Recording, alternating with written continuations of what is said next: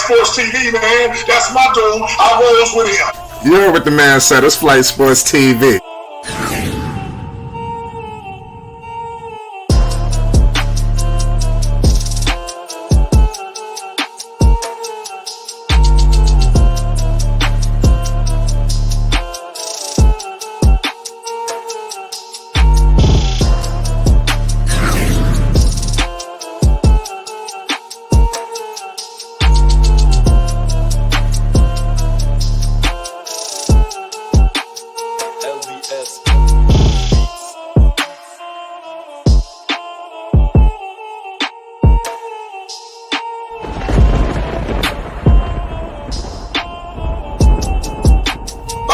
Flight Sports TV, that's where it's at.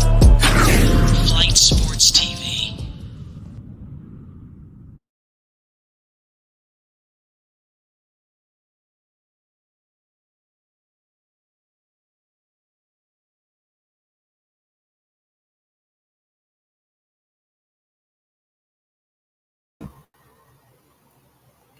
What's going on, people? It's Flight Sports TV. I appreciate y'all for checking with me. You already know what it is. We back with another one of them things. Listen, you already know this is going to be a major movie when we discussing Lamelo Ball, NB1, the one of one is going to be a major movie. Listen, you got the Detroit Pistons. This team ain't nothing to play with. I think that these teams are looking to do identical things. It's going to be interesting to see how this whole entire season shakes out, who will be the last team standing. But these young teams, man, they are looking hot. And Cade Cunningham has something to say about some things. I know Lamelo Ball got some things to say. I believe that Lamelo Ball is going to be looking to destroy tonight. Lamelo got off to I wouldn't even say a bad start. Let me correct myself. I'm moving a little too fast. Pause. You know, what I will say is I think Lamelo needs to just get his offensive clip a little bit more accelerated sooner. And I think that's something that he will be looking to do rather early. And I'm guaranteeing a W tonight, ladies and gentlemen. The Hornets is about to get rolling. Listen, we leading the charge here along with a lot of other people. Salute to everybody that's rocking with the Charlotte Hornets. The Hornets is about to go do something special this year. They done pissed on the Hornets. They tried to shit on them. They said this, they said that. Now it's time for these guys to do what they do best, and that's walk back all their statements. You know, this is about to be something crazy. You know, I'm telling you now, I believe that this game is going to go down to the wire. It's going to be a lot more competitive than the Atlanta game. You know, Charlotte knows what's at stake. They know what they're trying to do, and I believe that they're going to do it. This team is in a very special and unique situation because of the Miles Bridges dynamic. That's a huge dynamic. They are weathering the storm right now, believe it or not. And if they continue to stockpile these wins, like I said, you got Brooklyn. They up and, you know, they're going through a lot of different things. You know, Brooklyn is kind of crazy. There's a lot of different things going on out there. It really don't make no sense. But the Charlotte Hornets is truly going to do something special, in my humble opinion. I really believe that.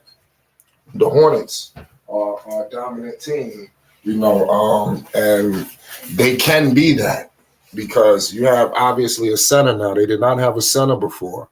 You know, that's a big time thing, you know, to have it to basically have a big man.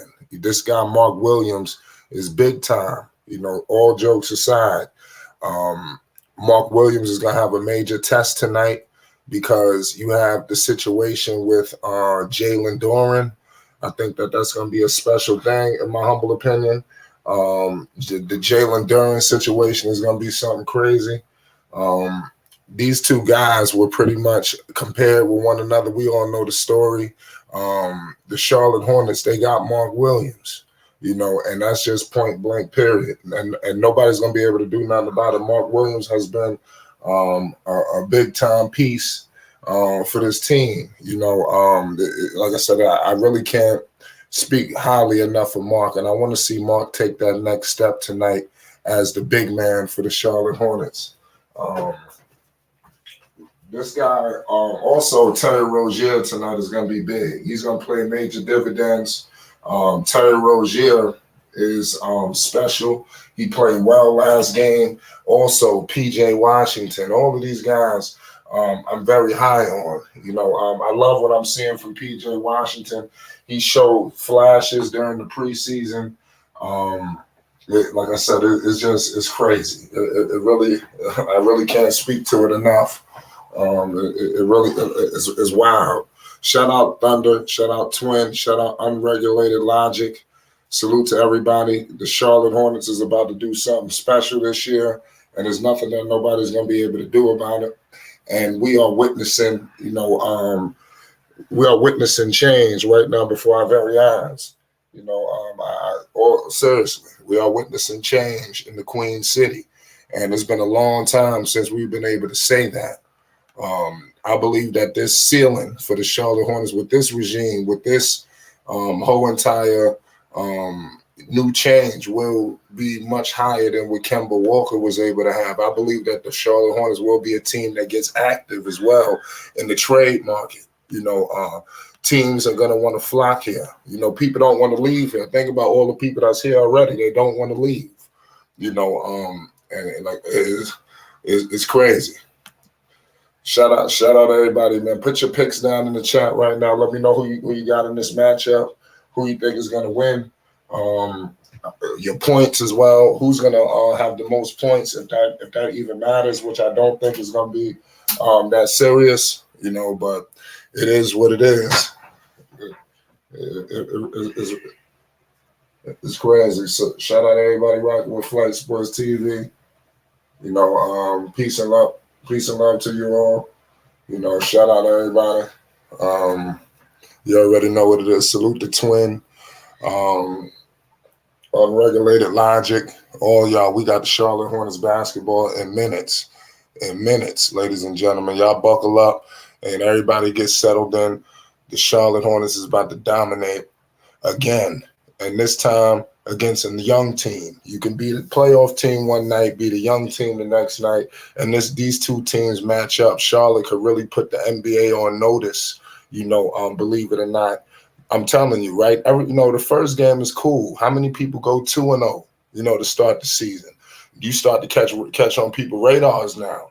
It's time, and then the more and more you stockpile these wins, that's what I want Charlotte to do, and it starts tonight. This is where it's going to start.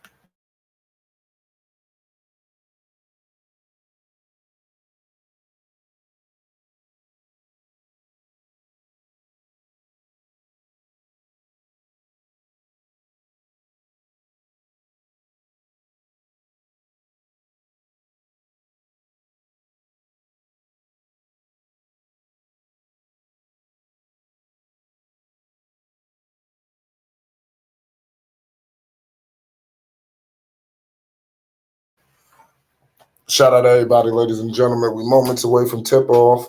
Like I said, it's not too late to put your picks down right now. You got Cade Cunningham rolling into the Queen City. This kid right here is special. I really think that this guy has been snake bitten by numerous injuries. That's why he hasn't really been able to get his career up to par. But I think that he wants to put himself in the mix. Last game, he dropped 30. He shot 13 of 27.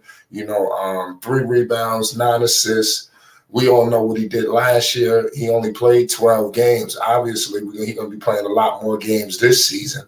And if there's any question, you're talking about upwards to 25 points per game from this guy right here. So something that Monty Williams has been instilling in this guy has definitely, moved the curve.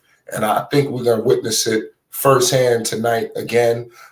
But he will be met by a guy who is just greater than him. There are levels to this. I know Cade, things shiny, things be looking gold out here. But at the end of the day, man, we are in the Melo era right now. I'm telling you, I'm just keeping it all the way real with you. I believe that the Charlotte Hornets, they have to give the ball to Melo and let Melo dominate. These guys have to step up. We all know what Melo going to do at the end of the day, but he needs help from his teammates. And it's going to be paramount for these guys, to continue to do what they do. Now, we all know what we've seen from my man, Mr. Brandon Miller. Can Brandon Miller replicate that performance? Can he take it to the next level now?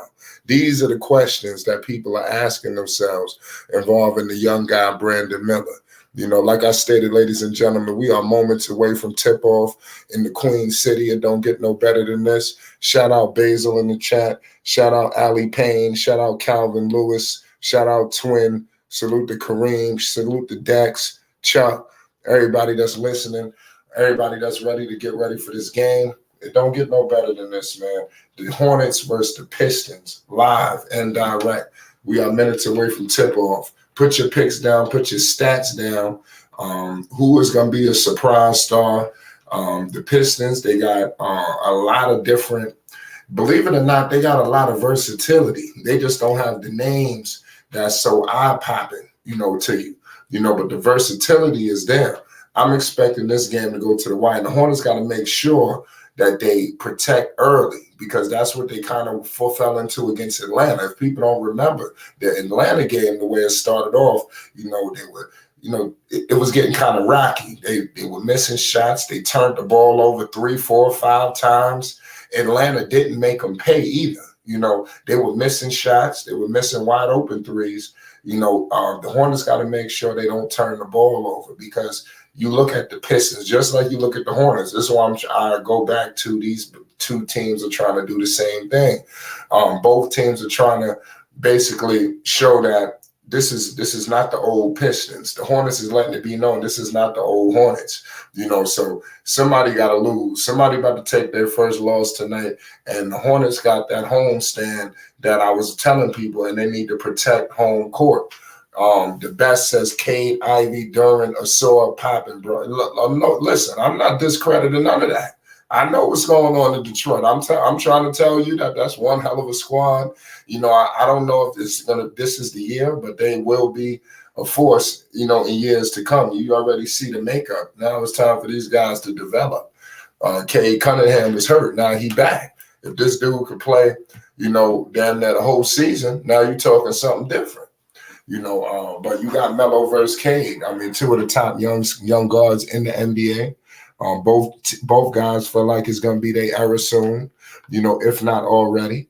But I think right now, Lamelo and the Hornets is a little more further in their development, believe it or not, with this matchups, because like I said, it's two young teams who never made the playoffs, but I think the Hornets are just another step, believe it or not. I know they may have closed the gap a little bit with the Monty hiring, but I believe that the Hornets right now is a little bit ahead in their development than the Detroit Pistons.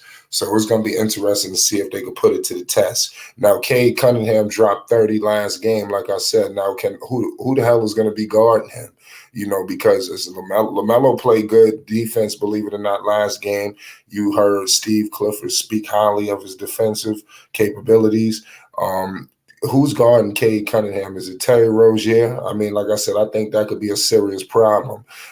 This guy is going to post dudes up, so Melo may have to spend a little bit of time now, maybe not early, but I think that something will happen. Action will take place. That's all I'm going to let you know right now. Action will take place. Shout out Kareem Lewis in the chat. Everybody's excited. Put your picks down for your team. If you're rocking with the Pistons, let it be known. Salute to the Motor City. You already know. It's Flight Sports. We got boots on the ground out there in Detroit, too. Salute to my guy, Phonics. We got a lot of people all over the place. So shout out to everybody that's in the Midwest. And the Detroit Pistons is going to be looking to move and pay huge dividends. And here we're going to discuss it here in Flight Sports. Everybody's ready for the game. We got Purple Baby in the building. What's the deal? It's Flight Sports, Melo versus Cade live in minutes. What's good? Hey, that's it. What's good? What's your thoughts on this game? How excited are you for this matchup? I just want to see how Dorian looks in his second year. How Asor looks, as far as offensively and stuff like that within the Detroit offense. Because I went back and looked at their lineup from last game when they played Miami, and I seen that I can't think of the coach name, but he I guess he started Asor and Killian Hayes, and I was interested. I just want to see what they starting lineup look like, basically, because I meant to watch them their first game, but I forgot all about it. Say that last point one more time, Purple. No, I said Detroit's lineup. I seen last game that the coach started Killian, Asor, and Cade, and I was just like, that was interesting to me. And I seen Wiseman didn't get no minutes, so I'm only really watching this game to see like what Right. Detroit's. Are you high on the Detroit Pistons? I mean, I was confused. I thought Wiseman got the backup center position job, but I guess he didn't. That's why I'm trying to figure out like what they look like, because I seen that they lost to Miami by 1 last game and stuff like that, which I found impressive. But I'm like, what's going on? Like, Is it hurt? because like when you look on their bench, Ivy is on their bench, Yeah. and Ivy, Bagley, and Joe Harris. I forgot that they got Joe Harris. And I was like, that's like a lot of offense. Like, I just want to see how it looks. Maybe it's something that I missed. Once again, I was just looking at the lineup, but I'm like, I gotta see how they look. Because to me, that don't make no sense. That's not enough shooting in your starting lineup. Like, but you did. If you take a shooter and start him, then you know. What would you change? I mean, like I like Asor, but I don't like Joe Harris. So I don't think Asor should come out, but you can't bench Cade. I'm thinking about like benching Killian Hayes because I rather Ivy start, but it got to be a reason why he's not. They need Harris in there, man. Harris is a veteran. I mean, but from a defensive, like if he ain't scoring, I just feel like he don't have. I was happy for Brooklyn when they traded him. Lord Jesus Christ! But if he ain't doing nothing. Listen, Gordon do more than he do. Who do more? Gordon. Yeah, I mean, like I said, we're gonna find out. So who you got in this matchup tonight? I got the Hornets winning. The Hornets should beat them because I just feel like the Hornets got more offensive players than they do. Defensive players, no, but offense, they should. Yo, they better watch out for that dude, Jalen Duren. You know, that dude is a powerhouse. I think he got a bright future in the NBA. Yeah. I'm high on him. I like all of the young talent that's going on. And believe it or not, I like a lot of low-key players, not so much of the dudes at the forefront. Now, of course, we know everybody, all the stars, you know, but it be these dudes low-key that's on the come-up that I'm telling you, in a year or two, they're going to be them dudes, you know. So I'm keeping my eyes, you know, on what's going on in Detroit. They got their young talent is looking crazy, you know, and they can fool around and get another pick. I mean, like I said, this is getting wild. Right. You know, just think about it. What if one of these teams got Victor? You know, these are the things. So they continue to try their luck for about another year or two. But I know they're looking to compete. They were looking to get the hell up out that lottery. But we're gonna find out. Killian is all right. It says somebody said he'd be better than Killian. Killian Hayes has definitely took his game to the next level. I want to get into a guy, Brandon Melo. He had 13 points. He shot 5 of 9, 3 of 7 from the three-point line. And then obviously 3 rebounds, 2 assists. What was your thoughts on my man, Brandon Melo? Are we going to see a replicated performance or maybe even better? What can the people expect? We minutes away from tip-off. I feel like he should have a really good game, seeing as we'll see how, because it's all about coaching in this matchup to me, because I feel like they starting a lot of their defensive players first. So if he don't leave any of his defensive players in, Brandon Melo should have a decent game. Right. Nah, I completely agree with that. Shout out Buzz City. We got Buzz City 803 in the building. What's good? What's going on, man? How you doing? Not much. We minutes away from tip-off. What's your thoughts on this game early? You know we're gonna win. I already claiming that number 6 seed in the East. Okay. Brandon Melo gonna give me at least 15 tonight on some good looks with Lamelo on the court. You know, PJ Washington. You know, like we had last game. PJ Washington. You know, scored a lot of points. we're gonna do good things. Everybody stay accord, play within the system, and Mark Williams continue to step up on the defensive end, clean up everything that come off their glass, and let's push that ball. Yeah, Right. Melo gonna Um, turn out to what he's supposed to be, man. right. He had 15 points last game. He had Right. 15 points, 4 of 15 shooting, 4 of 11 from the 3-point line. So obviously it wasn't the most idealist game. He got off to a slow start. He finished pretty strong, and copacetic. What can the people expect from LaMelo Ball, NB1? What you think? MB1 gonna do his thing. He gonna put everybody, get everybody the ball in the right spots where they're supposed to be. Magic Johnson in the making, baby. Okay, I can respect that. So Magic Johnson in the making. So obviously you got them winning. So obviously it's not going to be smooth sailing. Like I said, Cade Cunningham dropped 30. They went toe to toe with the defending Eastern Conference champions, Miami Heat. Does anything scare you on the other side? See, Detroit about like how Philadelphia was. All them boys in jail together. This ain't gonna be no pushover game. You know what I'm saying, for the Hornets. They're gonna have to come to play tonight because Detroit, they're gonna shock some teams this year. Them and Orlando. Right. Look, that's what I'm saying. Orlando, you throw all of these teams in the mix, all trying to do the same thing. We got guys stepping on the floor right now as we speak. Salute to everybody in the chat. I want to thank everybody for tuning in. It's Flight Sports. We got the Charlotte Hornets live versus, you already know, the Detroit Pistons. Both teams looking for a W. The Pistons obviously trying to go for their first. Hornets going for back-to-back dubs. Something that the Hornets need to make very relevant all season long. Protect the hive. This is what all of the competitive teams do. The Pistons are starting Cade Cunningham, Killian Hayes, Asor Thompson, Isaiah Stewart, and Jalen Doran. This is going to be an incredible matchup between him and Mark Williams. Look out for that matchup. People, the Hornets highlighted Cade Cunningham versus Terry Rozier. They should have had Cade Cunningham versus LaMelo, but Mark Williams versus Doran is going to be an epic matchup. I think that's my matchup to look out for. But didn't the Hornets draft one of them guys and traded this? Yes, that's what I'm saying. It's a huge connection. He come out of Memphis too. Yeah, so it was like I think that they both kind of made out right. So we're gonna figure out what's up between them now. But we tipped off. I got Gordon Hayward with it. Cade Cunningham is gone, and Gordon Hayward. That's who I was looking to figure out who he'd be guarding. LaMelo early. He didn't shoot the step back. PJ penetrating all the way to the cut. Oh my goodness, he got blocked by Asor Thompson. You got the young rookie out here going crazy already. The game just started. Cade Cunningham gives it to Thompson. Thompson dumps it off to Doran. Doran loses the ball. Cookies. P.J. Washington got it. LaMelo pushing it all the way up the court. Gives it to Terry Rozier on the baseline. Terry Rozier with the floater, and it is off. Rebounded by Asor Thompson. He's pushing it up with pace. Gordon Hayward is meeting him.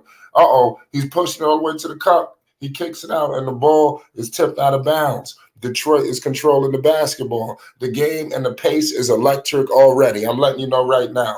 I could just feel the energy pulse just through the screen. This is basketball right now. This ain't preseason. This ain't summer league. This game matters. God damn it. We got the piss. Oh my goodness. You got Doran out here already. Thompson kicks it to Doran, and he has the power slam. Lord have mercy. There's 2-zip right now. Detroit on the board early. LaMelo Ball operating in the 3-point range. Screen and roll with Williams. Kicks it to P.J. Washington for a 3 and is off. The Pistons are pushing it up with Cade. Terry Rozier picks him up. Cade Cunningham screen with Jalen Doran. Cade Cunningham floater, and it is off. Rebounded by Gordon Hayward. We got Terry Rozier pushing it up. Terry Rozier gives it to Gordon Hayward, and it is lost. The Hornets lose the basketball. You got Asor Thompson out here playing like a veteran. Oh my goodness. It's a turnover. Gordon Hayward is controlling. Gordon Hayward kicks it to LaMelo, back to Hayward, to Terry Rozier for a floater, and it is good. The Hornets are on the board. We tied up 2-2. 10 minutes to go in the first quarter. There's a hell of a game going on right now in the Queen City. Cade Cunningham with it. Gordon Hayward is checking him. He kicks it to Thompson, and Thompson is in the paint. He kicks it out, and it is a turnover. So both teams are a little sloppy.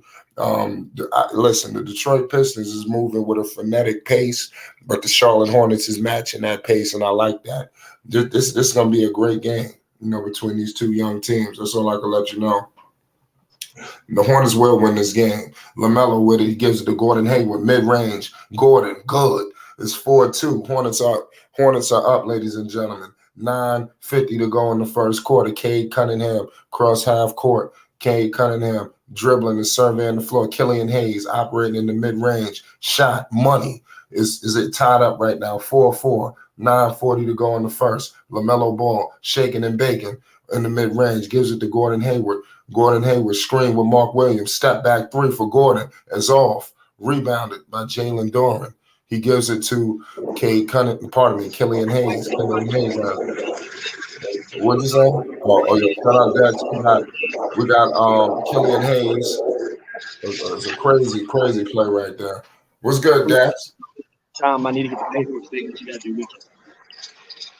Yes, sir. Flight, we got a good one underway. We got Cade Cunningham versus LaMelo Ball. A temporary break in the action if Stewart did something, but it's going to be explosive.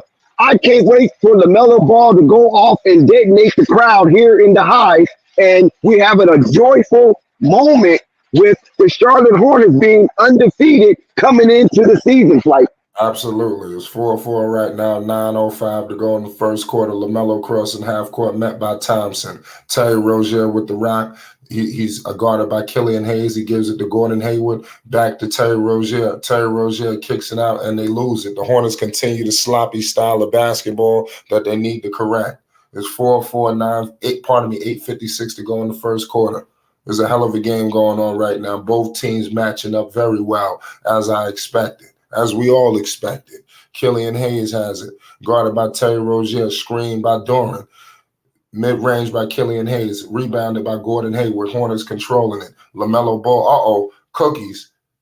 And Detroit nearly got the turnover, but they end up turning the ball over themselves.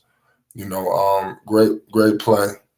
Both teams playing good, man. Both teams know defense is going to be key, and both teams are really showing a nice defensive approach. Look how the Detroit Pistons are playing. They're playing strong out here. Who going to hold up? Both teams matching up. 4-4. Terry Rozier to the cup. LaMelo Ball gives it to P.J. Washington. P.J. penetrating. Mid-range for P.J. is off. That was an ugly jumper. I didn't like that one. Killian Hayes. Cade Cunningham kicks it out to Stewart. Stewart pump fakes a three. He got 3-point range. Killian Hayes for three. No, that was Cade Cunningham. Pardon me. Is Cade for three. Cade is on the board, y'all. 3 ball by Cade Cunningham. 7-4. Crazy game. Gordon Hayward nearly losing it. Killian Hayes playing ferocious defense. Damn.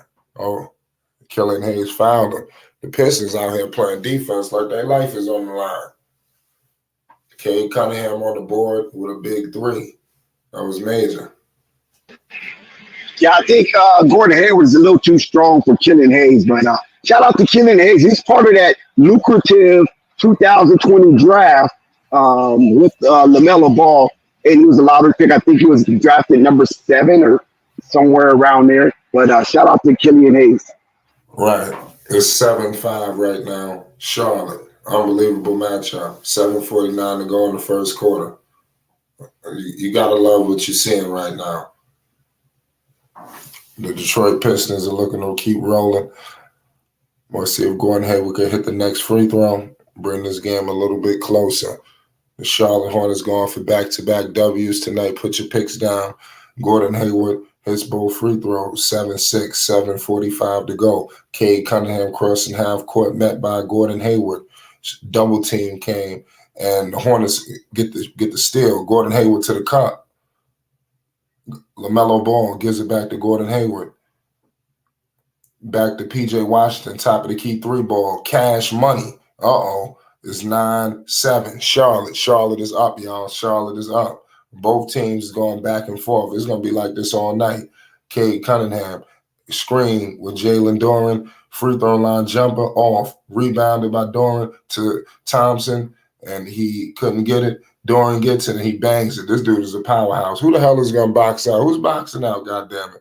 It's tied up. It's 9-9. 7 minutes to go in the first quarter. Lamelo crossing half court, met by P.J. Washington. Back to Lamelo, screen by Mark Williams, floated by Lamelo, and is off, but he nearly got a putback. He got hit, but he didn't get the foul. It's utterly ridiculous. We got Burks. I remember him from the Knicks. He hits that corner 3 ball. They better watch that dude in the corner. It's 12-9. Detroit. Terry Rozier with it. Screen coming with P.J. Washington. Terry Rozier, another screen with Mark Williams. Back to P.J. P.J. steps into a 3 ball and he misses it. Wow. Thompson. He's crossing half court with the rock, met by Terry Rozier. Screen with Doran, and he loses the basketball. And he fouls Mark Williams. So a little too overzealous. And we are headed to a commercial break right now. This is a crazy game. We got a break into action. Dex, Purple, what's your thoughts on this game? Well, I'm trying to catch up, but what I did see, and I don't know if I said this already, Gordon Hayward is playing with a lot of bounce in his step, like a lot. Like, yeah, I'm not gonna let go of my starting spot so easily. Type stuff. Right, I can agree with that. This is a good matchup. What I'm seeing, Cade Cunningham is on the board early. Lamelo, it didn't get too crazy just yet, but I believe that is coming. Dex, you got any thoughts on this early game? Well, I appreciate what I'm looking at with Killian Hayes with the aggression, and he is trying to come with an identity of a defensive master. And they allow Cade Cunningham to slide over to the 2. So this is a new scheme from Monty, and I like what I'm seeing. Like, right. I definitely like what I'm seeing. I hopefully it continues. Monty Williams definitely put his imprint on this thing. You said Purple. You said you're trying to catch up. Yeah. What's your score that you got? Hold on, I'm on commercial break. It's 12-9, 6-15. Okay. Okay, I'm a little bit behind, but That's cool. Well, definitely appreciate your input. So you definitely seeing things that we already seen already. The defense is definitely there on both sides. You see the way the Pistons is moving out there? Yeah. I mean, it's not easy. They tangled up with Lamelo, and they letting them play too. Yeah, I'm happy. I'm happy for the Thompson twins, man. Yeah, that dude is nice. Look, that dude was out there flying around and shit. Like, what the hell? I'm so happy for them, man. That's a lot. Yo, this dude, let me tell you something. Yo, this dude is starting for the Pistons. This dude, Brandon Miller, better come out and show the hell out when he get off the goddamn bench. This dude is starting and playing. He playing like he been here before. But you see that Alex Burks is a legend. Lord Jesus, not a legend, a veteran, and yet Monty Williams still decided to what's the name? Here come Brandon Miller now. I was about to say that looked like Thompson. I don't know if they're gonna guard each other. But yeah, that's crazy. He's starting. And he out here making an impact. He ain't just out there just do nothing. Yeah. He guarded Terry Rozier with Terry guarded by Cade Cunningham all the way to the cup. He missed it. Rebounded by Thompson. Detroit controlling it. Brandon Miller oh my goodness, he just shook Brandon Miller. You got Thompson and put the moves on Miller early. The game just getting started. Damn. Oh man, who the hell is gonna box out Jalen Doran? This dude getting putbacks and shit. I mean, damn. It's 14-9. Terry Rozier crossing half court, met by Cade Cunningham. He wants a screen where Mark Williams is on the way. He takes the screen. He gives it back to P.J. Washington. P.J. posting up in the mid-range. Gives it back to Brandon Miller, guarded by Burks. Brandon Miller shaking and baking all the way to the cup, and he turns it over. Cookies. We got Cade Cunningham all the way to the cup, and he scores it. God damn it. It's 16-9. The Pistons are rolling. The Detroit Pistons, they are not afraid of the Charlotte Hornets. When you saw the type of game they put up against 50% of the representation of the NBA Finals, Miami Heat on the road in South Beach, they feel comfortable coming to the Queen City playing a Charlotte Hornet team that they feel is not as good as the Miami Heat. Right. We got Cade, free throw line, pump fake to Burks. Burks misses a 3-ball, and the Hornets didn't get the goddamn rebound. You got Doran about to go over 3 people. Thompson for 3. Oh, my goodness. Yo, Thompson out here putting Brandon Miller to shame. This is going to be one of them nights, y'all. It's 18-9. This dude just hit a 3. God damn it. Who playing defense? That's Charlotte's problem, Flight. Yeah, Brandon Miller was right there in his face, and it didn't phase him one bit. This is crazy. Terry Rozier, step back 3-ball, in and out. Cade Cunningham with it. Yeah, they playing with pace right now, y'all. Burks with it. Brandon Miller picking them up. We got, look like PJ and Isaiah Stewart banging down low, and they get the foul. Stewart is a turnover by the Detroit Pistons, a little too physical. Yo, I ain't gonna lie, the Pistons play. They're trying to bring back that Detroit basketball guys. Hey, you know what? Charlotte better be careful, because this is not the Detroit Pistons of old. This is a whole new dynamic with the Detroit Pistons, and they're operating under a new paradigm. So Charlotte better be aware of what they're dealing with right now, because they can get ran out the buildings. Like, yes, we got Mark Williams with it. Mark Williams. And this young team is going to play for this guy a lot better than veterans. I think that's why I said he's going to be able to mold these dudes in his image. We got Gordon missing as a turnover. I mean, you got to be pleased with this performance. Salute to everybody in the chat. This game is going excellent right now. I can't ask for nothing better. Mr. Charlotte Hornets, Nick Richards is in the game. Obviously, Melo is sitting down. We know the minutes restriction and all that good stuff. But Gary Harris is just put in the game, so you got to watch out for him, because he could be a long-distance sniper if he gets too comfortable, as well as Bagley. So both teams making changes. Like, yeah, Bagley in the game.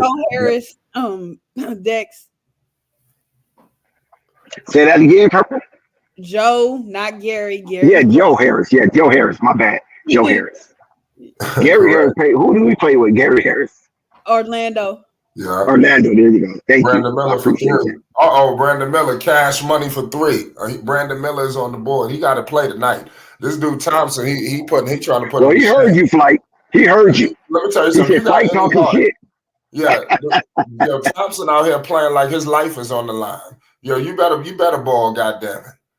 You better ball. Look the way this dude playing. He playing like he need a meal or something. I mean, seriously. You flying around, jumping for every goddamn rebound. I mean, damn, we have a commercial break. What's going on, Dax? Yeah, you got JT Thor's out there, and he looks lost. I don't know why he comes into the game, and he always looks like he's not sure where he should be on the court. And it's bewildering that he has been amongst the Charlotte Hornets organization for nearly 4 years, and he still seems to be lost in the sauce. That's right. That's right. Make sure you subscribe to Flight Sports. You know, if you're rocking with Flight Sports TV, we got a lot of game news updates and more around here. We're gonna be doing this all season long. I appreciate y'all for tuning in. Purple, what's going on with this match? I'm just listen, Detroit. I know it's Charlotte, but Detroit, man, like, come on, dog. Where's the offense from Charlotte, man? They disappointed me.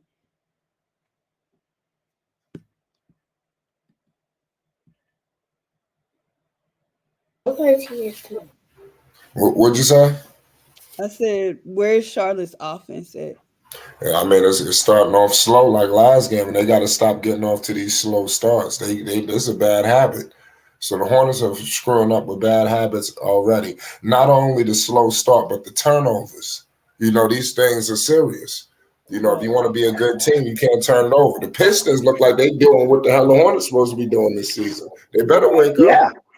Yeah, they better wake up, and they better recognize that Detroit came to play. You can see the difference in energy and intensity the levels is not even on par, and Charlotte's going to have to respond and respond soon. Yeah, I hope they can respond. Purple, you think they can respond? They should. Like, only reason why I chose them is because I felt like their offense was better. It can outlast the young, Detroit defenders, because that's one thing I noticed in their starting lineup. They have a defensive lineup that's started. So I'm like, yo, they gonna wear them down, but like 20-12, come on, dog. Yeah, we got guys on the bench right now. Bryce McGowan, he's suited up. We all know Frank is out. Book Night, Cody. We don't know when the hell they coming back. Crazy. Salute to everybody in the chat. So I told Bartram this game was an outfield. I hope not. We got to provide some hope for the people. Listen, basketball is a game of runs, so the Hornets gonna make a run, so just slow down. They ain't getting blown out. Trent, they defense is an effort. Like, you can see like the difference in the coaching. Clifford claimed he a defensive coach and stuff like that, but I can't tell. Not like how you said claim. But I mean, he got to get the personnel too. That's definitely true, but come on, man. Like, that's right. Oh, Lamelo all the way to the cup. Lamelo was on the board. And he could have got the foul right there. Lamelo was relentless there. He's like, I'm getting on the board. Fuck this. There's 2:40 to go. We got Ivy. Who's that? Ivy? Who the hell is that? Burks at the free throw line. Was that Ivy out there? Oh, I'm trying to get a good look at who the hell he got playing. Brandon Melo is balling. Like I said, forgive me for some of these dudes on the Pistons. He got a technical. Shut up. With the Pistons is 22-16. Brandon Melo is balling. One thing homage got to be paid. I was telling people that the preseason and these things don't matter. Brandon Miller ain't been nothing like we seen in the summer league, the preseason, like we seen him in these first 2 games. Homage must be paid. These are the things that was being said around here. It's crazy. It's 23-16. So Brandon Bagley to Ivy. So flat out from the D. Got a root for my Pistons. Shout out Trent. Oh, I keep forgetting he from Detroit. I didn't know that. Yeah, he said. Is that Ivy? Yes, sir. They got Ivy coming off the bench. Yeah, you didn't hear what I said. I ain't gonna lie, the Pistons trying to go to the playoffs. Lamelo 3-ball, cash money. He answered right back. He's saying, slow down now. Right. Come on, Ivy. You can't be traveling, sir. 26-19. Your last game, he didn't get percolating to the second half. Oh, Ivy tripping things up. Yo, I ain't gonna lie. I like his rotations. This dude is maximizing this roster. Shout out to my man Monty Williams. Yes, sir. All day, every day. He probably talking because what the hell Ivy want to come off the bench? They probably had a conversation. Like, yo, look, we trying to do something. You got to step to these young dudes. Right. Move people around. Like, you got to come off the bench. We trying to go to the playoffs. We trying to do this, and this. You got these young boys out here balling. Lamelo at the line. At MET, the Pistons are going to be an extreme problem for everybody. They are a young team, a new team that is cohesive already. They work well together. Absolutely. Yeah, Lamelo hits the first free throw. What'd you say? Thanks both.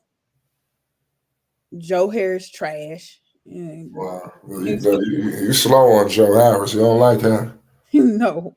He made me mad what he did in Brooklyn. Okay. Let's see what he do now. Rebound. I like his like I said, he got a playoff rotation. No. Nick, come on, dog. Well, you got an offensive rebound just to turn. Burks all in the mid-range. He gives it to Joe Harris for 3. I'm about to say, don't start talking him into existence. He missed it. Lamelo got it. Lamelo looked like he getting pissed off. Lamelo looked like he done got pissed off. Oh, he missed the 3-ball, but I like the aggressive. Give it back. Lamelo for another 3. Or he stepped out of bounds. Lamelo looked like he about to get aggressive. Something looked like it's been a spark out here. You know, when the game get too physical, it's like, all right, man, let's go. Right. The second half gonna be crazy. He ready to step on the gas. I hit my knee. Ouch. Ow. We got Theo to the cup and he missed it.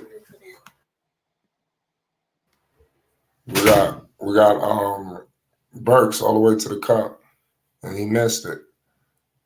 We got 47 seconds to go in the first quarter. Unbelievable start for the Charlotte Hornets. I don't think you could have asked anything better. Okay, yeah. They played a little bit better out at that timeout. I will give them credit for that. Yeah, after that timeout, if I'm correct, they held Detroit just to 6 more points. Yeah, like I said, I like the play by Lamelo. I hit my knee.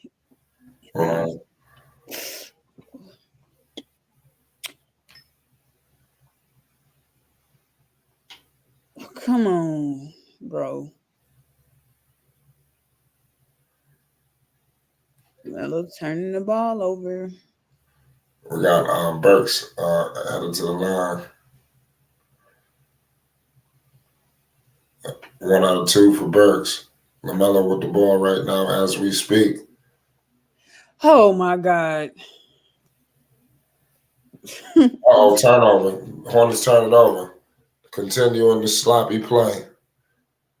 And they letting them score on turnovers. This is a recipe for a loss. Not getting back right now.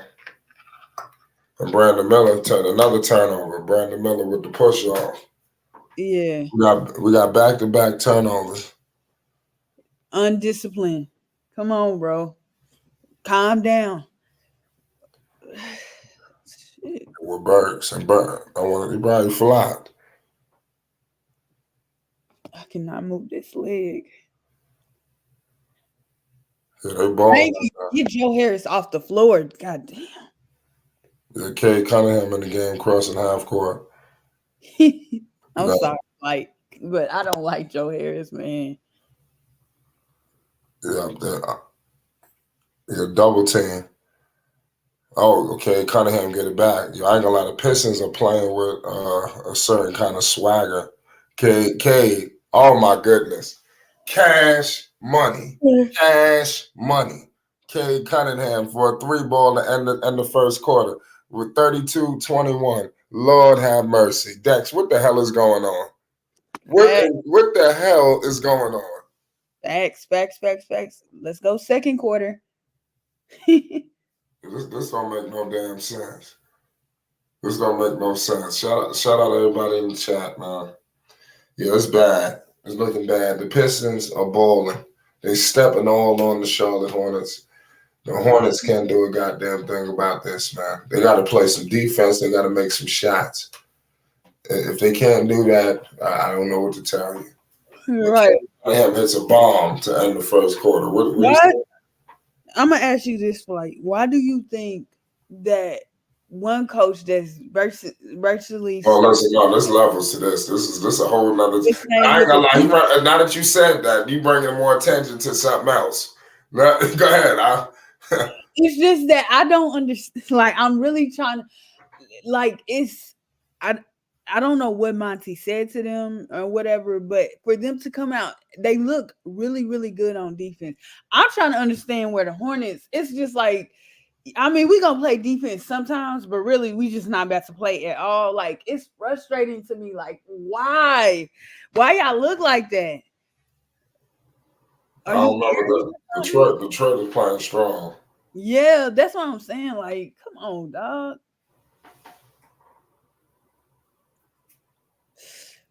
You could see the difference in the defensive intensity from both teams. That's tough. It definitely don't make no sense. And the intensity level coming from Detroit is just maximum, especially coming compared to what Charlotte is dishing out. It's definitely not a matching effort. But I think the Hornets, they not, like I said, it's not out of the horizon. So I think that they can still come back and do something. Let's see what they do. Right. Don't sleep on the Charlotte Hornets, And y'all. then another problem I'm having too, the turnovers, not just from LaMelo, from everybody. Like they act like they don't know how to play basketball. Butterfingers and all. You seen a lot of Butterfingers? Yeah. Yeah. Salute to everybody in the chat. Bezos says it's going to be a long year for Memphis. Joe Harris is a non-factor. People are sleeping on Joe Harris. I hope this dude don't start going crazy on the Charlotte Hornets tonight. Every time y'all start violating, Cade Cunningham back with it. We coming back. 11:50 to go in the second quarter. Burks mid-range, and he missed it. Yep. Loose ball foul on PJ Washington. What the hell? Man, the Hornets can't get no breaks, y'all. Make sure you subscribe to Flight Sports if you want some more game news updates and more. It's 32-21, 11:46 to go in the second quarter. Yes, sir. So he got his. Oh, okay, he's running this lineup. I gotta see how this lineup looks.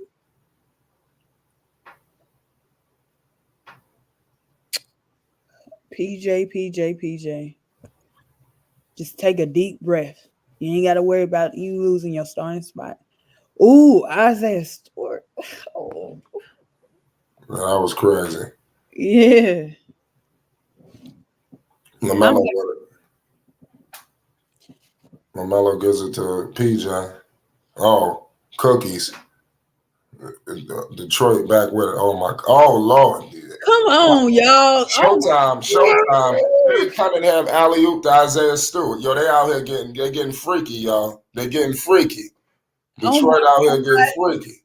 I need to talk to them. Like, we need to talk to somebody, goddammit. I need answers. Because why with the fouls? Oh my God. Oh man, another turnover. I'm getting, it's about to get Leo. We're gonna need to talk to somebody. They gonna make me cut off this game. Okay, Cunningham throwing alley-oops and shit. Man. 34-21. Come on. Yeah, they wilding. Yeah, they out here playing. They're on another level right now. You got Nick Richards out here moving screens. There's too many turnovers, man. Okay, Cunningham playing so relaxed.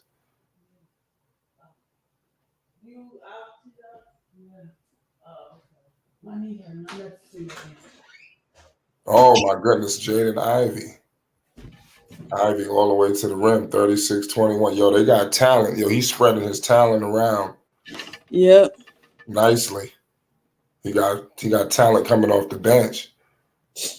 PJ looking, that was ugly. And he traveled. He traveled. There's another loose ball foul. Yo, the Hornets out here, they're moving sloppy. Like they don't know how to play basketball. Well, I thought it would have been better than this. It was sickening. Good steal by Lamelo. Come on. Cade, okay. Oh, that's nice. Miller showing his athleticism. Shout out to Miller for that. What you say? Miller. Yeah, Melo. Melo scored. What you a little? How you got it? You ahead now? Yes. Okay, I was about to say, you on track now. Yeah, I'm seeing what you're seeing. The Hornets out here. And one. Oh, the Hornets making a run. Yes, sir. Come on. That's still Madeline. Yeah. I hope we pronouncing his last name correctly. Yeah, well, I'm saying it the best way I know how. Yeah, I think everybody do. Man, why Brandon Miller didn't tear the house down? It's time to put Nick Richards on the bench. Go ahead, tip dance. You got to get him back for that last one they did to you. Brandon Miller should tore the house down. Brandon Miller been balling since the start of the regular season. Look how Jaden Ivey just grabbed that rebound from Nick Richards. I mean, he seriously, little details like that. I'm like, man, Thank you. He snatched the ball from Nick Richards, dropped him on the floor. Thank you, Clifford. Like that, like little shit like that. I'm watching. I mean, this dude, that's crazy. Nick gonna be on the bench forever. And back of the bench if he keep playing like this. Yeah. It's 36-25. Pistons playing good though. I gotta give them credit. Right. They surprising me. I knew they'd be good, but if they can keep this up, they might do something. Right. Okay, Lamelo. Hornets got to do something though. 36-25. They're trying to get Melo tangled up in the foul. Jaden Ivey guarded by LaMelo ball screen with Jalen Duren. Jaden Ivey missed the 3-ball. Brandon Miller pushing it up, point forward in effect. Brandon Miller screen with Cade Cunningham. Brandon Miller kicks it to Theo. Okay, Mark. Now Melo. already in foul. LaMelo just shot an air ball. I ain't gonna lie. LaMelo got to step it up. I know he said at the beginning of last game that that he got his ankles taped up, right? Before that game. Because he said some of the braces be hurting him when he play, I guess. So I wonder if he got on braces tonight. Right. So that LaMelo Ball wasn't able to have that much time on the floor. He had a lot of rehab this off season. Shout out Fresh Prince. Okay, that's what I like to see. Instead of hoisting up 3-point shots, that was a good shot by LaMelo. LaMelo Ball got 7 points. Hey, man. 3 rebounds, 3 assists. Ooh, Cade, man. Yes. Oh, LaMelo just scored it. Okay, he's on the board. That's what I'm saying. This is going to be a good second half. LaMelo going to answer the call in the second half. I think it's going to be a duel between him and Cade Cunningham. Yeah. Cade Cunningham. I just said he missed the 3-ball. LaMelo, good save. PJ Washington. Yeah, Melo was on the floor on that play. That's good. That's good play. PJ, top of the key 3-ball. He missed it. See, you got to make those, man. Yeah, the Bulls playing the Raptors. I got the Raptors. We got Cade Cunningham. Mid-range, he gives it to Killian Hayes. Oh, Stewart. Oh, that's a turnover. Travel by Stewart. Right. The Hornets get the ball back. Shout out to Mr. Bounce. He coming back in, Gordon Hayward. Yeah. Shout out Purple. Purple done got in sync. She was way behind. Now we right on point. It's 36-27. Okay. Gordon Hayward and LaMelo taking a seat. We all know about the minutes restrictions. He said he don't want to play Melo more than 35 minutes. Melo had a lot of rehab in this offseason. Come on, y'all. I don't want to make no excuses.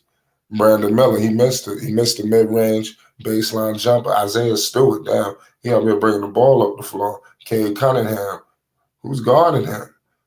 Gordon Hayward crossing half court, met by Jalen Duren. Gordon Hayward, top of the key 3-ball. He missed it, but Brandon Miller controls it. Brandon Miller nearly loses it. Brandon Miller all the way, and he couldn't score it. He couldn't tip it back, but a loose ball foul. The Hornets stayed. Detroit with the loose ball foul. Right, Cade. Yeah. One thing I am liking is Brandon Miller's attention to rebounding, in general. Around the rim, I should say. Yes. I like that. I told people about Brandon Miller. Oh, Lord. Here come the guy I don't like. Who? You see what happened? And they don't got no Frank Ntilikina. I'm happy that he's not around. Who's the guy you don't like? Thompson? No. Joe came back in the game. Oh, Harris. Well, I'm telling you, you're going to make him go off. You got a screen. Terry Rozier with it gets. I need somebody to make a shot, though. Yeah, they do. Oh, Terry, top of the key 3, step back. He missed it. Killian Hayes with it. He pushing it with pace. Killian Hayes. Brandon Miller guarding Killian Hayes. Screen.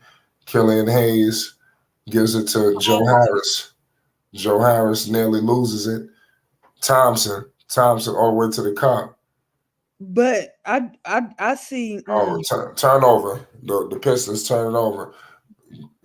Gordon Hayward all the way to the cup, and he scores it. Don't you like how he looking? Where Dex at? Don't y'all like how he look? I don't think he playing for a check, so I'm not gonna disrespect him like that. But he got a pep in his step. Well, what'd you say? Gordon Hayward. Yeah, Gordon Hayward definitely looking good. I like what I'm saying. But you know Straight and roll, Gordon Hayward all the way to the cup, and Gordon Hayward headed to the line. We got a commercial break into action. But one thing I noticed is I wonder if we gonna get what we want, which is Terry and Gordon, but mainly Terry running that second unit. But I don't know how that's gonna work once Miles get back. Is Thor coming out the rotation then? I would think. And then you run that second unit with Gordon, Terry, Miller, Miles, and Miles. Something like that. Somebody got to come out the rotation that's currently in. Theo or Thor. One of them is coming out. I don't know. They definitely need to go to a more defensive approach, don't you think? I mean, Thor would be that, honestly. I don't know who else. They better take Thor out the damn lineup. He's just useless expenditures. He doesn't contribute anything except being tall and black. That's just gonna be interesting. But okay, if you don't take Theo out, right, and then you got Terry running your second unit, and because I feel like PJ is gonna be more involved offensively with the first unit. And PJ looking good, I'll tell you that much.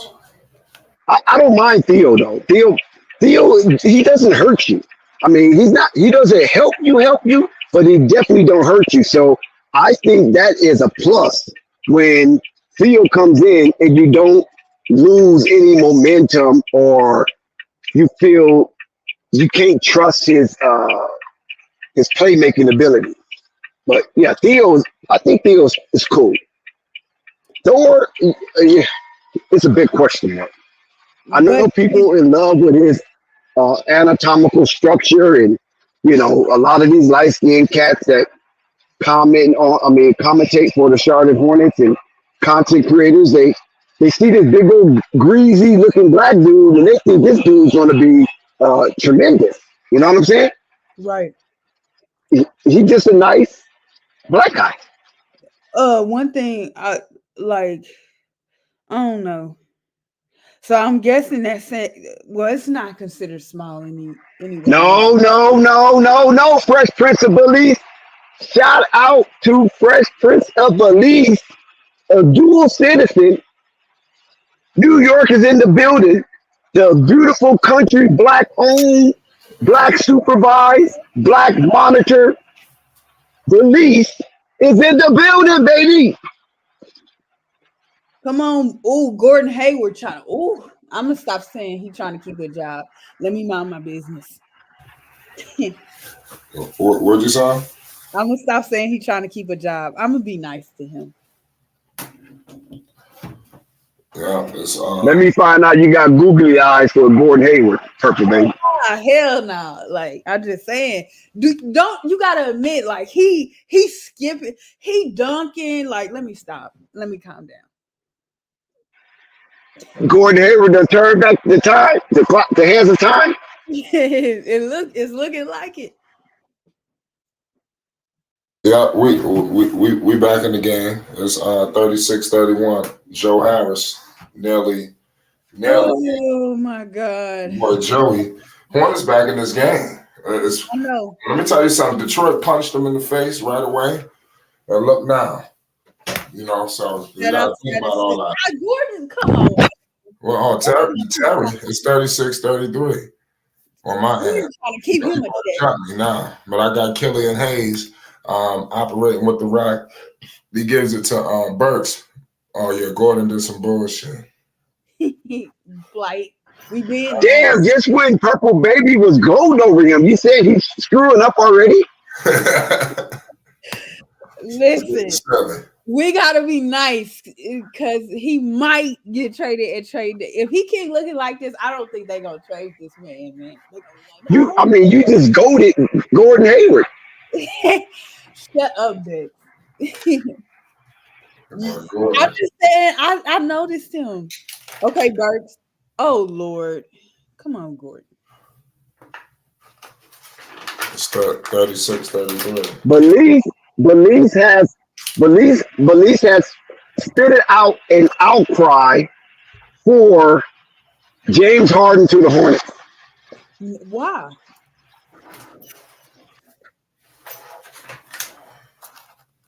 So why? Mhm. He got disconnected. He coming back. You there? Yeah, I'm here.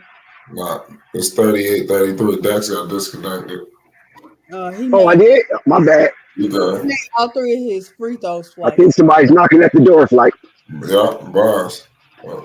Purple, I appreciate you for tuning in. Like I said, you don't matched up. Like you was behind me, now you done got ahead of me.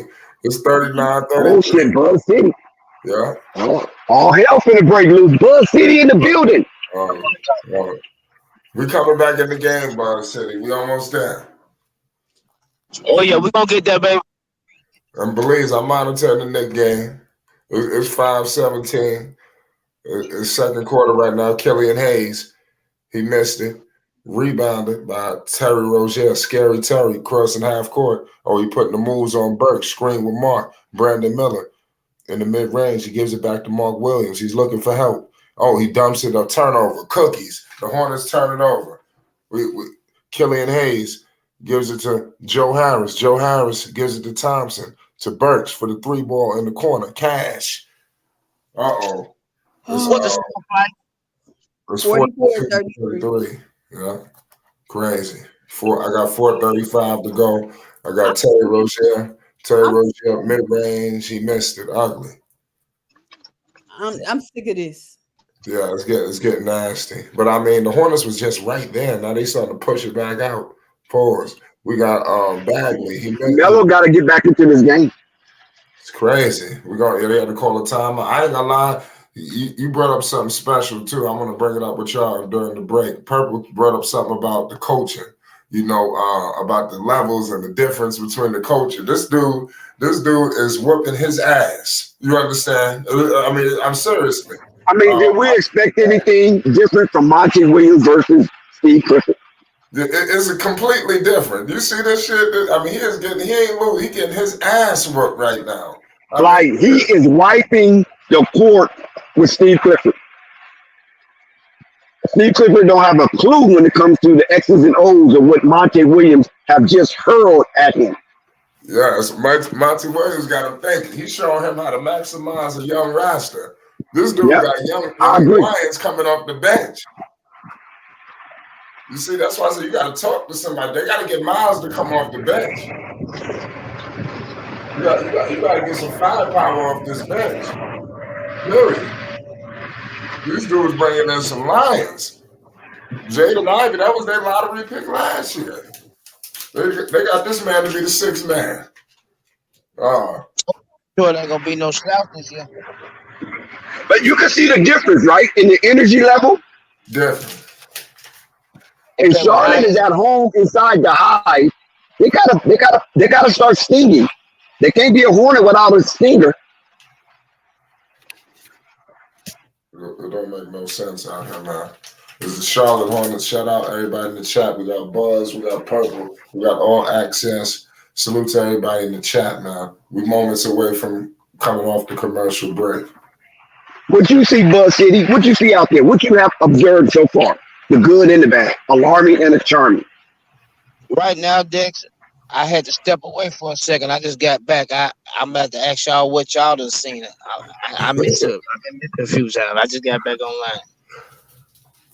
Man, this is Purple. We want to do a rundown. Basically, the game has just been going crazy. The Pistons done punched the Charlotte Hornets in the face early. The Hornets weathered the storm. They cut the lead, and now the Detroit Pistons is trying to, lay the fire on them again. So You got Charlotte. They're trying their hardest to weather this storm. Lamelo hasn't really got percolating the way we're accustomed to. So all of that is not beneficial. And if the Charlotte Hornets don't wake up, they will lose tonight. Lord have mercy. Pistons playing like their life is on the line. There's two different levels of energy going on at one time. All them Piston boys been together about 4 or 5 years. Yeah, 44-33. All right. Let's see.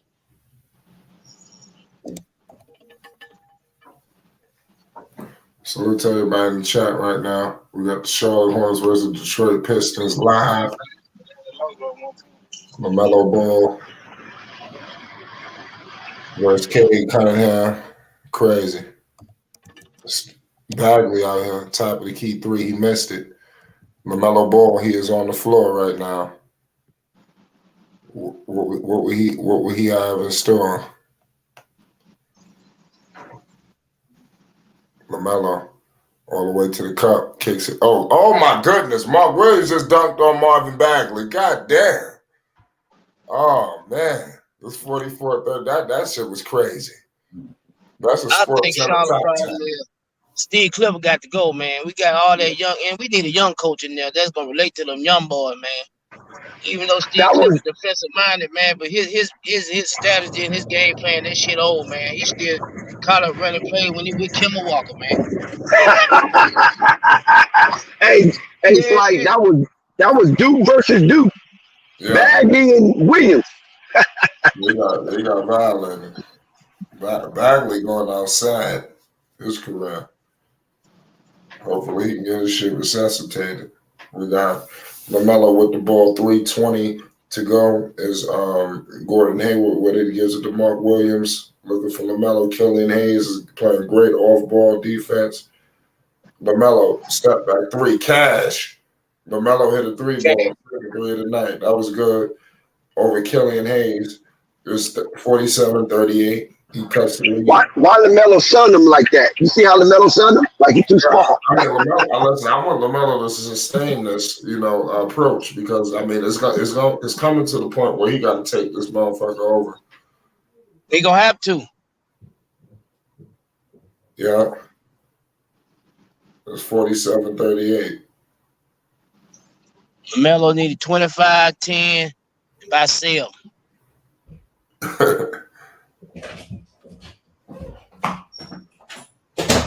47-38. Red.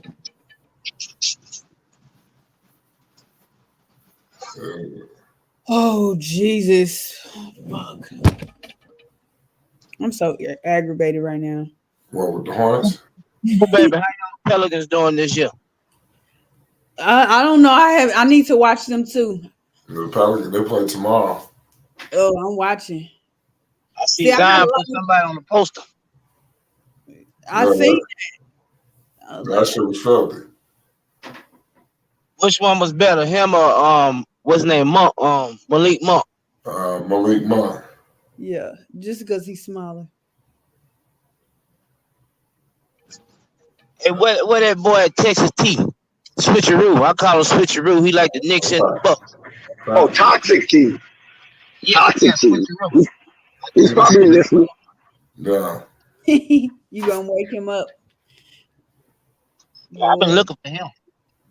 I got something to say to him. I just couldn't catch him yesterday when he was on the podcast shitting on my team. But wait till I catch him.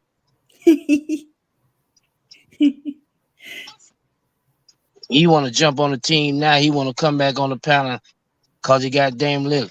Now, when his ass got booted out that first round, you hear nothing all summertime. Now You think he's good with Dame Lillard, though. You think he's good with Dame. He come back running mouth because he got Dame. But when his ass got put out that damn playoff last year, you didn't hear a peep from his ass all summer long. Now look at his ass now. I bet you they would have had Dame. He wouldn't have been talking this shit what he was saying the other day. Nah, he would have flipped back to the Knicks. What? Yeah. Like coaching, he's putting on an art show right now. Like, come on, bro. Who? I was about to say Steve Clifford, Lord Jesus, Monty Williams. Yeah, that's who the coach we should have got. Somebody young and inspiring like him. Like, come. And Steve Clifford ain't it, man. I'm just sorry. I'm gonna go ahead and say it. Steve Clifford ain't it with that young. Well, they tried to get Kenny Atkins, but he backed out. Jordan Hine people that hell they ain't even been proven. Made the playoff 1 year with Al Jefferson. Now you gonna bring that man back? Come on, Jordan. This new regime need to do something. They finally got something right. Paid the boy. Now they're getting the PR department right like they're supposed to. Should have did that shit 3 years ago. Yeah, I mean, the Hornets, they're moving in the right direction. Yeah, But they're moving in the right direction now. they need to just win the game. Oh, my goodness. Yeah, they got this dude. I mean, Mark Williams is cool now, but every time I look up, this dude, Jalen Duran, is tearing the goddamn rim down. You know, pause. It's 42-41. I mean, pardon me, You 42-41. said something about Jalen Durant when he got drafted. You even said yourself, baby, I had to give you props on that take. We should have kept that boy. We should have both. I don't remember if I said that. Go ahead. Nah, they wanted Kai Jones, the guy with the colorful hair. Oh my God. Shout out Trent. So Melo almost his hand shot. There's a little frustration there. Hold on, I'm coming now. Go to the back. All right. I'm glad to see LaMelo getting to the free throw line. That's ooh. Yeah, slow the game down and try to, you know what I'm saying, cut the lead. Yeah. Yeah, that show a whole lot of maturation and leadership when you're able to do that. Like BuzzFeed just said. Yeah. That's right. We mess around and find a way and come out this win tonight, boy. It's gonna be high energy going on here in Charlotte tonight. Okay. Charlotte already lit. Charlotte already lit tonight. Look at LaMelo, bro. Yeah, it's in the drawer.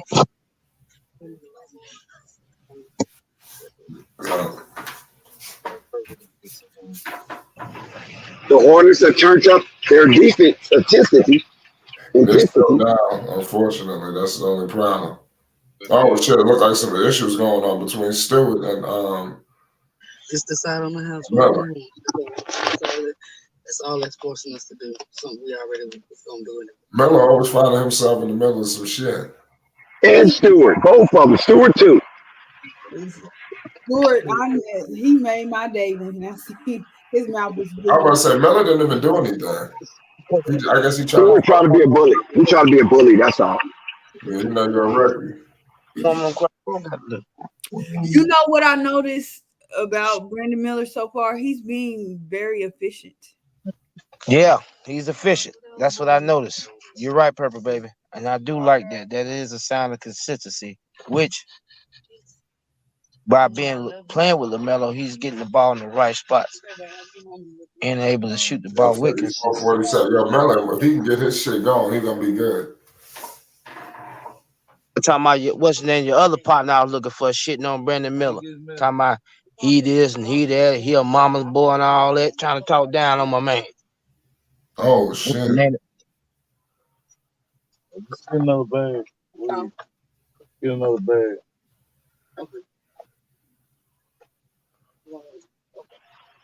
They already put LaMelo Ball on Sports Center on that step back one-legged three. I just received notification for the highlight. Wow. I ain't gonna lie, the Hornets, they closed this gap a lot, you know, better than I thought. It could be worse. They gotta make sure they can get up a damn three. Playing smart basketball.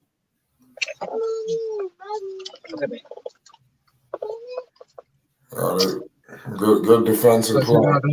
Yeah. Yeah, it's a lot of basketball left, and the Charlotte Hornets only down by 7 from what I got. Yep, I see the same thing. Yeah, I got 2 seconds left on my end. And we at halftime, ladies and gentlemen.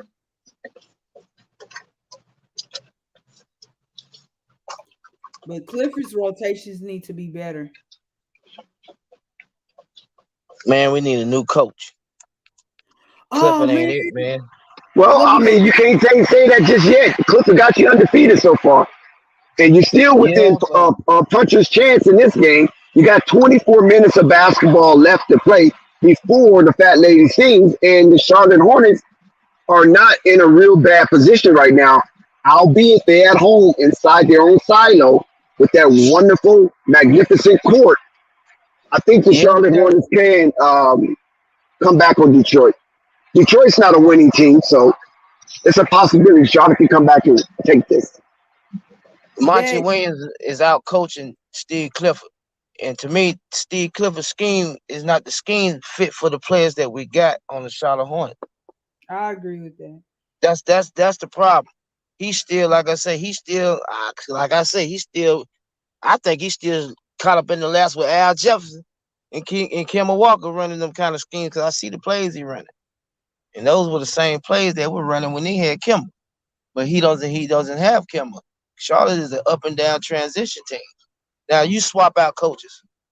You put Monty Williams with Charlotte Hornets right now with the roster he got, and see how fluid the offense will run.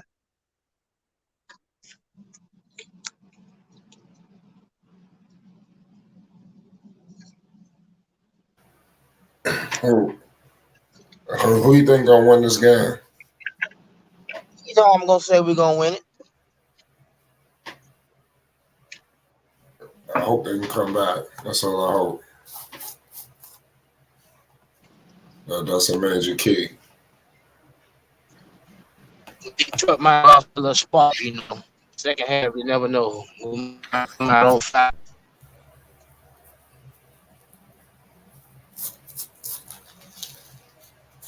You Kelly Oubre shooting all them threes yesterday. Say it one more time. Hey,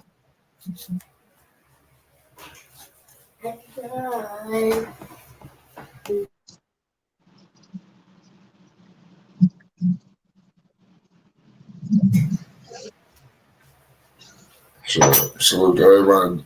Dex, what you think about this game?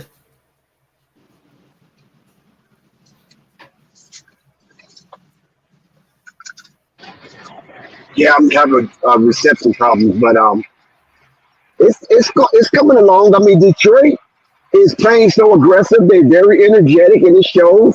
Monte Williams is trying to get his first win as a Detroit Piston coach, and you want to change the moniker of Detroit basketball team from the Pistonless to the Pistons. And right now, they are firing on all cylinders. Like, he gonna make a difference for that team, man. He a good coach.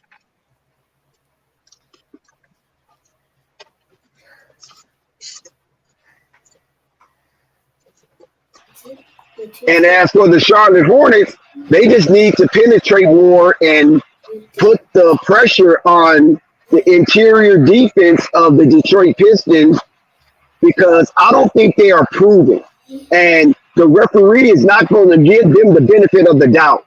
So if they continue to drive to the cup and get to the free throw line and make buckets without the clock ticking, I think Detroit can spin into a panic mode and the Charlotte Hornets can snatch the rug right from up under them. I think the front court has to play better. PJ Washington got to give me more.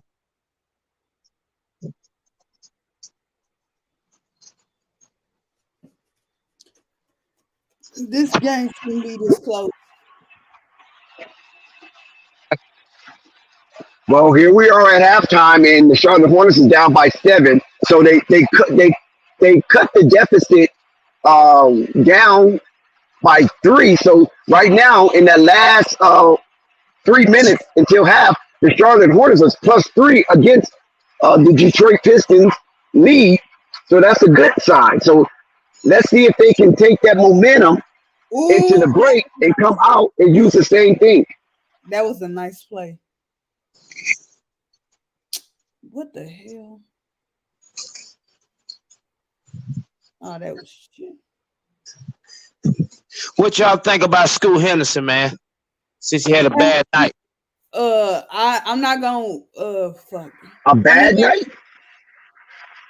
I'm gonna watch him against another team. I want to give him. I don't think he had a bad night. I mean, he wasn't nothing super about his performance, but I don't take 11 points in his debut a bad night. Oh, Dex. Was his debut better than Brandon Miller's? No, it wasn't better than Brandon Miller's. I think Brandon Miller had the best overall debut as far as putting numbers across the board, but the scoring champ for the rookies was Victor Wembanyama with 15. He top 10 right now. I'll give him top 8, top 7 right now. Right now. He's going to be a problem. He's going to be a problem, and the league is going to move more players like him. And if Greg Popovich would have gave him the ball more, they would have won that game the other night. I blame Coach Popovich for not giving him the ball.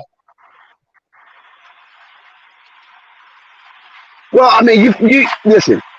They was going up against two of the top 10 players, or at least two of the top 15 players in the NBA, Victor Wembanyama, Luka, and Kyrie, perennial all-stars and playoff participants. So I think he's held his own, and the San Antonio Spurs as a whole held his own. And listen, they had Devin Vessel and they had Keldon Johnson. So the San Antonio Spurs are surging with a three-headed monster, and they're going to be something to reckon with in the future. I can see it. That damn Devin Vessel and Keldon Johnson, they the truth. They gonna Spurs faster than Detroit. They ain't even really got to do a process. All thing they got to do is get rid of them players that's taking like the same problem what we had in Charlotte with Rozier and Haywood. He gonna end up having the same problem down at San Antonio. They're going to clean house and find people that really gonna fit with that boy.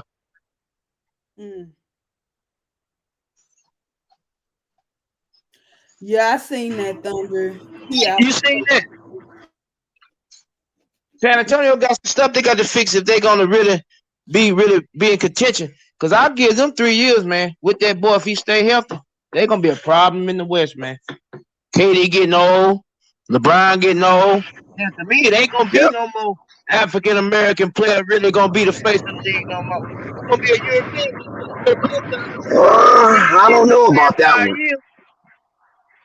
What's the I don't best? know about that one because you still got some good Black American players, and then you just never know with injury and tumultuous season and contract talks and all kind of stuff can derail a player's future in the NBA. So we can't just say just yet, but I can tell you that the European players, it's already moved in that direction. Listen, I'm not knocking you 100%. I'm not knocking you, but I'm gonna knock you at least 60% because you got a wealth of young Black American players that are fascinating to watch, and that's the key. Now, Victor, yes, he is leading right now because of the fanfare, but that can all change because look what happened to Ralph Sampson.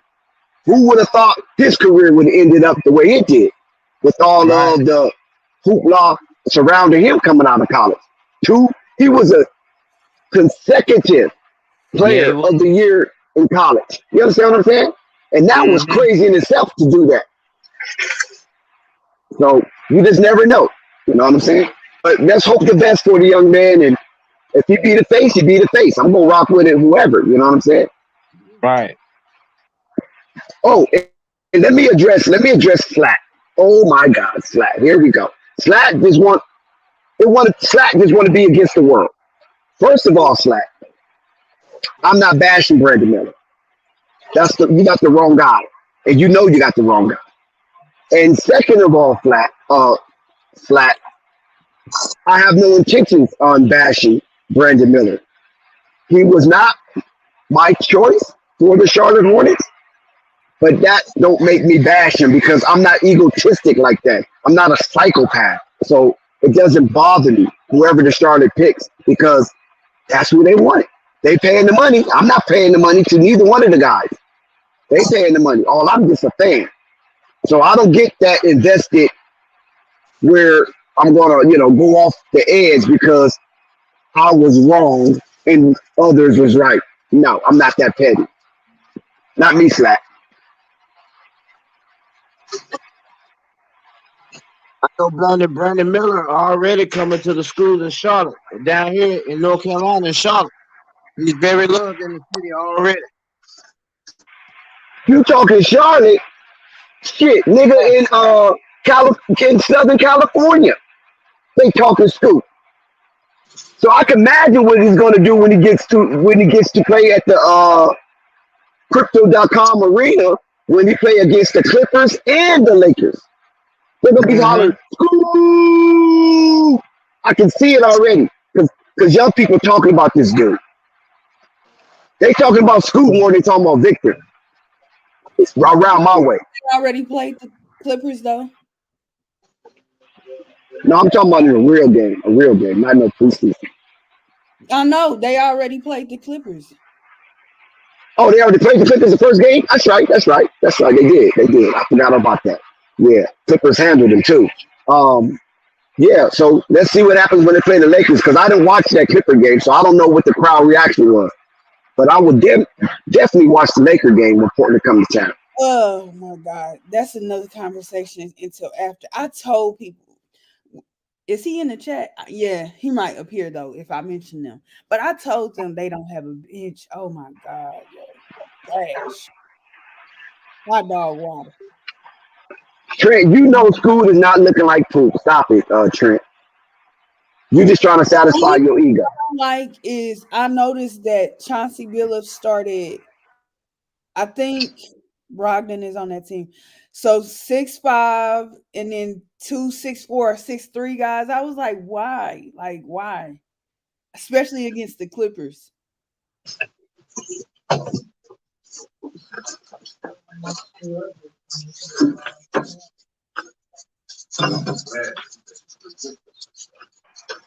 Crazy comparison to who, Thunder?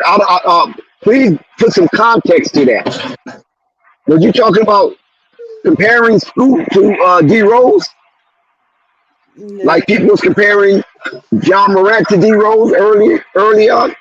But my thing, Dex, to think about it, why everybody I've yet to hear a Russell Westbrook. If you look at it, technically Russell had the better career. Why they don't compare these guys to Russell Westbrook for? Westbrook, who you comparing it to? I'm lost in the sauce. In general, I keep John Morant, Derrick Rose, why? Where's the comparison to Russell Westbrook as well? Russell Westbrook right now is a pariah. I mean, as far as the NBA concerned, when it comes to the media, right? Russell Westbrook is the controversial figure that the media want to be on the opposite side of. They want everybody to be better than Russell, or they won't even mention Russell. We already know Russell's the first ballot Hall of Famer, but Russell has a demeanor that is mean-spirited at times, and he's very confrontational. So when you have these confrontations with white fans, the media don't like that because the NBA is built off of white fans. So they are the ones that's paying the buku amount of the money to come see these NBA games. All you got to do is look on courtside seats. Unless you're in LA, that's different. You know what I mean? But outside of LA, you don't see too many black people on courtside. Even the family members don't get courtside seats. Because sometimes I think where the family members be, and they be 10, 12 rows up. They don't get them courtside seats. So the NBA trying to protect those people, and Russell Westbrook don't give a damn about them, And he make it known that he don't. All black folks here know about that family tree, and we don't be knowing until we start talking. Or we go with somebody, bring them to the house, and they be like, them your cousin. Yeah, especially down south, right? Yeah. You gotta be careful of that. You might be dating your cousin for 4 or 5 years before you figure it out. Down here You're where like, I'm damn, from, cousin. Maybe you we gotta should bring forget your that we girlfriend cousins. around. You gotta bring your girl around your mama and them, so they can see who the people. You know how them old folks is. Who your people's is? They start asking questions. You gotta bring your girl around your people. You never know who you might end up with. That's true. That's You true. know So those true. people, they know their family tree, and they ain't gonna tell you nothing wrong. Yeah. So yeah. So I think I think the NBA rolled this season out properly. The competition that they put at the head of opening day, those four superior teams, top tier teams in the Western Conference, locking horns, that was excellent. They held Dame and Giannis off until the third leg of opening day, and that was good because they came up against the behemoth himself, Joel Embiid, current MVP of the NBA. So the competition committee got it right on opening day, got everybody interested. And I'm going to tell you, a lot of teams that felt that they failed by the wayside last season feel that they're competitive enough to be amongst the top 10 when it comes to the end of the 82-game season. I'm back with your Ducks. It's 56-47 right now, 11:08 to go in the third quarter. We back coming from halftime with great break. Salute to halftime Dex. It was unbelievable, man. Very entertaining, very engaging. It was 11:08 in the third. Let's see if the Hornets could bring it home now. Let's go. Protect home court. Let's see. Last game, the Hornets played a lot better in the second half. Let's see if we can get a replicated performance. Thompson gives it. Yeah, this dude Doran is dunking every time. Every time you look up, he tearing the rim down. 58-47. Terry Rozier screen with P.J. Washington.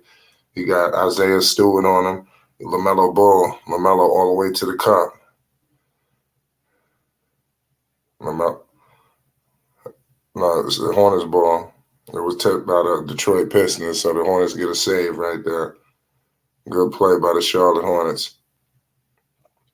Scary Terry Rozier inbounding, looking for Gordon. Gordon Hayward has the rock. Gordon Hayward all the way to the cup, and he's fouled. Gordon Hayward, he gets the call on this one. I'm also impressed with Lamelo Ball continuously to take it to the basket. I think this is part of the maturity of his game, and it would definitely elevate him in the conversation when it comes to all-star ballot. Facts. It's 58-47 right now, 10:37 to go. LaMelo be an all-star this year. Oh, no, if all the stars align, I don't see why not.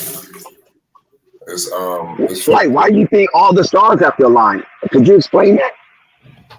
Well, I mean, I think that winning plays a major role. So I think Okay. where the winning is with the team. I got you. That's the main. I got this big issue about they trying to push Tyrese Hollenberger better than LaMelo Ball. Like I said, the Hornets got to win some games. Oh my God, Purple Baby, did you just see what Gordon Hayward did? Purple, did you just witness Gordon Hayward the acrobatic layup? Good play by Gordon, the veteran, the reliable veteran. We got an 8-point game. Hornets trying to creep back in this. And Gordon is fouled. So Gordon playing very aggressive. Cade Cunningham picks up a foul. Say what?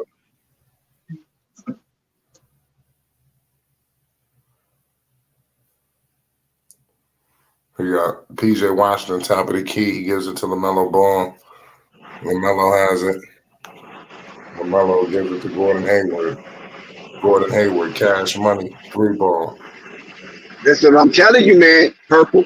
I told y'all about Gordon Hayward, and look, Gordon Hayward's trying to play to get on that Philly roster spot. He's trying to go up there with Kelly Oubre. Oh, look at that, baby, from the corner. Number 20. White 20. That's Gordon Hayward, that white dub. Yeah. Lamelo tripped out. Lamelo got to be careful on that.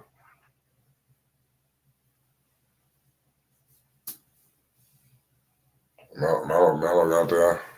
I'm telling you, man, look at this flight. Look at this defense of the Charlotte Hornets. Oh! You see how Charlotte has ratcheted up the intensity towards the defensive end? Yeah. So Cliffy must have said something that resonated with the Charlotte Hornets at the halftime break, because they come out with more zeal and energy than the start of this game. And once again, Lamelo was taking it to the rack before he was tripped. Yeah, Gordon Hayward has been silent tonight. You gotta give him props. The Hornets cutting it. 5-point game. Pistons slowing down a little bit, hopefully. Thompson. The Pistons missed it. Cade. White Dub is beast like. Come on. White Dub is beast like. Yes. You gotta give him props.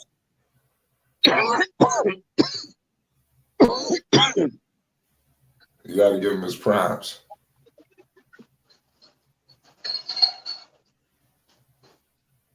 Melo out here wilding. Terry Rozier goes sky high for that rebound, and then he's pushed to the ground, and Detroit will be assessed with the tax lien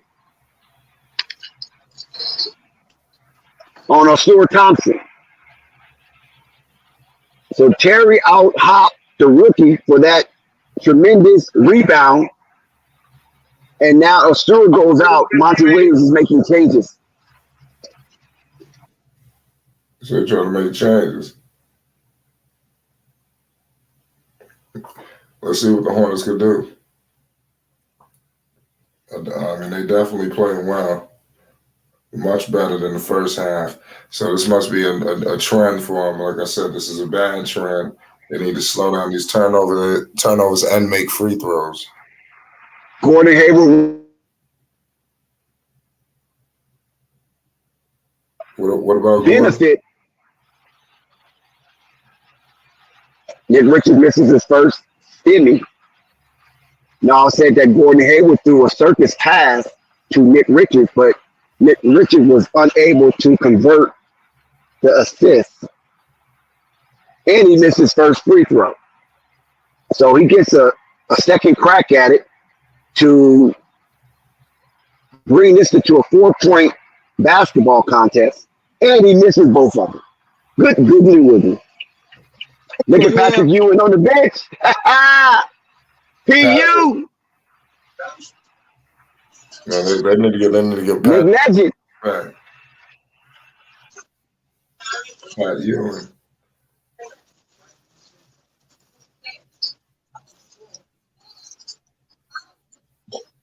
He showed him Another ball over there politicking with the referee.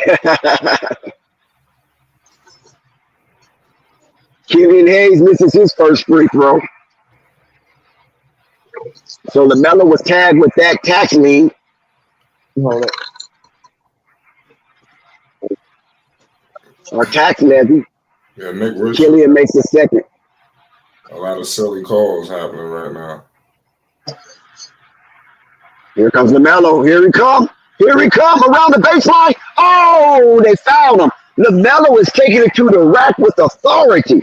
Yeah. And I think there is an offensive foul. I think the pick was illegal. And the tax levy will be against Nick Richards, but it looks pretty good. But the referee has the last decision. Nick Richards out, JT Thor in, Cliffy making his adjustments. Good play by Cliff. Wow. From the corner. I got 64-57 on my end. I got Ivy with the rack, Jalen Duran. He gives it to Killian Hayes. Killian Hayes hits a big three. Wow.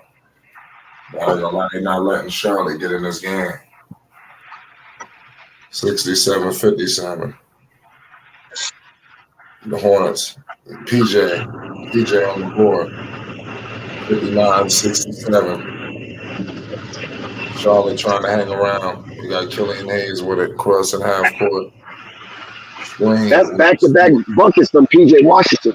Yeah. That's the one I need to step up right there. We done paid him. Since Miles out, I need him to step up.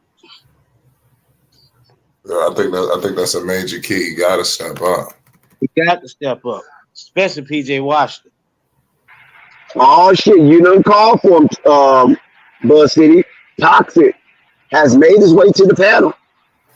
Yeah, I do. boy, I've been looking for you. How you doing? Hey, What's I going love on, being a switcheroo. That's I love right. being a switcheroo. Yeah, I've been looking for You you. Hey, because guess what? Yeah, With both my teams, you can't beat them. You talk all this trash with both my teams, you can't beat them. You talk all this trash with both my teams, you can't beat them. You got kicked out the playoff No, I'm coming in last swinging. year. We heard enough of you all summer. Soon as you get Dame, Yeah. here come you running your mouth again like you got two teams. Come And on guess with it, what, cuz. sir? By 39, we'll see. You act like the Hornets is not on my schedule. We'll see.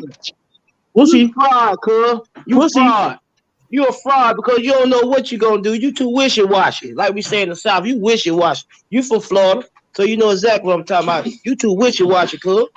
You wishy-washy. I'm I from don't know what to Florida, believe. so when that you makes have me your wishy-washy. First of all, Yeah, sir. you wishy-washy. First of all, because sir, since you want to talk about run from the losers. Knicks. You First run of from the all, Knicks sir, all the way since you to want the to talk bus about because the losers, Buck sir, was winning. you're Come a on, loser. Sir, you're a loser. everybody know The you Charlotte Hornets are wishy-washy. losers. The Carolina Panthers You're are a big losers. old hater. You are a You're bunch a of big losers. old hater. You're a You big are a old hater. loser. No, I'm You're a speaking big truth. hater. You're a I'm big Last hater speaking time the that on like to truth. run with was I'm speaking the winning truth. team. You You're a ain't even got a loser. team. And the Charlotte Hornets are Man, losers. I don't want to hear that. I'll be a You loser, but I won't be wishy-washy. low I'll be income, real no playoff respected having and be bum. more realer than you. You can't even talk, man. Go ahead. Toxic. I Toxic. don't even The know who Charlotte team you Hornets like. is undefeated. Toxic. They're one of the What's that? undefeated teams. They are one of Who? the undefeated teams right now. just like the Okay, Milwaukee you want a Bucks. cookie? Trash. So right So now, is the Charlotte Milwaukee. Hornets is a top 15 team, right? Can we So is agree to Milwaukee. that, Toxic? No, we're I not don't knocking Milwaukee. You care. said That's Charlotte one was game. losers, but I'm saying right now, the Charlotte Hornets is a top Losers. 15 team with an undefeated record. What's the score now, Dex? And I'm talking about top 15 in the NBA, not just What's the score the now, Eastern Dex? Conference. Well, they're down No, right what's now. the score but now in this game? No. The What's the game score is now not in this over, game? Toxic, so be careful. Be careful now. The game's not over. It's a lot of basketball left. No, Yeah, I'm not going to I'm be playing careful, this Dex. already. I love you I'm to death, saying that Dex. the beginning of the year. Dex, I Now, when love you to Milwaukee death, gets Dex. Listen, don't try I to love run you to this death. summer again. Hey. And guess what? When Damian Lillard gets a championship ring, kiss it. Man, I don't Kiss want to it. hear that. You are the only reason why Hey, you came back Kiss to it. the panel Buzz because y'all got City, Damian you Lillard. right, Buzz City. You said Kiss you're it. going to come back when Dave Miller joined the team, and he came back. Just that. You don't want to run your mouth now. Don't try to run your mouth now because you got Toxic is Dame. crazy. Don't run your mouth Guess now what? because you I got got Dame. Damian Lillard now, and you can't stop it. Hey, Dex, as much as he hates me, as much as he hates me being a wishy-washy, he can't help the fact that Damian Lillard's a Milwaukee Buck. You gonna leave New You York wish to you had run to Damian Lillard. another You don't. powerhouse. You like my cousin. My You cousin don't. do the same thing. He gonna run. Listen, He that gonna the run. Hey, Milwaukee your Bucks cousin's is a real smart man. formidable. Hey, listen, I'm wiping the sweat off my ball because Milwauke's looking like a real serious threat. They pissed off from what So happened you can last kiss it season. where the sun don't shine. Giannis Giannis, you a Knicks fan, Giannis man. is the greatest player. Go ahead, RJ Barrett. Giannis is the greatest player in the world. I'm not a Heat fan. You don't know who you Nah, got. that's You Jokic. like I Jalen can't give you Brunson that. today? I can't give you that. That's You like Jokic. Jalen Oh, I'm Brunson? sorry, Jokic is the number bias. one player in the Recency NBA. bias. Jokic is technically number one because he won a championship. I can't do that because Jokic got the best in the world because he won a championship. But Giannis is two. Yeah, I guess you like him too, huh? I guess you like Denver Giannis too, huh? is the greatest. Go ahead, Listen, on Denver team Giannis too. is one of the Go greatest ahead, power jump forwards on in the Denver world. team, Nick. So You're a hater. Giannis You're get put a out. hater. You're gonna be a Denver fan, You're man. a hater. You funny, cuz. Hey, The Hornets are starting to come back in this game. It's 61-67. You got Jaden Ivey, like I say, coming off the bench. I think that's pretty crazy. But Brandon Miller's with it. Gordon Hayward all the way to And the when top, we won the other day, you ran. and he You lost. talked all that junk with the Hey, first game, hey, then you ran. Now we lose. You gonna come hey. bring your Okay, ass okay. on We here got to get running back your to mouth. play-by-play, guys. You got to wait for a commercial. We got with commercial break. We got a lot of breaks. My bad, No, bro. you good. It's 69-61, 5 minutes to go in the third quarter. Scary Terry Rozier with the rock crossing half court, met by Jaden Ivey. Screen coming with PJ Washington. Screen coming with JT Thor. We got JT Thor with it, top of the key. He gives it to Gordon Hayward, back to Thor. Oh, Thor got his shit blocked. Burks playing ferocious defense, 69-61. A flight. We barely highlighted that Lamelo has 14, 7, and 7, and Gordon Hayward have 16, 7, and 4. So those two are really balling. And then when you go over to the Detroit Pistons, Jalen Duren already has secured a double-double. Yeah, I mean that big props by him. I'm very high on that kid. I definitely want to get your thoughts. What you think about Jalen Duren, Marquez?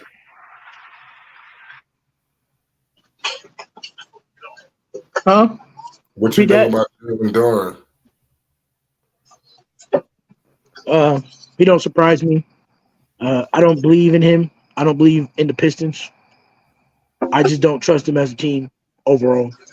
I just don't. I don't trust in a lot of young teams nowadays. I just don't. Yeah, they headed to the replay center. Other than the Thunder, right? Other than the Thunder, man. The Thunder. It's like I respect the Thunder. They got the draft picks to really make the team up if they want to. So, or trade to get superstars, but draft picks are not worth anything now because the superstar era is here. Well, Cade Cunningham has been subdued Gotta so have a far, superstar. right? Yeah. Yeah, he has been subdued so far through the Charlotte defense because he only has 10 Nobody points wants to come to after Detroit. scoring an illustrious 30 Detroit's a points small market in his team. opening debut for the season against the Miami Heat. After reviewing the play, that's at the foul. There's one free throw allowed. What the hell is going on? What the hell did he just say? It's 69-61, y'all. I mean, It's like, shout out to DJ Gemini. Why are you not highlighting your boy Burks? You mad he go? Nah, I mean, Like he tonight, ain't this nothing. Next, we this got is a when lot of we need turmoil. Miles They got to Bridges. make a move. We need Miles The trade Bridges. got to go These people down. want to Bridges. But Flight. Flight. Flight. They had opportunities to have superstars on the table, but I'm sorry, but unless you give all their draft picks up, Emmanuel Quickly, RJ Barrett, and just not enough. Don't be It's trying not to talk enough. about your team. That's your team, boy. Don't be trying to talk about your Knicks. It's not enough. Now, listen. Let's figure out. It's just the truth. If the Knicks had a chance for a superstar, it would have happened already. The bottom line is the Knicks can't bring superstars over here. It's 4:25 to go. You got Jaden Ivey, cash money. I got to get your thoughts on him as well. I know y'all don't believe in the Pistons, but he balling.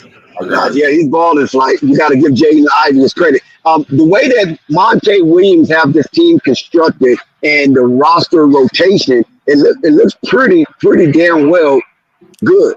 Jaden Ivey with 12 off the bench. Yeah, what I will say is the Hornets are in striking distance. Make sure y'all pull up this game. The Hornets are in striking distance right now. Somebody said, what's wrong with I ain't even monitoring the Bulls. Oh. Okay. Let's go, Jay. Listen, the Hornets is in this game, y'all. The Hornets is in this game, 71-66. Y'all better slow down thinking the Hornets were done. I mean, last time Marquez was in here talking that garbage, the Charlotte. Brandon Miller to Gordon Hayward. Uh-oh. Let's. Oh man, I'm not gonna. you might be a little ahead of I'm me. not I gonna got rep a Brandon team that I don't. The Who Hornets your are not a guy team was that I in, enjoy watching. Marquez? Cash. Your ass ran last time. Cash I only watch it money. because of Lamelo. Cash money. It's Yo, no. Oh my God! Look at There's no a X purple factor. baby. You, Gordon Hayward, White Dub. White Dub is putting in super work right now. Yeah. 2 Like point white game, dog. y'all.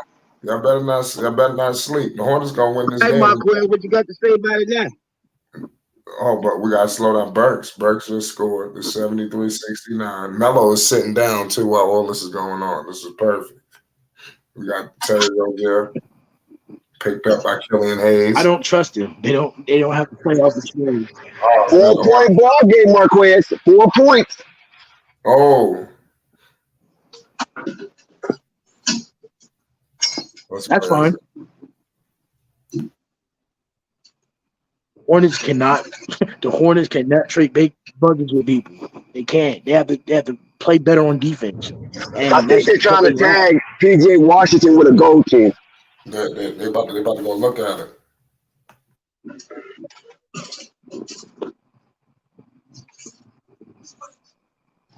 Hey, the Bucks are champions. I want to say something. This is one of the most funniest shits ever when a player do something stupid and they start twirling their hand around, telling their coach to check it out, and the coach like, man, I ain't about to look at that. That should be looking funny as hell sometimes. But go ahead.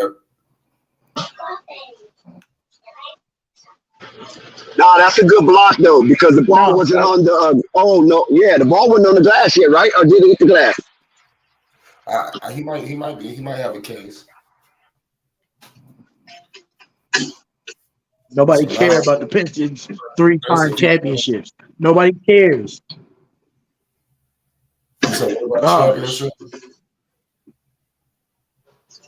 Somebody want to say, "Oh, the Pistons are champions, 3-time champion." You don't have to. They got more than Milwaukee. At least we won one this decade. We won one this decade. I rather take a championship, one championship than not. It's nothing much you can say. You can't break somebody. Listen, I've been a fan of trash franchise for a long time. There's nothing going to convince me and make me. Shut up, bro. You just said out your mouth. You're a Knicks fan. You right. You just said it. I said, and I quote that I've been on trash teams and root for trash teams my whole life. I'm not going to keep doing that. If the teams don't want to build better teams around them, then me as a fan shouldn't have to watch them. Me as a fan, I shouldn't have to watch them. I'm sorry. Hard. Stay with the thick and thin. Oh, okay. Go through the grind. Okay. Don't come in and try to trash my team and you sitting here switching up teams. You get out your team. Yay, Nick was in the mud. How am I squished when I'm undefeated right now? How am I squished because I'm undefeated right now? I sleep perfectly fine rooting for Giannis and Dame Lillard. I was perfectly fine rooting for Giannis and Dame Lillard. I really do. So say what you want to say. I'm living greatly. I'm sleeping greatly. You want to trash the Hornets. The Knicks was just the same way, just like the Hornets. Listen. Yeah, you got tired of listen. You can't break the You can't break the will of somebody who just don't care. I don't care for other people's opinions. I care about my own. And the New York Knicks have given me heart problems. They give me heart problems year after year after year because stupid James Dolan can't make his team right. So I said, screw him. What I'm going through is stupid Michael Jordan making the stupid picks. Marquez, the New York Knicks went further last calendar season than the Milwaukee Bucks. Thank you. And I still don't care. Because you're a sucker. No. I don't care because guess what happened? They made it longer, and when you needed it, guess what happened? They made it longer, and they didn't have a superstar to give them a bucket. So I don't. You didn't have the superstar to give us a bucket. Did they lose the challenge? I don't know what the hell happened. Like my league passed pro, so I'm done fighting it. I've been fighting it all spring. It's 73-69, 2:35 to go. Killian Hayes picked up by JT Thor screen with Marvin Bagley. Killian Hayes kicks it out to Burks. Burks kicks it out to Ivy. Ivy penetrating, gives it to Bagley, baseline, and he is fouled. Wow. What's so funny? That's not funny. That's not funny. Toxic, they only down by 4. I'm trying to figure out. Yeah, they only down by 4 points. 5 points now. This Pistons 75-69. So why are you laughing? Listen. This is a good game amongst bottom feeders. Because you should celebrate. This Piston team plays better defense than the Hornets. Don't like the Pistons. I'm surprised you guys got one victory. I'm surprised. You got a damn team. Yeah, you ain't got no team. Listen, and what's Miles Buzz Bridges City, going to do? pay him no mind, Buzz City, because he's just being disrespectful for no reason at all. I know. That's why I'm being disrespectful. Really, he called me a wishy-washy Knicks fan, and that's not disrespectful. Okay. Listen, God, whoa. Calm down, because the game is back on. 75. Like you got to as long as you come after my neck, I'll come after his.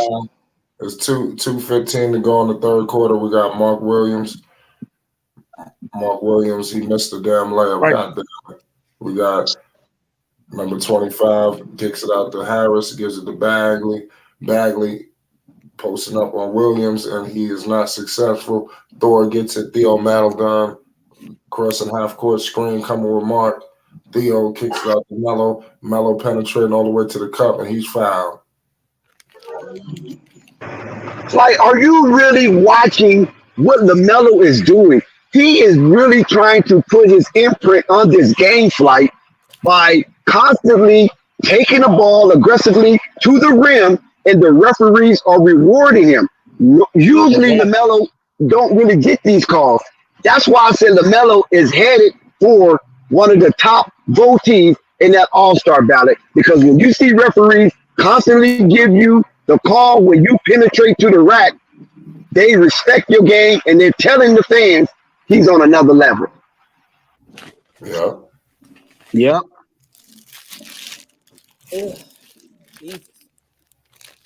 Gemini, that's true, guys. Melo hit those free throws. It's a 4-point game. We got 1:45 to go in the third. On, Miller. You got me by a whole play. It's crazy. Yeah, Purple. Miller just, he got to be a little more conscious that they're only down 4. He can't just give up an easy bucket. So, but he can't do anything stupid as well. So, you got to give and take with the rookie. You know what I'm saying? No, but we can't fucking lose this game because of the rookie. He has to play off the bench, and he's the number 2 pick in the draft. Says why? Yeah, no, that shit sound cool. You got to stop fouling these dudes. Oh, that's all nice and fair and dandy, but hey, man. They need to close out this quarter strong. I gave Book Night every. Burks hit it. The Hornets will win this game. Yeah, we got JT Thor inbounded to Theo to Melo. We got 1:35 to go. Melo crossing half court. Screen coming with Mark Williams. Melo top of the key 3, in and out. Damn. Right. Wrong. 77-71. Melo 2 for 6. On the arc. Jaden Ivey. Oh, wow. Yeah, it's 79-71. Yeah, they're starting to stretch out the lead. The Charlotte Hornets are shooting deplorable from the 3-point lines. Like, they're only shooting 26% from the 3. So something got to give or something got to change. Go to the line.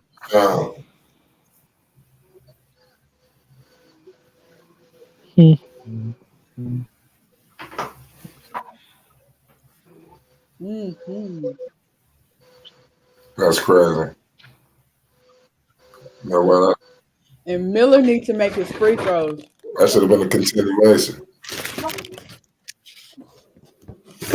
He's going to the line and he gets some points.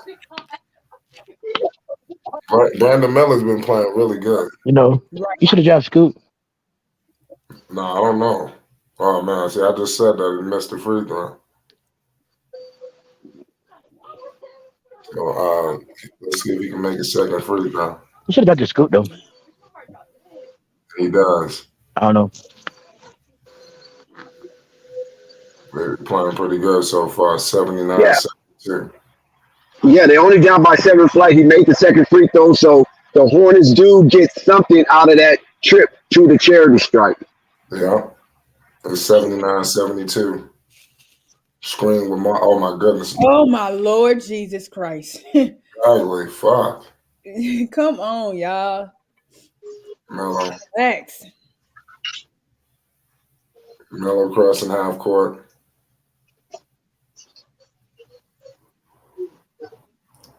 Melo got Ivy on him. He's shaking and baking. Screen with Mark. Oh, he finally did something productive. Man, he can't get a foul? Bro, that's crazy. He finally. Why he let his hair get that long? First of all, That's crazy. Well, we got 4 seconds. Oh, now you got a foul. yes. Ivy, I like how Ivy's looking.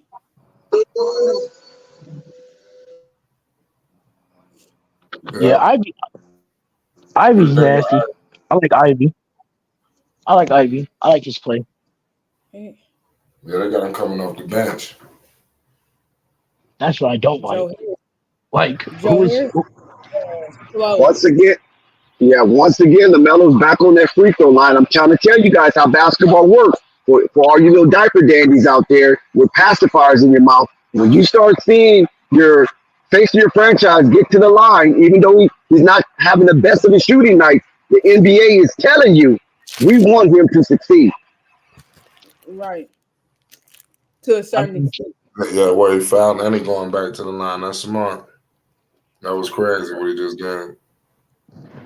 But you can't do it one night, helping them with fouls, and then don't do it the next night. It's kind of pointless. It's kind of pointless. Like, if LaMelo's going to get his foul calls tonight, he got to get his foul calls every other night. It just can't be on and off. It just can't be. The single digits. So it's an 8-point game, 4 possession, or depending on where you're shooting from, could be 3 possessions. Yeah. I want to point out something. Under the third. The Hornets have yet to lead in this game. Well, if you're going to lead, you better lead in the fourth quarter, right? That's the best time to lead, fourth quarter and at the end of the game. Yep. They got on the positive side, the Hornets won the second quarter 26-22. Listen, we're overlooking a whole lot of things, Purple. I'm sorry. I just got to say this because I'm an old head and sometimes I forget. What's up? Monty Williams is putting up a master class for all of the bottom feeders. If you're a bottom feeding team, look what Monty Williams is doing with his version of that bottom feeder tier. He has his bench exploding for ungodly numbers. Alex Burks, 19. Jaden Ivey, 14. Marvin Bagley III, 14. I mean, this is crazy. I mean, let's add that up, right? 14 and 19, that's 33, 35, 39, 49 points off the bench. Right. And then you go look over to Charlotte, they're starving. Brandon Miller is leading that with 12 points. Outside of Brandon Miller, 2 points, 2 points. So you add that up, that's freaking 16 points off the bench compared to 49. How can you win in the NBA if your bench is non-productive? But that would mean you have to draft better and find better players, but you don't do that. You sign wash players and expect for the same result to happen. Well, that's energy. You know what I'm saying? When you get that type of production off your bench, that's because of energy. Monte Williams has instilled in these competitors the force and power to bring energy. Because when you coming off the bench, a lot of times you're like, okay, I'm coming off the bench. You're not a dynamic player. But if you bring energy to the game, you can outplay the opposition bench. And right now, that is what we're looking at. Because when you look at the top the top five starters, it kind of shakes out evenly. And the Charlotte Hornets is winning that battle with their first five and Detroit's first five. But they lose in the battle with the rotational players coming off the bench. Can you really say they winning if the starters ain't never got them a lead? Thank you.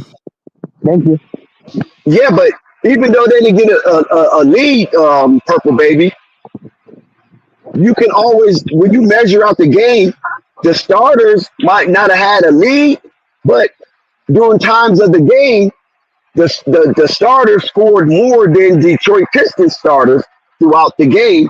It's just that the bench is killing the Charlotte Hornets right now. It's not the Detroit Pistons starters. Cade Cunningham come off of that sensational game, dropping 30 apples on Jimmy Buckets and company. Tonight, he has been subdued and curtailed. He's only have 10 freaking points. But, hey, do they really need him to score when the bench is already putting up nearly 50 points and they only got 83 points? So that means their starters only scored 33 points. And the Charlotte Hornets starters scored 60 points. So when you look at that, that's how I can say the Charlotte Hornets top five starters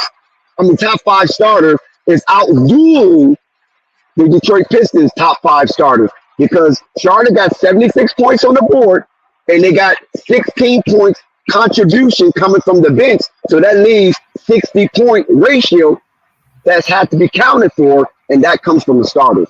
Purple. Yep. Lamelo tried to make a run for this thing now, Dex. Let's hope it's successful. It's 11. Yes, Lamelo with 19-point leading all scorers, and him and Gordon Hayward are tied for that. Yeah. Well, actually, Lamelo got 20. Yeah, he got 20.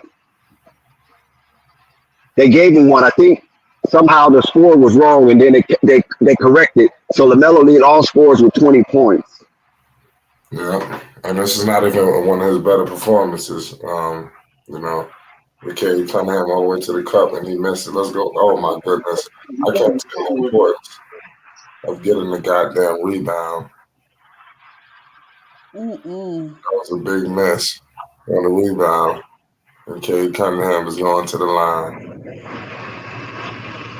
84-76.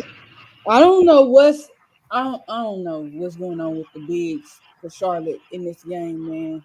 All these fouls. Well, you want me to help you out there? I'm gonna tell you what's going on. PJ Washington, once again, like you say, Purple, he's not consistent.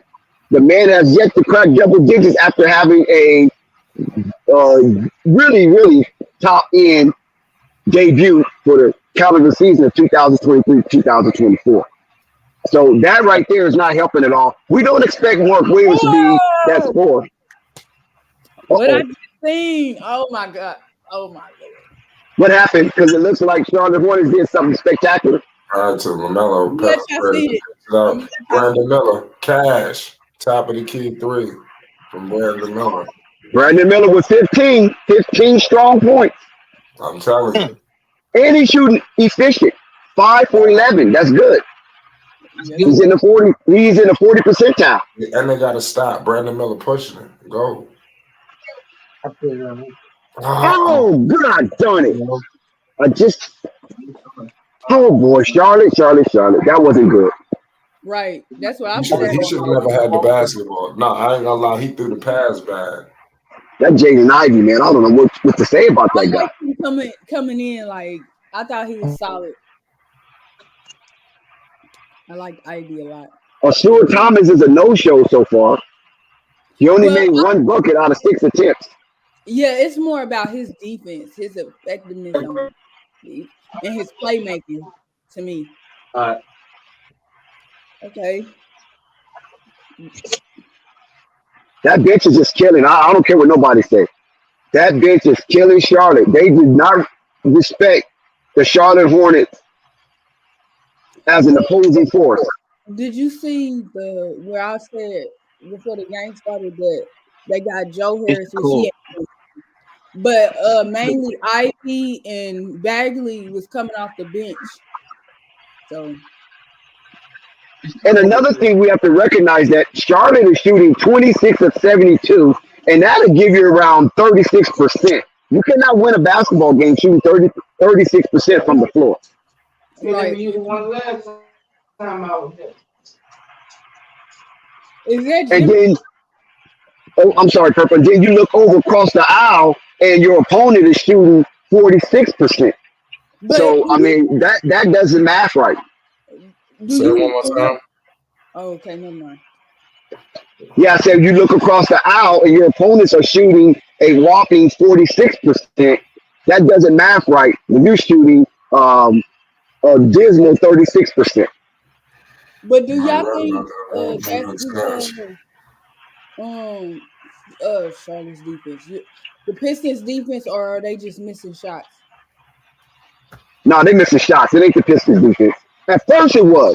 At first the Pistons came out and they took control of the game by playing demanding defense. But now they just on cruise control. And Charlotte has yet to really shaking themselves out of that funk because the shooting percentage is indicative of how the score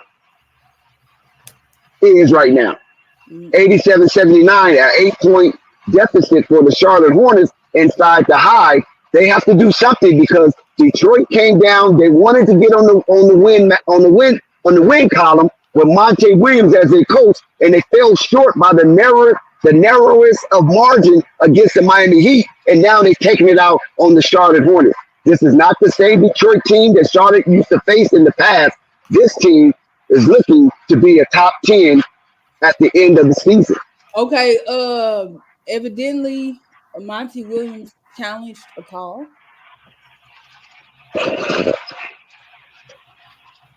What about Monty Williams? He challenged the call. See, I'm not used to these challenges because this ain't football. I'm trying to get used to them. We're gonna find out the score is crazy right now. Yeah, Flight and Buzz City. I mean, Charlotte Hornet is shooting a dismal 28% from the 3-point line. What can they do to change that? Should they leave the 3-pointers alone, or should they run some high-end pick and roll action from the top of the arc? I think they need to leave the threes alone and go to the basket. Everybody needs to go crash the paint, stuff like that. Just get to the free throw line, to me. And work in the mid-range if you can. That's crazy. We're coming back from commercial break. The Detroit Pistons is out here with it. Cade Cunningham crossing half court, squeeze and roll. Okay, Isaiah. And Ivy with it. Cade Cunningham got the Stewart. Stewart posting up JT Thor. Oh my goodness.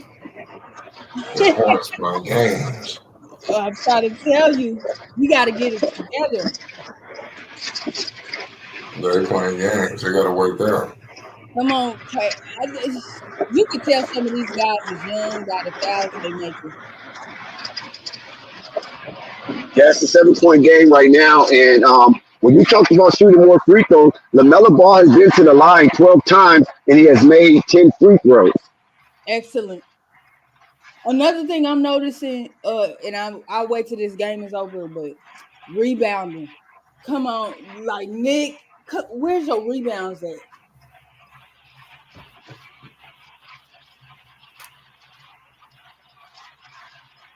Yeah, it's definitely crazy. Nick Richards has 4 personal fouls and 1 rebound. Make it make sense. Trying. Don't make sense.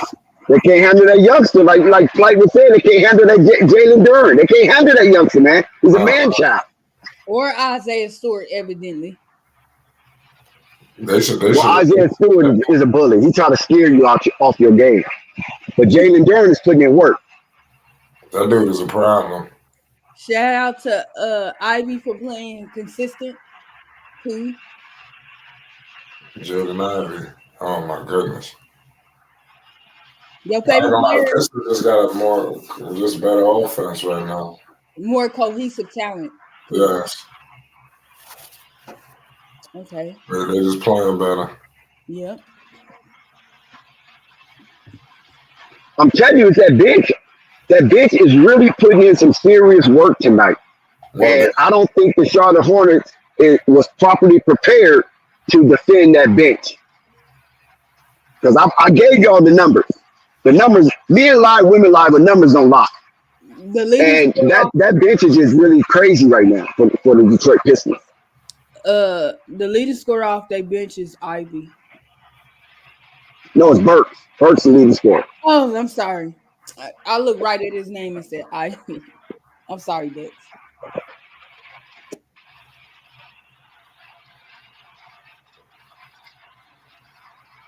Ooh. But Marvin Bagley is having an unsung game as well. And, you know, we barely mentioned his name tonight, but he has definitely showed up. MVP.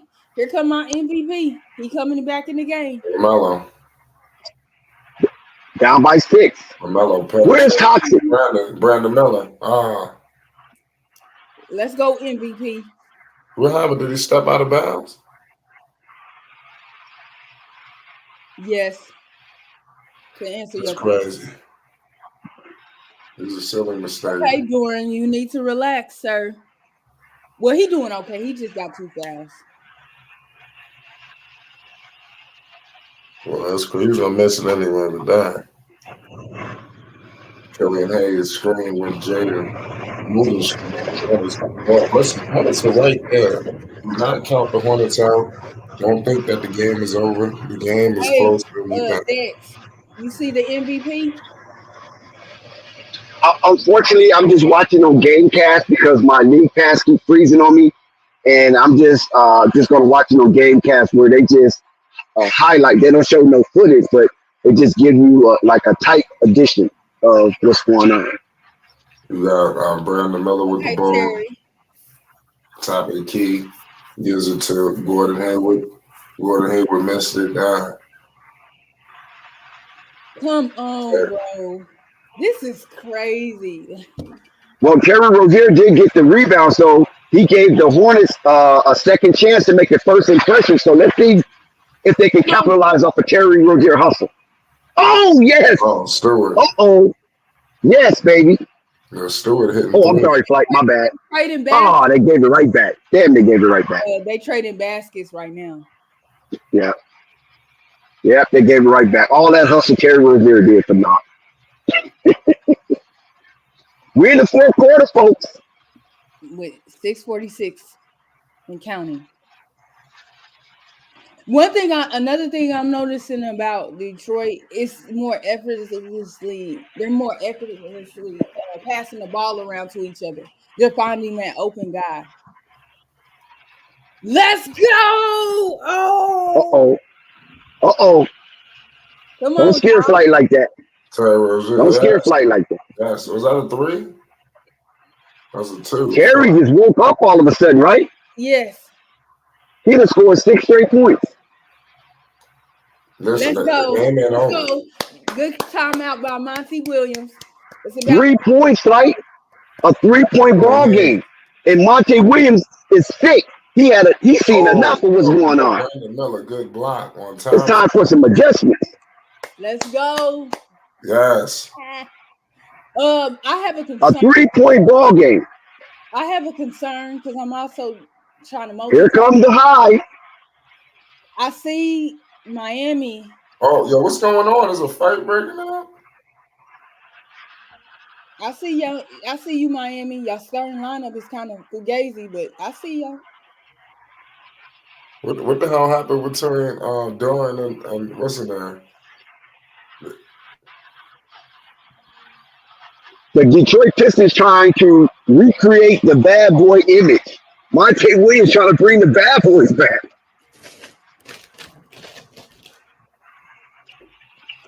He said he gonna bring the bad boys back.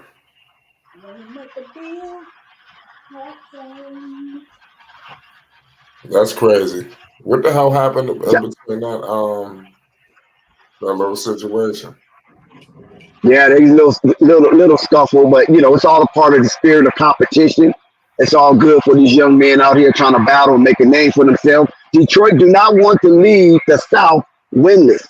That's something that these boys from the North do not want to take back with them. Is a over record with Monte Williams being one of the highest paid coaches in the league. I think Popovich might have edged him out. I'm not too sure on that, but they're neck and neck as far as on the pay scale. Shout out to Flight Sports TV, the machine, the voice of the voiceless, the people's champ, the hottest in the streets. Everybody, we welcome you aboard of this extravaganza presented and powered by Flight Sports TV. Hit that like button, hit that subscribe button, and hit that notification bell so you won't miss one iota of an exuberant experience. And it's very important to hit the subscribe because we're trying to get the channel to a space and a place where we can dominate the YouTube landscape. So please participate in helping us grow into a bigger and wide, heightened profile platform. Yeah, that's facts. If you appreciate the coverage, definitely feel free. You can definitely support the channel. The links are definitely pinned. You can hit the super chat. If you need PayPal, we definitely drop the link for that as well. Want to appreciate everybody's support, whether you hit the like button. Can I give We're in the midst of a commercial. What do you say, Purple? a stat update? Let's go. With OKC, Chet got 10 rebounds and 5 blocks. Okay. Shout out Chet Holman. Terry Rozier came alive. It was 94-91. Melo still on the bench. They rolling. Got 20 points. That Rookie of the Year race is going to be crazy. Chet, Victor, Scoop, Brandon. I mean, man, that's going to be a crazy. Thompson twins. They don't know what they're trying to dominate. It's crazy because they play. And don't forget Jaime Hawkins down there in Miami. Yes. So, yeah, it's going to be a crazy Rookie of the Year race. It might be one of the most competitive Rookie of the Year race in recent years.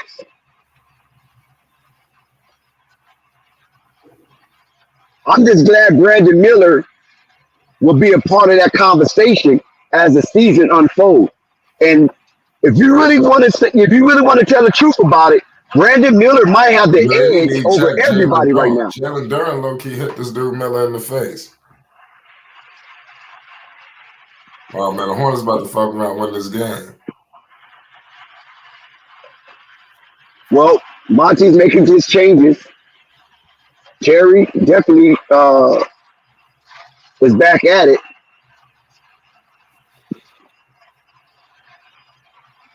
So the Hornets killer of the night, Alex Burke, has entered the game for Jaden Ivey, and Stewart also takes the bench. So Monty Williams is trying to make some adjustments and recalibrate his team because they just lost a 9-point lead, and it has been withered down to 3. A one-possession ball game.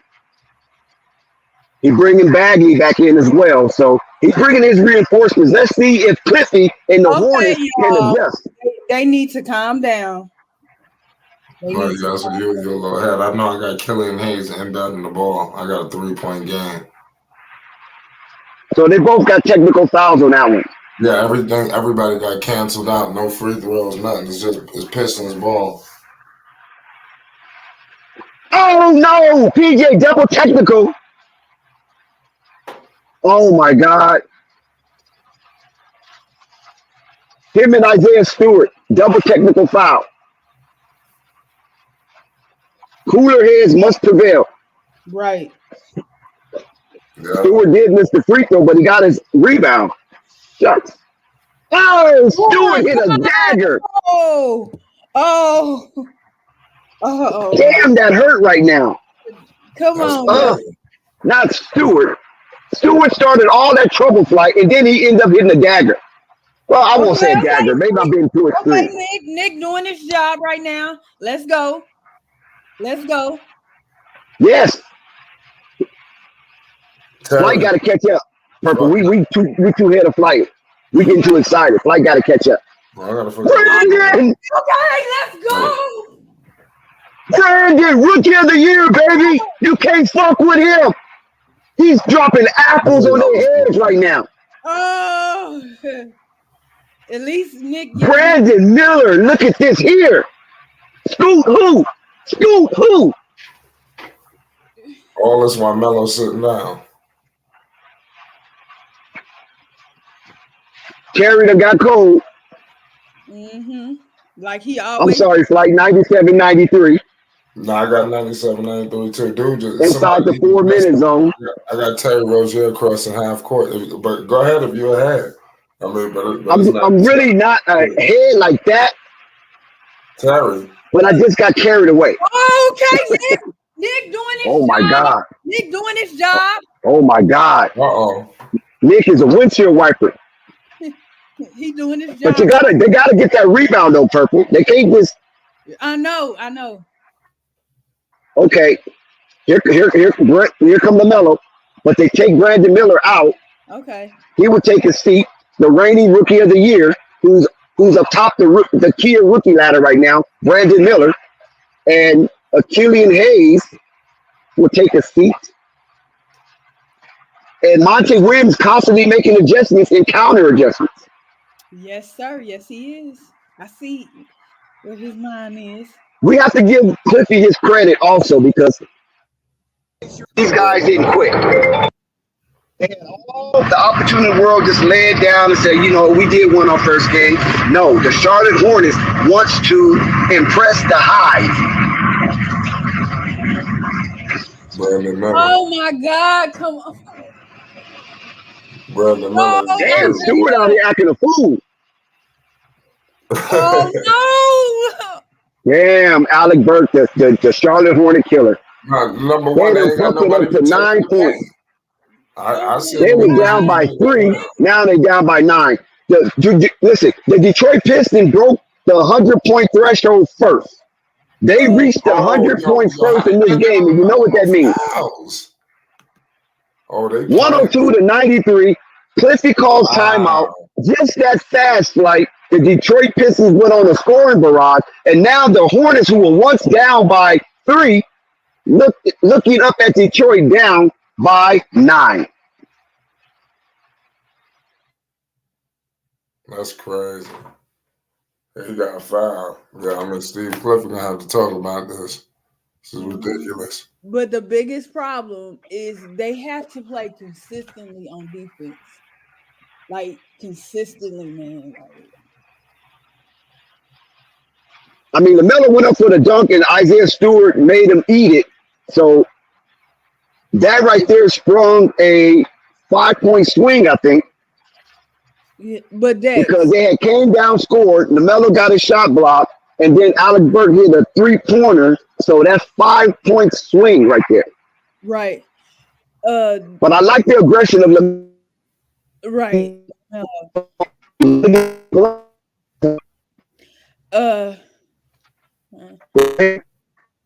Wait a minute. I just now noticed something. Did he get injured? Let me go look at something right quick.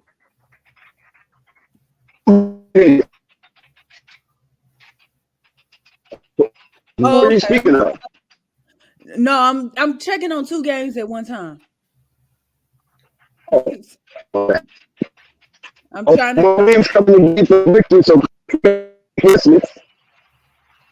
let's see if Marky Mark and the Funky Bunch can come. They got 3 minutes and 26 seconds to erase a 9-point deficit. Oh, he 4 for 17. Oh shit. Wow. They didn't give Lamelo that three. I didn't notice that he shot 17 times. Lord. I got a lot of Hornets. The ball not bouncing their direction today. Okay, Lamelo. Well, it started, Detroit set the tone earlier with the physicality and the energy as they are really on a campaign to make Williams coach of the year. And I like that. Monte Williams has imbued in them a certain kind of power and energy, making them feel that they can win and be confident in that sojourn. Ooh, Asar got 8. Okay, the foul. Yeah, but he got flight. God damn. Yeah, that's a foul. It was 102-93. Okay. I'm just lost for words, man. Hornets is fucked up this game. But let me point out something. I need y'all to realize something. Asar has 12 rebounds and Doran has 16. This is I crazy. mean, they're definitely two window wipers for sure. Oh my God. Oh, Isaiah again. That's it. That might be it right there.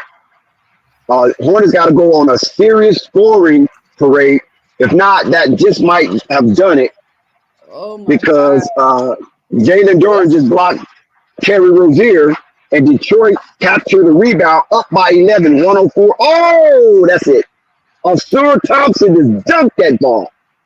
Cliffy calls timeout. It's a 2-minute zone, 106-93. Hornets down by a whopping 17 points. That's that. My thing is this, Dex. There's no way. It's not enough possessions to come back. Where's the rebounds?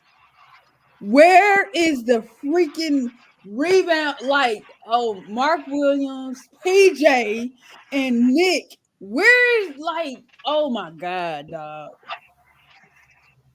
Monte Williams will lead PJ him got two with a victory.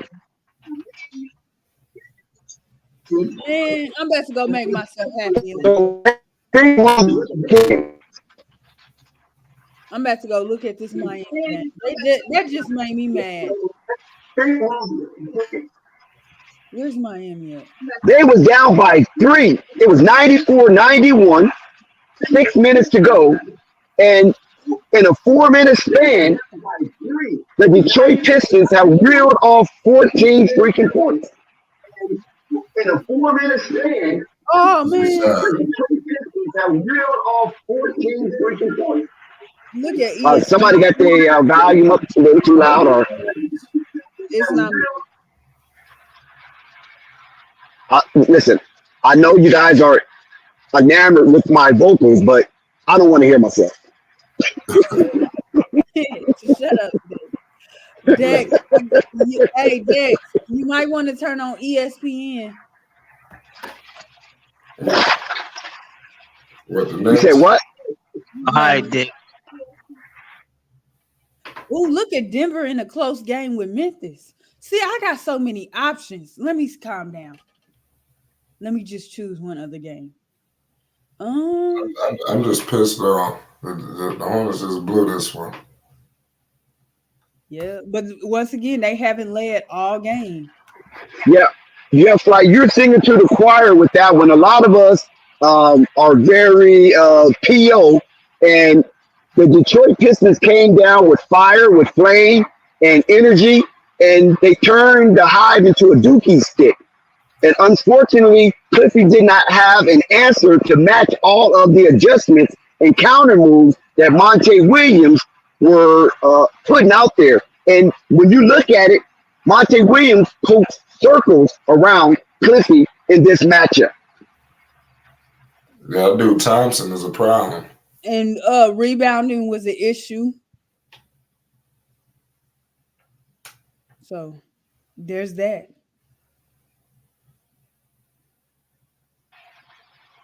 So the Hornets is down by 11 with 1 minute and 33 seconds left to go. 33 seconds before the fast clock will be engaged.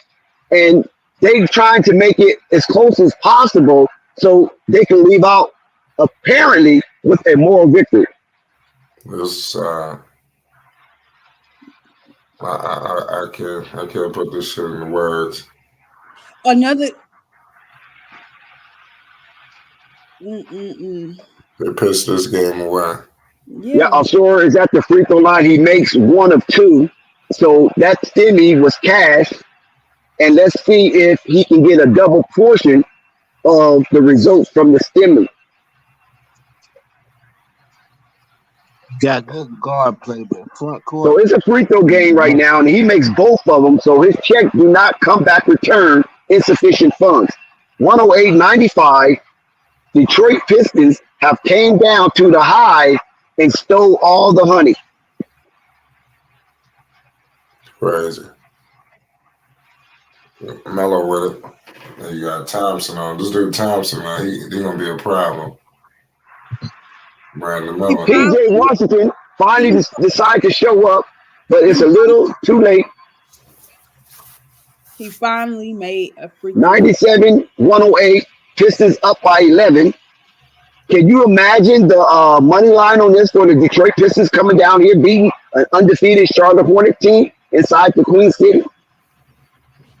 No way. Was the better team. Look at them. Brandon Miller picks up a personal foul. It looks like that was his intent. That's crazy. Pistons is looking wild. That's crazy.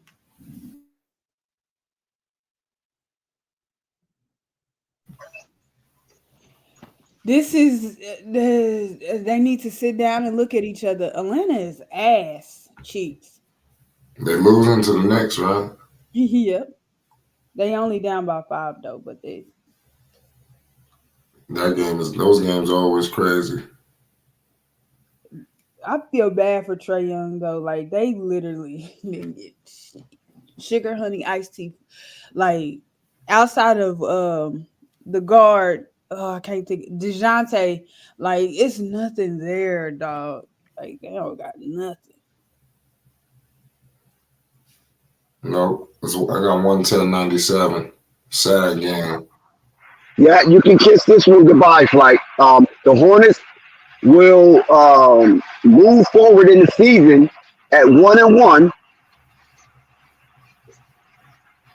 and they are playing 500 basketball as we speak.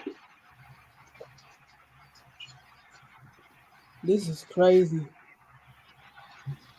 Yeah, it is. Yeah, I can't wait to go over the numbers on this one because I know the numbers are piss poor when it comes to the Charlotte Hornets shooting percentage. And that was the telltale sign that this game was not going to go into their favor. Terry Rozier at the free throw line trying to make it look respectable. And if he connects on both of his stimmies, the Charlotte Hornets will be closer to the 100-point threshold, but not enough, a little too late. Come on.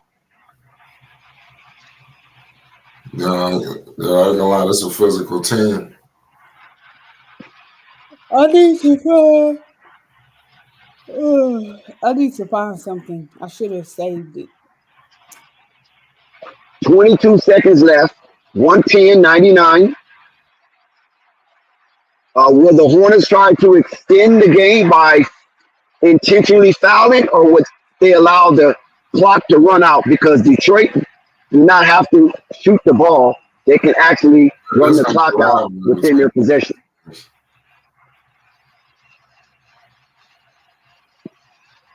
This is sad.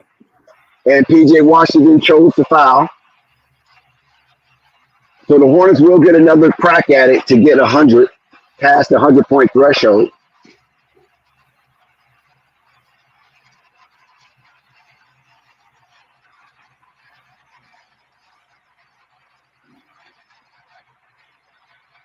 So this was one of those games the Hornets let get away from the beginning.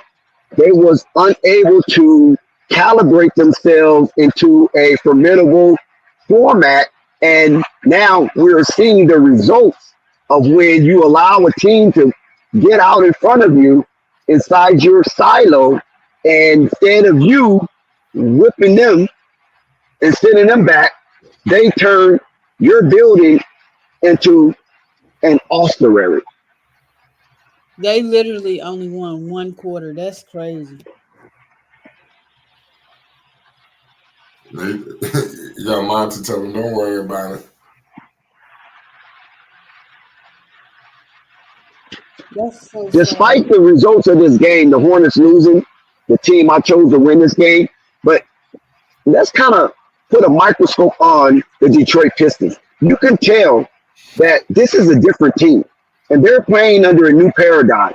And that paradigm is bring back that old school mentality and be bruisers and outmuscle teams that want to play with finesse. And Charlotte Hornets was one of those teams. I knew coming in that Detroit Pistons will give the Charlotte Hornets a run for their money based on what they did in Miami down in South Beach. Then on the other end, I thought, well, maybe they shot their wad. Maybe they come to the Queen City and they don't have enough because they've been down there in South Beach doing South Beach things. But I think from the way that Monty Williams had these guys coming in focused and leading the spirited competition in this basketball game, that Monty Williams definitely is not allowing this team to lose focus in these big, luxurious cities, because he wants to put the onus on the team that it's up to you if you want to win or not. I can put you in a winning situation, but it's up to you to close the deal as a thorough salesman.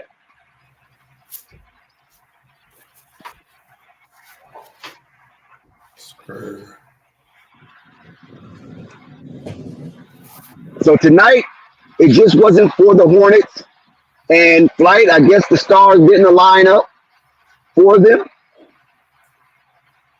And they would leave, and I think they would go on the road, and they would be a 500 basketball team. Now, I'm just hoping that the dejection from losing to the Detroit Pistons this early in the season doesn't carry over until their next game, and they will do what Detroit did to them to their opponent. It's crazy.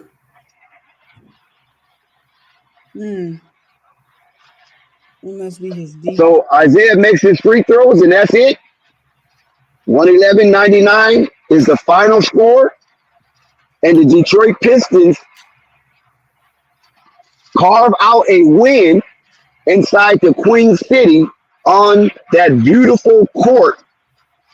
And the Charlotte Hornets, once again, have disappointed the Hive with the results, and yet to score over 100 points for this game. And I think it's very important that the Charlotte Hornets do not have these type of games moving forward, because they were one of the lowest scoring teams per 100 possessions last season. And it was a justifiable reason for it based on the fact that the Charlotte Hornets were playing with players they hadn't participated or anticipated playing with due to injuries. Charlotte Hornets had an injury-riddled season from Lamelo Ball, Gordon Hayward, Terry Rozier, and, of course, the absence of Miles Bridges. Is he injured? From last season. I think he might be injured. So I thought it was important and dutiful of the Charlotte Hornets to stay in the higher mark of scoring, at least 113. They should average at least 113 points in order for them to be a respectable playing team. I can tell you that right now, Cleveland and OKC are tied at 86, and then Houston is leading San Antonio 73-69. And Flight's team is leading Atlanta 110 to 108. Look at Dallas. Trash. What other games you watching? Oh, I'm skipping around. I'm not turning to the Chicago game. That's the only game I'm skipping. For Chicago. This is sad. And then Denver won by. This game shouldn't have been that close. I'm gonna just mind my business. But let me see who had a good game for Memphis. Oh, Marcus Smart. He had an efficient night. Desmond Bain did Desmond Bain things, but they got to the free throw line. That's a good thing. Derrick Rose had 16.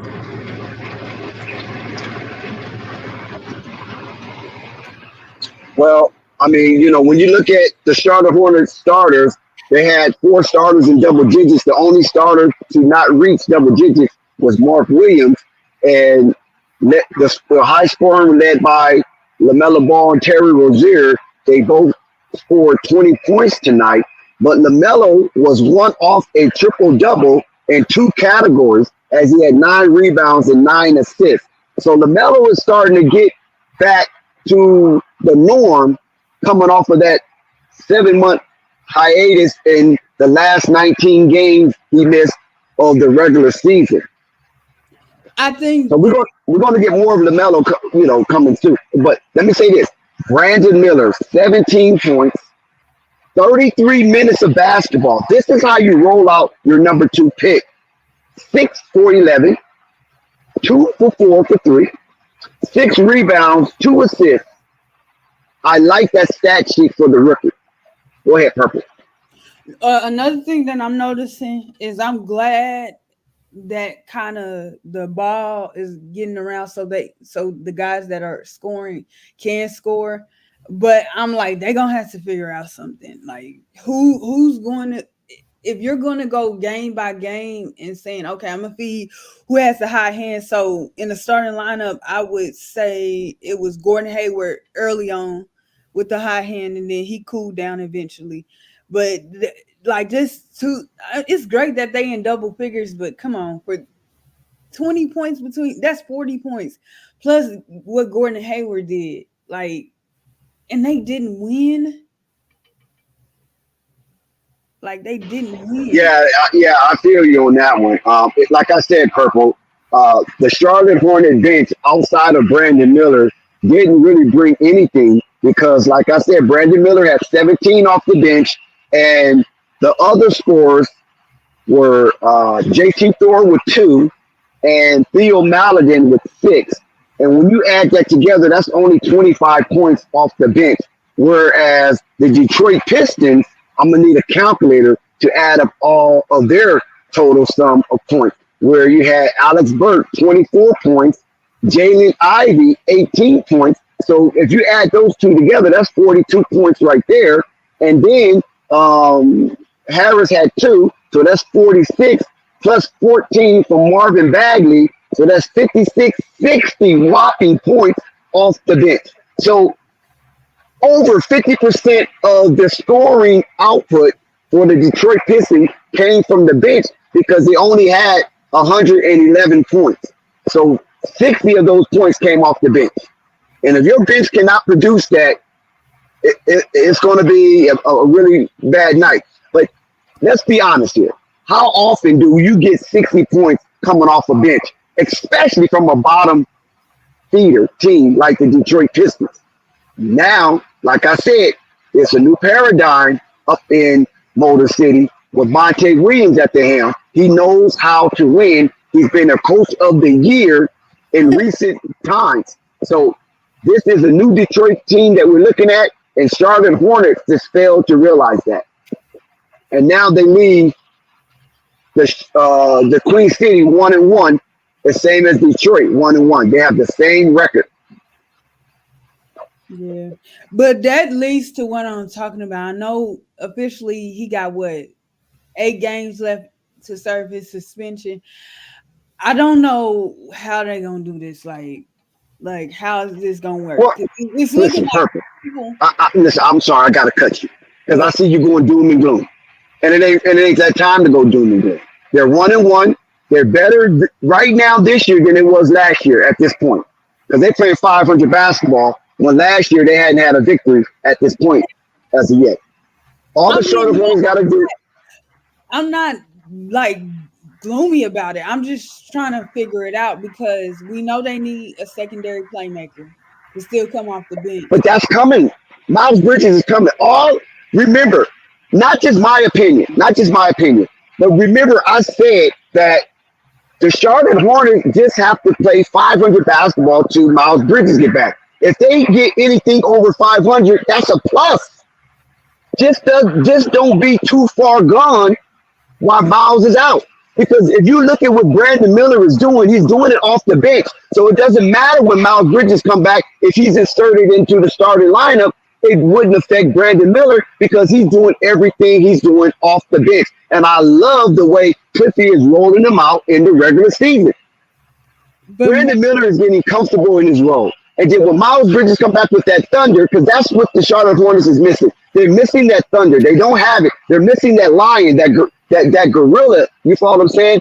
A mentality out on the court where he will have all the players accountable for their play or lack of play.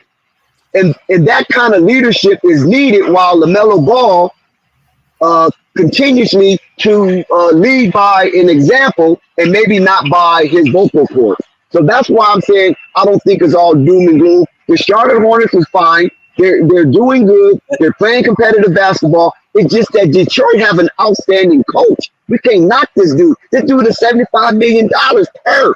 I mean, you can't knock that. And Detroit know they got a mastermind that will diagram schemes that will outsmart and out-clever most teams on any given night. So both of these teams are bottom feeders. We understand, but I just don't see Charlotte Hornets being too far removed from the play-in race, especially with Brandon Miller playing the way he's playing. He's a top rookie right now. I mean, that's hands down. And it depends on what Victor Wembanyama do tonight. It seems like they're going to go game for game to see who's going to be the rookie of the year. And right now, as we speak, at the end of this game, Brandon Miller is top tier on the Kia Rookie of the Year ladder. Now, Scoop will have something to say about this as the season unfolds. Victor would have something to say. Chet would have something to say. But Brandon Miller is definitely in the high end of that conversation. And what more can you want from the number 2 pick overall, which was very controversial in Brandon Miller?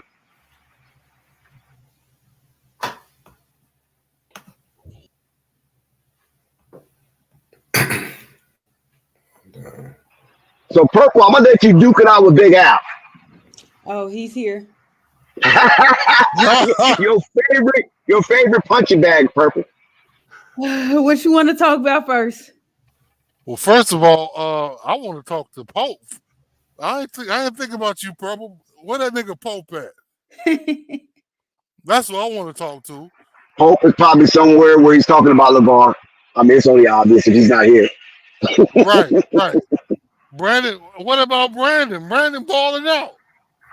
Is he not? Is that question for the panel or for Purple? That's for all of y'all, the panel, yes. Well, I'll let Purple dive into that one first. That's all I'm going to say. Hold it. You have nothing to say about him balling out? Everybody shitted on him. He was garbage. You acting like nothing. I wasn't here. Like, stop saying everybody, Al, because that's not true. Did. No. See, listen, you and Slack got me mixed up. Y'all want to beat up on Pope so bad. Since he's not here, you want to try to take it out on me. No, you want to beat up. Listen, I already know what it is. You want to beat up on Spike Lee so bad. Since they're not here, you want to take it out on me. All I said was Brandon Miller wasn't my choice. That's it. That has nothing to do.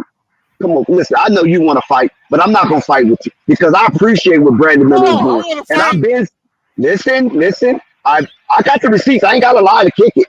I do not have to lie to kick it. I got receipts. We record everything. We don't delete shit. So what I'm saying is that once Brandon Miller was chosen, I tried to rally the troops who was anti-Brandon Miller, Let's accept it. He's playing on the side of Melo, and let's see what he do. And from You that shitted point on on, him, Dick. I have accepted Brandon Miller, point blank. So whatever you saying right shitted now on is him, cap. man.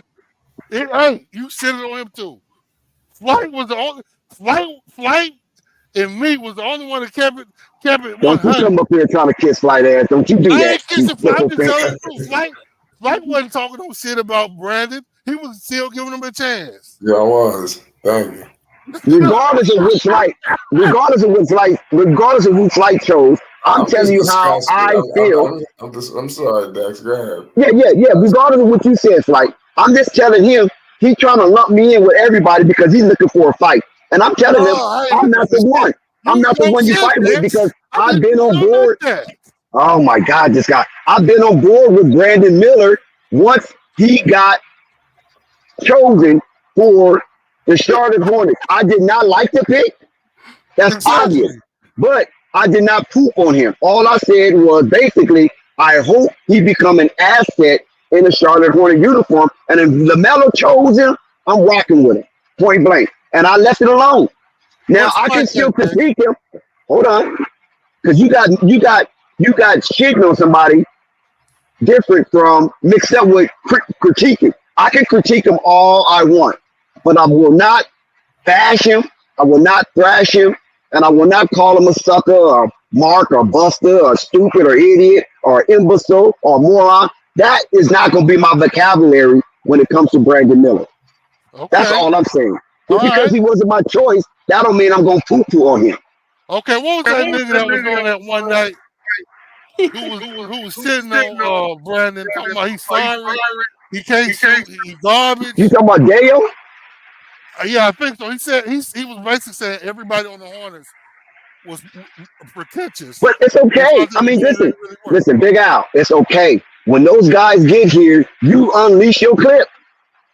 It's okay. You got the free reign to unleash your clip, but you directing your anger at the wrong person. That's the only thing I'm saying. I'm mad at somebody. I'm not the guy that was poo-pooing on Brandon Miller constantly. All I did was critique him. You know what I'm saying? Yeah, I understand your excitement, and I'm happy for it. I love the energy. You know, it's like sports. We love that kind of energy. You know what I'm saying? But there's just nobody here to match you right now because everybody's on board. Well, there's nobody here that's not on board. So you fighting against yourself. No, Dex, you the one. But I'm gonna leave you alone. I done got my energy out on you. But Purple, you good because you used to get on PJ. That's what you used to get on. You ain't really say shit about Brandon like that. So I'm gonna give you a break. But Purple poo-poo on the whole Charlotte Hornets. You know what I'm saying? She ain't got no real particular person that she singles out. Yeah. But listen. Go ahead, Purple. Go ahead. No, Jessica's here. I want to think happy thoughts. Let me go see. Yeah. Oh, you know what? My niece owns a store, and it's called Happy Thoughts. That's the name of her store. Man, what kind of frequency is going on right now, right? Right. Mm-hmm. But listen, Big Al, you should be excited. Everybody that's a Charlotte Hornet fan should be excited about the output of Brandon Miller. And he's doing this coming off the bench. And Brandon Miller he wasn't deflated. He wasn't dejected coming off the bench. He was elated, ecstatic, and he put in work. That's how you know this guy is going to be something in the future because he's coming off the bench putting in work, just like Lamelo was coming off the bench putting in work. And right now, I can tell you that Lamelo has probably been in his ear and letting him know, hey, man, it's not no shame coming off the bench because this roster's in the flip. And if you put in work coming off the bench, you will be a starter just like I was. And guess what? In a few years, you will get a max extension. So just keep putting in work. I guess you know, this is bittersweet, of course, because they lost the game regardless. But my thing is, so you saw the game, obviously. So what do you think of the game? I want you to know your assessment. That's a great question, Big Al, because not too many people really ask questions about the totality of the game besides Flight. They just kind of go with their favorite player, you know, mostly Lamelo or Brandon Miller, or who they hate, Gordon Hayward and PJ Washington. I think this game was won inside the trenches. Detroit was very physical on the onslaught of this game, and the Mm-hmm. Charlotte Hornets were unable or refused to match that energy. And Mm-hmm. Monty Williams is trying to recreate the bad boys. And I love Hell what I'm yeah. seeing with Detroit. But Charlotte okay. Hornets have to make up their mind if they want to win or they just want to play basketball. Mm. And Cliffy have to really instill in the Charlotte Hornets, try not to lose. You know what I'm saying? Make losing hurt. And you don't want that feeling again. I remember Michael Irvin a long time ago said the reason why he was successful in the league is because he was afraid to fail. And I think the Charlotte Hornets should adapt that same mentality, that mindset as a whole. Be afraid to fail because much having came out of Charlotte. So this should be the squad that is afraid to fail. Ow. All right. Hey, okay. You got your assessment. Okay. This is my fucking assessment. All that shit you just said is correct. I give you that. But what also is correct, and what also happened is the fucking refs won the game for the Pistons. They were calling bullshit after bullshit on the Hornets. And when the Hornets had the ball, they were not getting calls. Big Al, I need you to stop. No, I need you to stop clapping. I ain't stopping that, bro. No, hold your horses. You calm down. You listen right now. I'm listening. But Let me finish what I'm saying, Purple. All right. And okay, so that was an issue, and I need Melo to get focused. This nigga is okay. He's good. He had 20 points. All right, I'm giving you that. But he oh my God, he wasn't as good as he needed to be, bro. Oh my God, this shit was ridiculous. It almost looked like he ain't had 20 points. He got all this shit from the free throw line. But yo, but now that does not quell the fact that the Hornets was getting fouled or getting foul calls they shouldn't have been getting. Mark Williams was hardly on the court because of this bullshit. I don't understand it. These refs won the games for the Pistons. I'm sorry. They won the fucking game for the Pistons. I will hold that to the day I die. They won the game for the fucking Pistons. While the Hornets sitting there playing defense, honest defense, get close to the guy, foul, whistle, foul. Okay. You need to stop right there in your tracks, nigga. Because right now you traumatized. Listen, the Charlotte Hornets shot 34 fucking free throws. They was 26 for 34 at the free throw line. 34 free throws, dude. And hold on. PJ Washington was 0 for 1. Gordon Hayward was 5 for 6. Mark Williams didn't go to the free throw line. Lamelo Ball was 10 for 12. Hold on, let me give you the numbers for the stream. 10 for 12. Terry Rozier was perfect from the free throw line, 4 for 4. Brandon Miller was 3 for 4.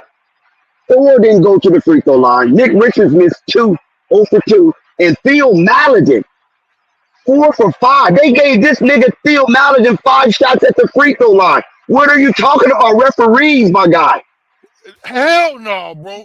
What part of the game was you watching? Listen, the Pistons was getting fouls left. When I say getting fouls, I mean they were getting calls. They shouldn't have been they getting. Franchise player shot 12 free throws, for crying out loud. I don't give a damn, man. They was getting a lot of stuff that was calling their favor. A lot of touch. Nobody on the Detroit Pistons came close. Elbowing niggas and not getting no calls. Except Alec Burke. And the reason why he shot so many free throws because they was in intentional foul mode. Before they got in intentional foul mode, Alex Burke only had 8 attempts to the free throw line. Anderson, don't come up here talking that bull. So don't do that, Al. Don't lie on your name like that. I see you in the chat, Jessica.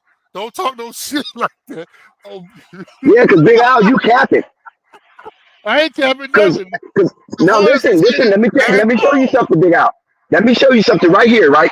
The final score was 99 to 111, right? So they lost by 12.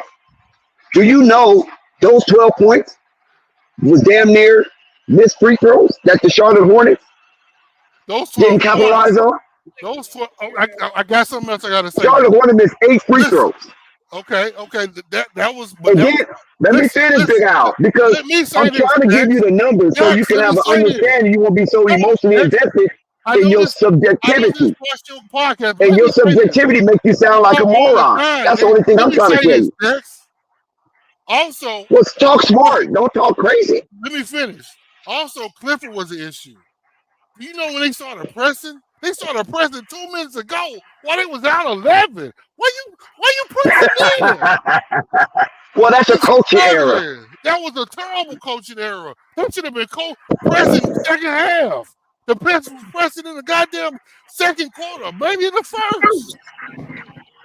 They Yeah, didn't and it's really start depressing. pressing 2 minutes And ago. Big Al, What? let me share this with you. It's really depressing when you see a team like the Charlotte Hornets who are trying to, reel off wins to stay relevant, shoot a measly 37% from the floor. They missed 55 shots and 25% from the 3-point line. They were 7 for 28 from the 3-point line. 25%, and you expect to come out with a victory? Hell, I'm surprised they scored 99 points. So the referee was giving you charity by putting y'all on the charity strike. Mark Williams is hardly on the court, bro. They had PJ Washington and JT Thor at center. What do you mean? Because of these foul calls the Pistons kept getting, man. That was an issue against the Hawks, to be honest. They really partial to other teams against the Hornets for some reason. And the Charlotte Hornets need to be more physical. I mean, listen, they was playing matador defense. At some point, they was a little aggressive on defense, but that was sporadic, Big Al. Their defensive stance was sporadic. They was afraid to ratchet up the intensity on defense because then they couldn't throw up shots. Okay, 88 shots. They threw up 88 shots. Okay, so Dex, you see why they weren't playing no damn defense. But why? Okay, Dex, if they were playing matador defense, why the hell were they getting foul calls all over the place against them? I mean, they kept getting called for fouls, man. We're not going to even do the foul thing. We're not going to do the foul thing because apparently you're dealing with cognitive dissonance. You're not seeing it for what it really is. Because the Charlotte Hornets had way more fouls called for them than against them. They just missed their free throws. The Pistons were fouling. They were fouling. They literally were on offense and defense, man. That was an issue. Big Al, they put the Charlotte Hornets on the line 34 times. What else you want? You want Jesus, Abraham, and Moses? How you tell me that the fouls were the issue when Mark Williams was on the bench most of the game? No, I'm saying they put the Charlotte Hornets on the line 34 times. They got 34. They got 34 chances to make 34 points. Mark Williams was on the bench most of the game. I don't know what was going on with Mark Williams. Listen, Mark Williams. I don't know what was going on with Mark Williams. It looked like he made a couple of dummy moves, and Cliffy just wasn't accepting it because Jalen Duren was just manhandling Mark Williams. So they needed to get a little more beef up in there. And Nick Richards provided that for an extended period of time. He was blocking shots. He was being defensive. But the thing about it is, Charlotte is unable for some freaking reason to sustain that kind of intensity. They're not built that way. That's obvious. They don't. And Detroit is. Detroit knows that they have got the most talented team, so they got to play hard, night in and night out. Hold on, you say they don't have the most talented team? I'm saying Detroit doesn't have the most talented team. Okay, right. You know what I'm saying? That's what I thought you said. So they got to play hard on defense. And Monty Williams have instilled that in these young men. Yeah. Because they're a young team. Detroit is a young team. I don't think there's really nobody on the starting lineup that has been in the league over 6 years.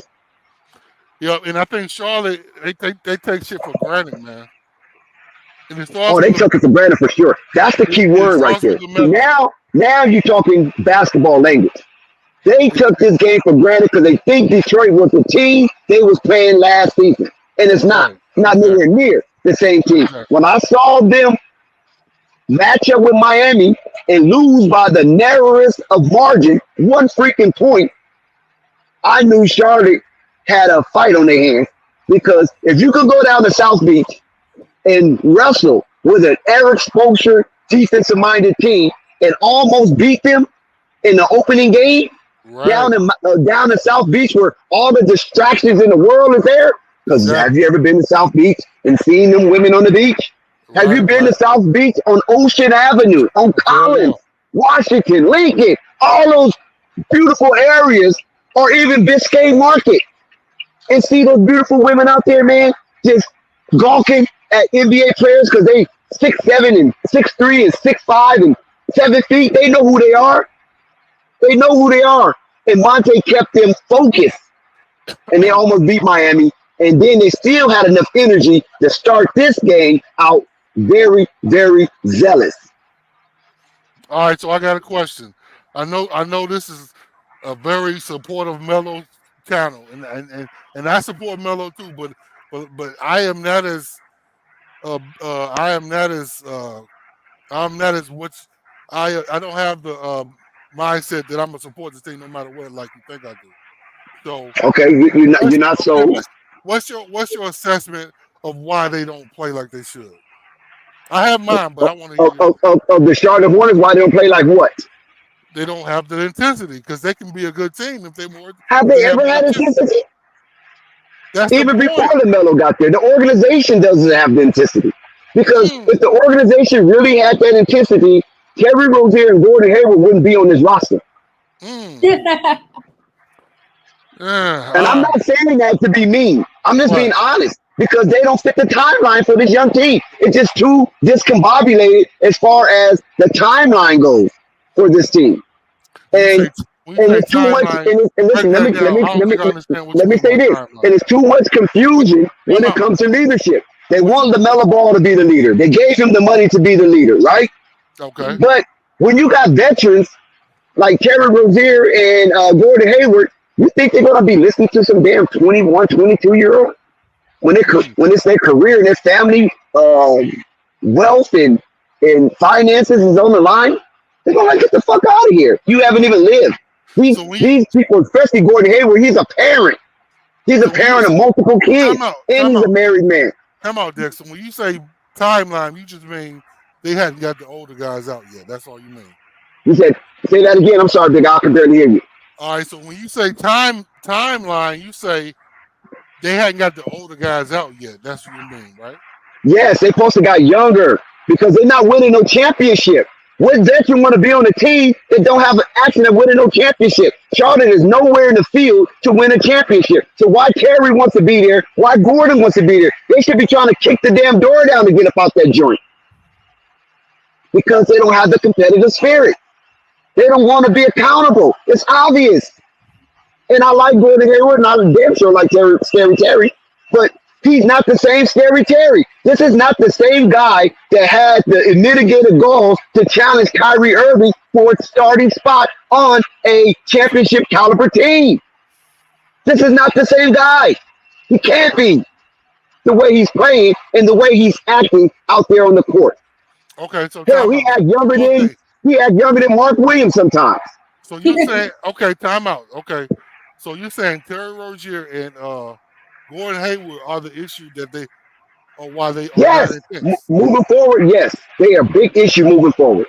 Yes, okay. and it's not so much the contract. I'm not even tripping off the money because somebody got to get the money. You know what I'm saying? I'm tripping off of their attitude, their disposition. They're not making the Charlotte Hornets relevant. You know what made the Charlotte Hornets relevant? Miles Bridges and LaMelo Ball. That's what made the Charlotte Hornets relevant. Not Terry Rozier and Gordon Hayward. Gordon Hayward has yet to play a meaningful game past 82 game season for the Charlotte Hornets. At least LaMelo played 2 of them. At least Miles Bridges played 2 of them.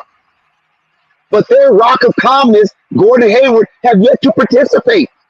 And the results show because they got obliterated both times they played 83 games. Yeah, it seems like they don't give a damn. And also the fans, man. I don't know. Our fans sometimes don't need to don't be in the game either, man. And that's another issue. Well, I need the fans to really be focusing the on fans, quality the fans, in the the arena. fans is wait. The fans will get back, and when Miles Bridges get back, the fans will be reinvigorated. They want to see that combination. Well, listen, Brandon Miller is doing good too. The fans will. Brandon Miller will grow on the fans because right now the fans are still iffy with that Scoot Henderson bullshit. That should be Right. over with. I Water agree. under the bridge. Get behind Brandon Miller. Let's roll. But they still kind of iffy on Brandon Miller. They don't trust Brandon Miller. So Exactly. once Miles Bridges come back and that lion start to roar and start holding some of these guys accountable, putting fire up under their ass, ants in their pants, then the crowd will get back cheering and loud and stomping like they did in yesteryears. But I'm telling you, Gordon Hayward and Terry Rozier came from Boston, a high-end competitive team, all the way down to the Queen City for R&R. That R&R is relax and rest, not restoration. Right. They didn't come down there to restore, to refocus and restore. They didn't come down there for that. They came down there to take Mike's money and then lay down like they in the Bahamas or something. Right. And look, shout out to the Bahamas. You know, Bahamas is black owned, black money, and they're not in debt. They're one of the only countries in the world that is not in debt, especially to the IMF, the International Money Fund. So shout out to the Bahamas. I've been there. Right. So yeah, they think they're in the Bahamas somewhere, laying up under some umbrella, sipping on Bahama Mamas. Fuck ass Spike at? Where they at, Dex? Well, they're not going to come right now. They might come sometime in the middle of the week. Man, But right now, man. Pope and Spike Lee is not here, but Pope especially. You know what I'm saying? Because we all know how Pope feel about Brandon Miller. Right. He's the polar opposite of you right now. You damn And right he is. if Brandon Miller's having a surreal outing, then what is it for Pope to say when it comes to Brandon Miller? Now, if Scoot Henderson hit a 20-point game, yeah, then he probably show up. So or he could be busy. People do have lives, And Scoot things of that struggled nature. But against the Clippers. I saw that. He struggled bad. right now, there's LeVar is speaking on Talk about Vlad, and that. motherfuckers want to take Hold shot on, at LeVar. So I'm quite sure that's what people out there do. Hold up, Dex. You just walked right past what I just talked about. Scoot Henderson struggled against the Clippers. I need you to talk about that, sir. He struggled, bro. But listen, Yes. stop saying. Listen, hold on. See, I gotta warn you for this. Stop saying struggle when it comes to rookies, Well, because he okay. did score. Brandon Hold on, he did struggled score. too. Listen. I don't accept that. At least in the first 10 games, No. because But y'all told me Scoot was the next coming. He was gonna hit the ground running. He there was you gonna go. be There scoring you 20 go. points. There you go with your Look at trauma. that. Yo. We would just went through therapy, man. You. It's like dealing with you is like pulling No. teeth from an elephant. I mean, No, for Dex. crying out loud. How did you revert back to the Scoot Brandon thing when we just talked about that already? Listen, I Because I watch a lot want of to see basketball. Pope. You older gentlemen, you watch a lot of basketball. You know rookies coming into the league, you can't really judge them just yet until at least 10 games so they can get that 10-game incremental judgment process. Brandon Miller just ahead of the curve right now. Yeah, hey, right These now, other guys, Offshore, Amon, and Scoot, they right there. They not behind. They just right there where I rookies get should it. be. I And then gotta say this. Right. if it wasn't for Victor Wembanyama Damn, and Dex. Brandon Miller, they would be looked at as really good games. I mean, not really good games, but good game rookies on their debut. Because 11 points is not nothing to sneeze at. And when you're playing 33 minutes and you got to be a ball handler and playmaker, and you do have some turnovers, 4 turnovers is not bad for a game, especially for a rookie. 4. You know what I'm saying? You're right. That's not bad at all. Okay, so Rap God Reloaded. I agree. Clippers do play defense, and that's why I said he was struggling. I didn't say he sucked like some people said about Brandon Miller. No, I didn't say he sucked. I just said he struggled, meaning there were factors that played in the fact that he had a bad game. That's my point. Okay, listen. And it wasn't bad. I guess it wasn't that bad. I think he scored 11. If that might not Yeah, he scored 11, and Brandon Miller scored 13 in his debut. Right. But So that's why I will remove the word struggle. But okay, I get it. But when we start making comparisons to the shit y'all have said about Brandon Miller compared to Scoop, I got a problem with that. It should have been 22. Like I said, Brandon Miller is ahead of the curve. You know what I'm saying? Him and Victor Wembanyama is neck and neck. I don't even know what Victor Wembanyama statistical. The new establishment, Slate just pulled your card. He had 9 points. Garbage time, Dex. That's the issue. 9 points. I think Scoot had 11. No, I think he had 11 in the debut. He said 9 points. That's the point. Well, 9 points. Well, I don't know where he stopped looking at the game. Hold on, let's go back and see. Because when I last checked all the rookie stats, I thought he was at 11. Now, that could have been wrong for what hold on, man. He had 9 points. Stop trying to fight so much. I don't give a damn. I want to fight, man. I know, but I'm not trying to fight with you because I'm not polar opposite of what you're talking about. I just disagree with certain aspects. Okay, let's go back and see. Scoot Henderson. He said he had 2 points until 5 minutes in the court. I didn't watch the game. He had 2 points into the fourth. That doesn't matter. I mean, it's the end result. It doesn't matter how you start; it's how you finish. Oh man, okay. Always remember that. Okay, all right, man. Because listen, Pope said that. And I'm not defending Scoot. I'm not defending Scoot over Miller. So stop trying to put me in that category. Pope said what Scoot did is what Brandon would do. So why is that not an issue, Dex? What day was that game? Was that on Wednesday or Tuesday? That was Wednesday, Dex. Wednesday. I need you to show account for this, bro. Your man Pope and Spike talk shit like a mug. Well, Pope can defend himself, so I don't have to defend. And Brandon Miller has performed in crunch time in both games and contributed tremendously in both games. Tonight, Portland play Orlando, so that's a late game. They play Wednesday. I'm not saying Scoot bad. I'm just saying, listen, y'all shitted on Brandon Miller too much. Stop saying y'all. Say people are. You all did. Now, there you go. There you go. X a little bit. I'm accountable. I said I was critiquing Brandon Miller. I wasn't poo-pooing on Brandon Miller. Yes. That's a difference. You got to understand the difference. Pope, you know what? To be honest with you, I really don't do that because I don't see so much basketball. I know how this stuff go, and even for the sake of views, to try to be a blowhard or say something electrifying, hoping to go viral, I'm just not. That's just not me because I don't have anything to benefit off that.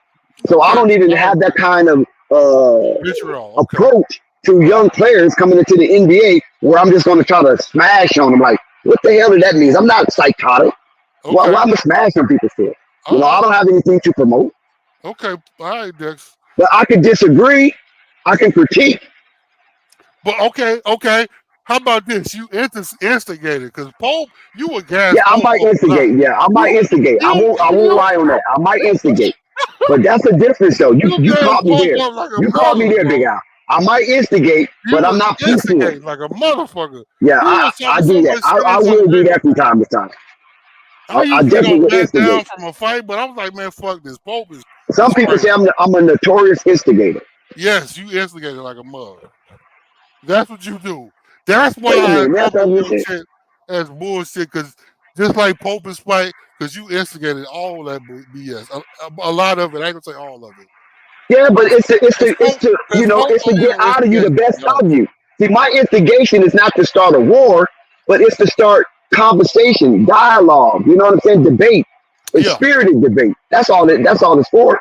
Because this is entertainment. I get it, man. I get it. Hold on, let me see. I got Portland right here. Okay, Scoot Henderson. Let's see what his stat line was.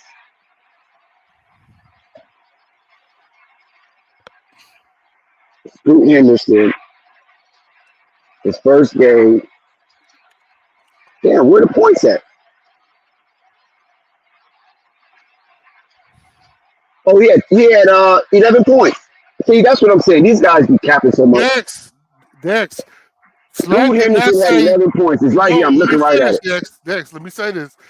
Slat did not say that he didn't have 11 points. Slat said Oh, until 5 minutes in the fourth quarter, he only had 2 points.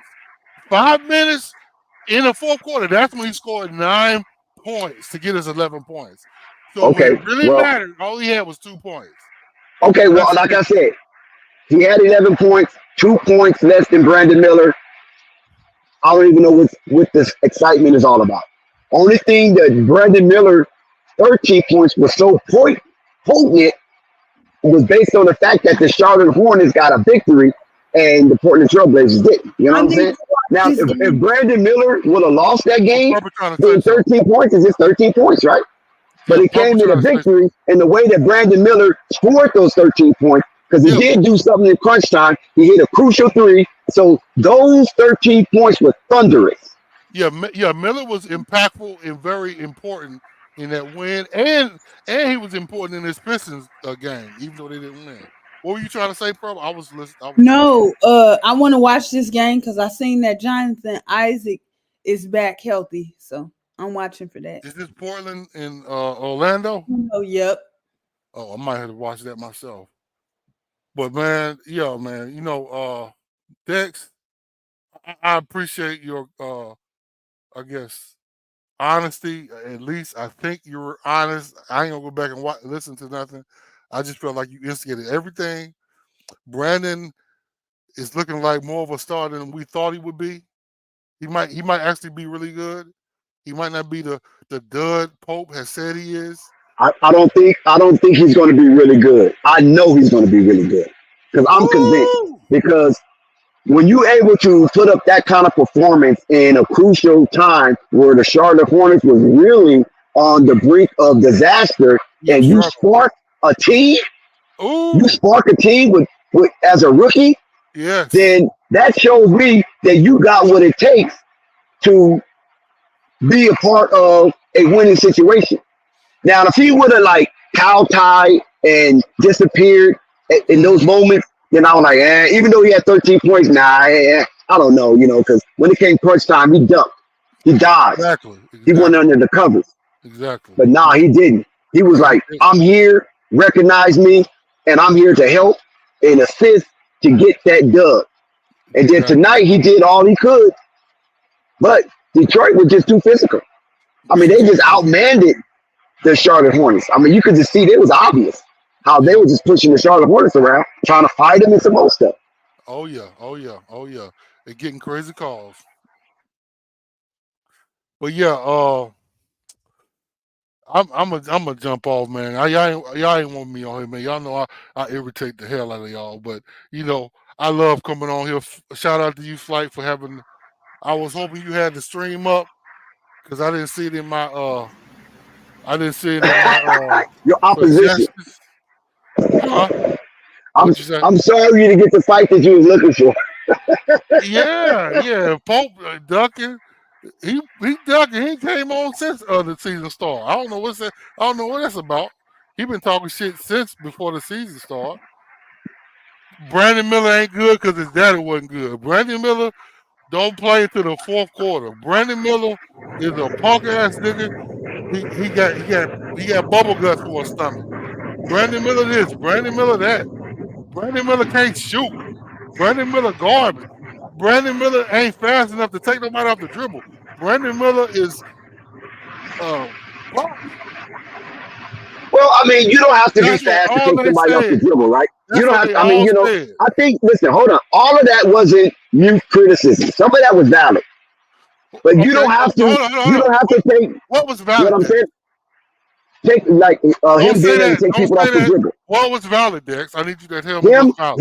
Him not really being able to take people off the dribble. We have yet to see that. Okay. Yeah, he can shoot. He can dive. He's a hell of a diver cutting through that basket.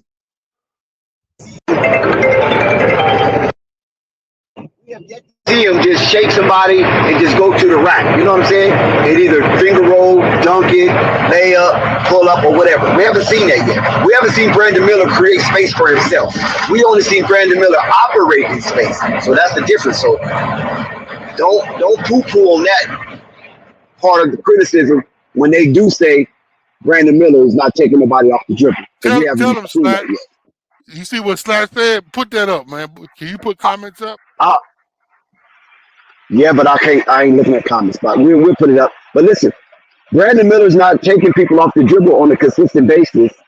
Dex, We're he seeing took some Brandon people Miller off the operate in dribble. space. He took some off Hold the on. dribble. I'm not.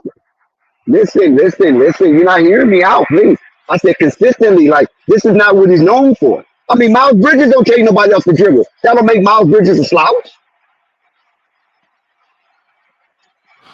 We'll Is see. that what you're talking about with Slack? Yes, that's what He I'm got a talking about. few points off the dribble today, Dex. Listen, here you guys go. You and Slack is looking for a fight. Both of you guys are battle rappers. So no matter what rap you hear, you're going to come with an alternative verse to battle rap somebody. But I'm saying this, Slack and Big Al. He's not known for that. That's not what he's known for. And what we're seeing from Brandon Miller, the success is coming off the results of him operating in space. That's the difference between taking somebody off the dribble or creating your space. That's the difference. And there's nothing wrong with that. That's nothing to poo-poo on. Okay, Dex. You're supposed to be able to be successful operating in space, right? Didn't I say, well, you didn't come against this, but other people did, some other people. I told you, Dex, when he gets in an environment with guys who have basketball IQ, he will show because he has I'm not hating, bro. He has a very high IQ as a player. But we seen him playing with these guys that's really struggling with passing and No, wait. Hold on 1 second. Let's put up Ghost. Ghost J. All right, yeah. Ghost J, listen. If you really are listening to what I'm saying, Ghost J, I'm actually agreeing with you. When you say that he's been hitting mids and threes, that's operating in space, Ghost. I said that he's very successful in operating in space. So me and you actually agree with that. But if you want to just label me a hater, I mean, there's nothing I can do. That's your perspective, right? I can't do anything about that. But what I'm saying is that Brandon Miller has shown a high level of success operating in space. But we have yet to see Brandon Miller create his space on a consistent basis. That's the only thing I'm saying. Miles Bridges don't do it. PJ Washington don't do it. And Miles Bridges was a fringe all-star. And PJ Washington locked out a new contract extension. So there's nothing wrong with not being able to create your own space. And let me make clear, I'm not saying Brandon Miller can't do it. All I'm saying is Brandon Miller has yet to show that he can do it on a consistent basis. Somebody create his own space. Slat said he looked lost. Scoot looked lost out there. Oh my God, what? Hey, I'm really not paying attention. That's a possibility, but I don't believe it. But hats off to Slat for recognizing it. We'll see. Because I haven't. Thank you, Thunder. I'm glad somebody understanding what the hell I'm saying, because they want to fight so bad, Thunder, and I'm the only one here, so they just taking it out on the closest person to them. Okay, I will absorb all of the arrows. Go for it. But you deserve it because you instigated that bullshit. That's what it is. You deserve it. Wait. Say that again. You say that again, Big Al. You deserve it because you instigated. No, I don't. I don't deserve this. I mean, that's deplorable coming out of your mouth. I repudiate you right now. You deserve it because you were Big Al, I resent every word you say when you say I deserve to be a hater. I mean, I deserve to be labeled a hater. I repudiate you, Big Al. And I think everything you're saying is very resentful. Ballot. All right, Scoot just scored. He talking shit. Okay. Oh my God. But you know what, man? Instigation is just as bad as talking shit. But you got to understand, I'm instigating. Listen, I'm instigating not to create a war. I just told you that. I'm only instigating to heighten the conversation to get the best out of both parties. That's the only how I'll instigate. So, and it's for entertaining for the stream. But when it comes to a vitriol, then that's where I draw the line. Because I'm not here to destroy no young black man that's pursuing his dream. That is not my character. I don't do that. I don't go out hunting humans. You follow what I'm saying? What I do is try to get thank you. What I do is just try to get out the best of everybody. You know what I'm saying? So that's the only kind of instigating I do. Not to start wars or cause severe dissension amongst brothers. I'm not that type. I'm more of a unified type. But everybody's not like that, and I know that. Everybody don't like to see black unity, even black people. And I understand that. So what I do, I try to come in and extrapolate some of your content and allow you to purge so you can have your trauma session at the same time. So when you leave Flight Sports TV, those of you guys that come here that's enraged, take it out on Flight Sports TV. So when you go back out and you get away from Flight Sports TV, you don't put yourself in harm's way. You understand what I'm saying? Thank you, Dexter. So because you done already got out, you done already purged on Flight, so you're too tired to start shit anywhere else. I sure have. I wish that nigga Pope. It's just a psychological thing, and it's good. So that's why we accept you. I mean, not you, but we accept that kind of banter. I wish that some people try to make it like we Step and Fetch It or we Uncle Amos and we're a minstrel show and we're Jerry Springer and all those bad epithets to try to describe Flight Sports TV. No, what we do is we allow us to have heated and spirited sports debate, and it's all in fun. And that's why we can laugh and curse a little bit and get a little angry.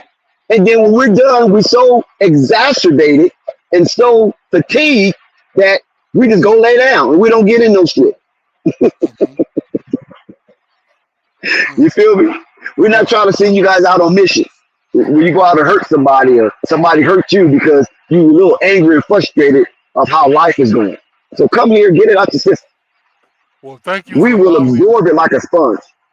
Okay, thank you for allowing me to. And also hit that subscribe button. Y'all stop scamming on that subscribe button, man.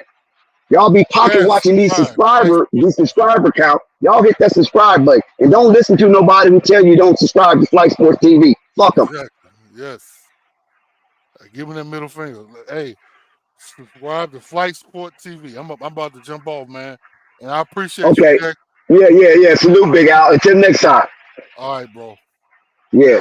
Trent, I see what you're doing, Trent. You in the chat purging. Trent is in the chat having his trauma episode about Scoot Henderson. And this is what we like. See, we like the controversy because we're smart enough to deal with the controversy. See, a lot of channels is not built to deal with controversy, so they don't want no controversy. They don't even want confrontation. And there's nothing wrong with that because everybody not cut from the same cloth. So some of us is cut from a cloth where we can handle controversy. We can handle indifference and heated indifference. We ain't finna clap you out of our chat. We're not going to ban you from the panel. We're not going to keep you from the panel. This is not a one-man band. We here at Flight Sports TV represent a meritocracy, decentralization. Hell, as Flight is the owner and the operator of this channel, it's powered by his mind. And Flight leads it to us. And sometimes we run them up and we do some things that Flight say don't do. We find out Flight sleep, and then Flight sleep, hearing and snoring, Flight sleep, let's go. Let's get political. Let's have some spirited race theory conversations. And, we move away from basketball from time to time. You know what I'm saying? But nevertheless, it is an open panel, and Flight do have a tag, a moniker of voice of the voiceless. So this platform is here to elevate your profile and heighten people awareness of who and what you're all about. So you can expand your content to an audience that you probably wouldn't have reached if you didn't grace this pattern. So that's why we encourage you to subscribe, share the video if you want, hit the like button so we be a part of the algorithm. And the more you come, the more people hear you. And when you go back to your channel and you get inside your sanctuary and you start presenting your content, mention Flight Sports TV. Because when you come over here, you're not stuck in a recluse manner. You're not just in your own sanctuary doing your own thing and allowing yourself to be some reclusive monk. You get out here in the streets, in these elements, and you get amongst your peers of content creators, and we have a consortium. And once the consortium is in effect, it can turn into a symposium.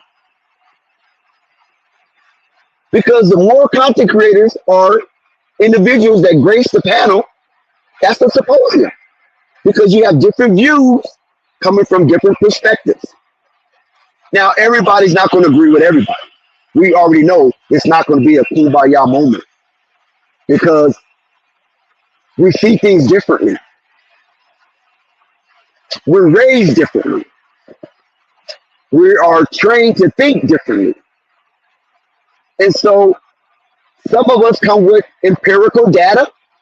Some of us come with factual information. And some of us come with just speculation and opinions. But you just have to be aware that at some point in time, you will be challenged. Someone will challenge you. So when you come on the panel, you're not walking down the aisle of matrimony. It's a contestant. That's all. And this would make an exuberant experience. All those ingredients come together in a gumbo.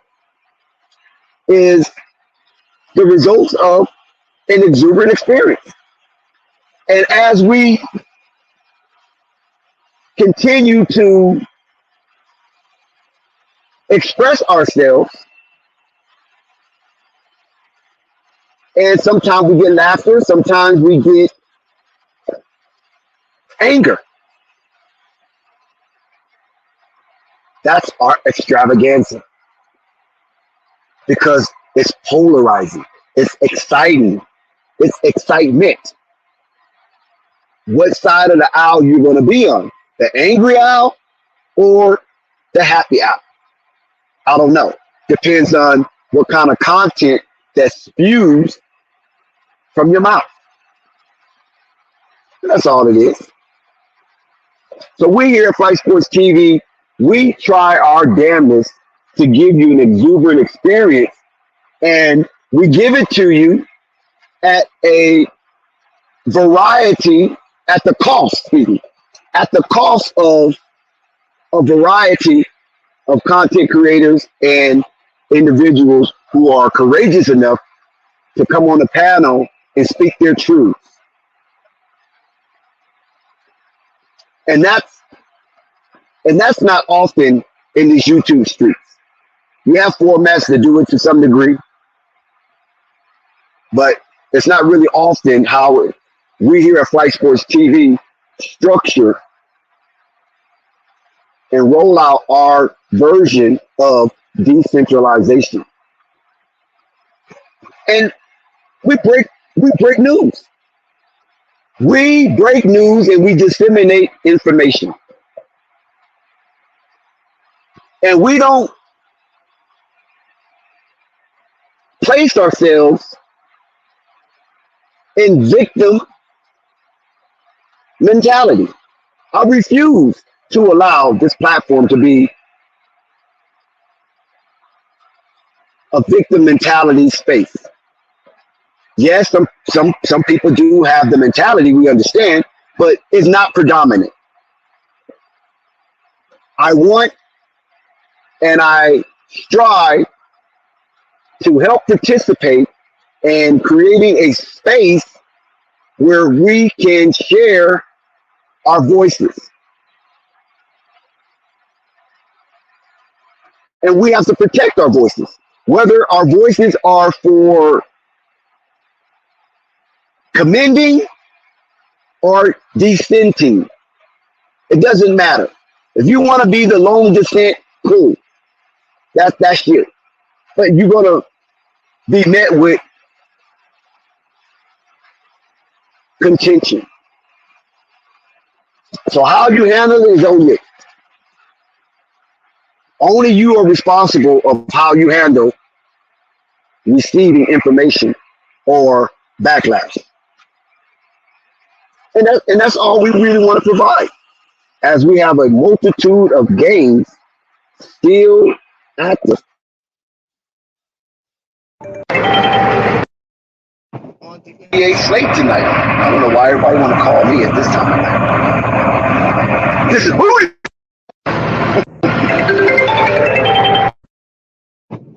Fly Sports TV, so I'm going to put my booty call to the side. Okay. The Raptors, let me make sure this is accurate. Whoa, the Bulls are within one with 3.5 seconds left to go in that game. The Bulls are fighting to be 1-1 inside the United Center as the boys up north, 6 God, have the lead by the slimmest of margin, 93-92. Rockets and Spurs are in overtime, 113-118. The Spurs is leading that one. We will come back and get some stats on that game. The Nets is over the Dallas Mavericks in Dallas, 109-108 inside the 4-minute zone. Clippers at halftime with the Jazz, 54-63. The Jazz is up on that one. I want to know what Lauri Markkanen is doing. Magic and Trailblazers. The end of the first quarter, Magic's up 31-26 against the Trailblazers at the Moda Center. Warriors and Kings. Woo-wee. You know that first round playoff matchup was hellified. You got Warriors down to the Kings inside the Golden One Center, 29-24. Pistons 111-99, the game you heard here at Flight Sports TV. They take the victory and move 1-1, so they're playing 500 basketball. Charlotte takes the loss. Nuggets and Grizzlies, ooh, what a close one. 108-104 down on Beale Street in Memphis, Tennessee at the Target Center. Knicks and Hawks. The Knicks squeak out a victory, 126-120, high scoring game. Whoever had the over in that one, congratulations on the point total. The Hawks drops to 0-2 on the season, I believe. Heat and Celtics. Woo, them Celtics. 119-111. Heat is 1-1. And then you got the Thunder beat the Cavaliers in the land. Oh my God. Those boys from the red clay went up north. What's that? Northeast? No, that's not northeast. North Central. Up there to the land and beat the Cleveland Cavaliers, a dark horse to come out of the Eastern Conference, or at least make it to the Eastern Conference championship game. The Cleveland Cavaliers with Spidey Mitchell and company. 108-105. Man, that looked like that was a good game. So salute to the Thunder, who are undefeated. They're 2-0 right now. So they're doing a marvelous job with MVP candidate Shea Gilgeous-Alexander. And then you had the Chet Holmgren situation with the Josh Giddey, the Lou Dort. I mean, this is a really, really fashionable team, the Oklahoma City Thunder. I call them Thundercats. And last season, they played 84 games. In the 83rd game, they knocked out the big bad New Orleans Pelicans in the play-in game in advance to play the Minnesota Timberwolves, and the Minnesota Timberwolves took care of business and ended up as the 8th seed and the last team to enter the playoff scenario for the Western Conference. So that's what we got rocking right now. Those games are, it goes into overtime. The Bulls take the game into overtime. Oh my God. The Bulls take the game into overtime. Oh my God. The Bulls take the game into overtime. They came back and they are fighting tooth and nail as DeMar DeRozan hit his free throws to send the game into overtime. I think DeMar DeRozan missed one of those free throws that could have actually won the game. So, shout out to the Chicago Bulls for ending the fourth quarter tied with the Toronto Raptors. The Toronto Raptors come in 1-0 as the Bulls sit at 0-1 as they lost to the Oklahoma City Thundercats in their season opener. And when you look at this situation, I hope it doesn't come back on the Bulls that DeMar did miss one of the free throws with less than a second left to go, because Scotty Barnes fouled DeMar DeRozan and sent him through the line and almost cost the Toronto Raptors this game. And with 3 seconds left to go, Pascal Siakam had a vicious turnover that kept the Bulls' hope alive, which was crazy in itself, when Toronto was up by 1. So there was a lot of events unfolding in the last 3 seconds of the game. And like I said, DeMar DeRozan had an opportunity to cap it off with 2 free throws to win the game, and he was unable to get the Bulls a victory, and the game went into overtime. Right now in overtime, Toronto's up by 1 with inside the 3-minute zone, 96-95. For those who are interested in what's going on there. I know there's been a lot of talk about the Scoot Henderson and Brandon Miller scenario,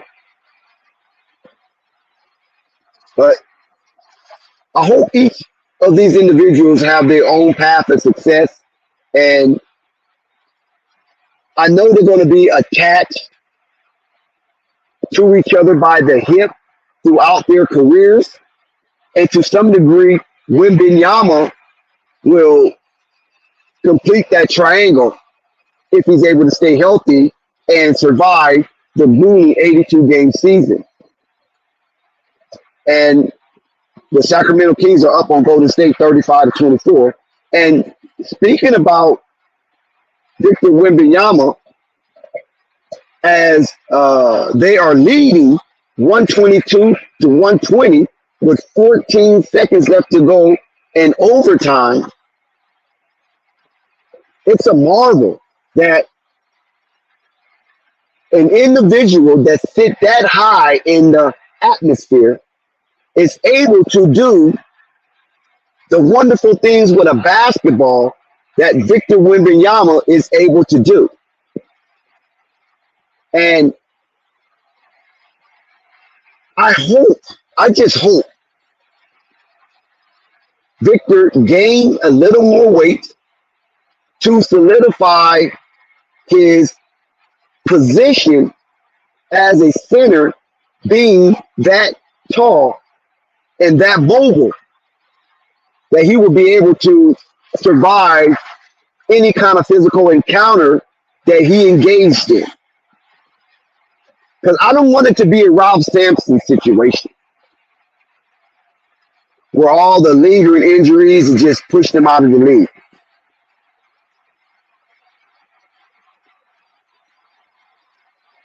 San Antonio looks like they might come. Oh, and it's over. San Antonio wins. Keldon Johnson makes the last second shot. San Antonio wins 126 to 122 in overtime. Those boys down at the Riverwalk in San Antonio, South Texas, beat the crosstown rivals, the Houston Rockets, 126 to 122. The San Antonio Spurs have given Popovich his first victory of the new season. And Ime Udoka has yet to gain a victory as the Houston Rockets' new head coach. So the San Antonio win in a formidable fashion against the crosstown rivals, the Houston Rockets, the Battle of South Texas. Well, Jabari Smith Jr., 13 points. Dylan Brooks, 17. Seagon, 25. Fred VanVleet, 24. Jalen Green, 22. And Josh Green coming off the bench with 10. Zach Collins for the Spurs, 9. Saucon with 14.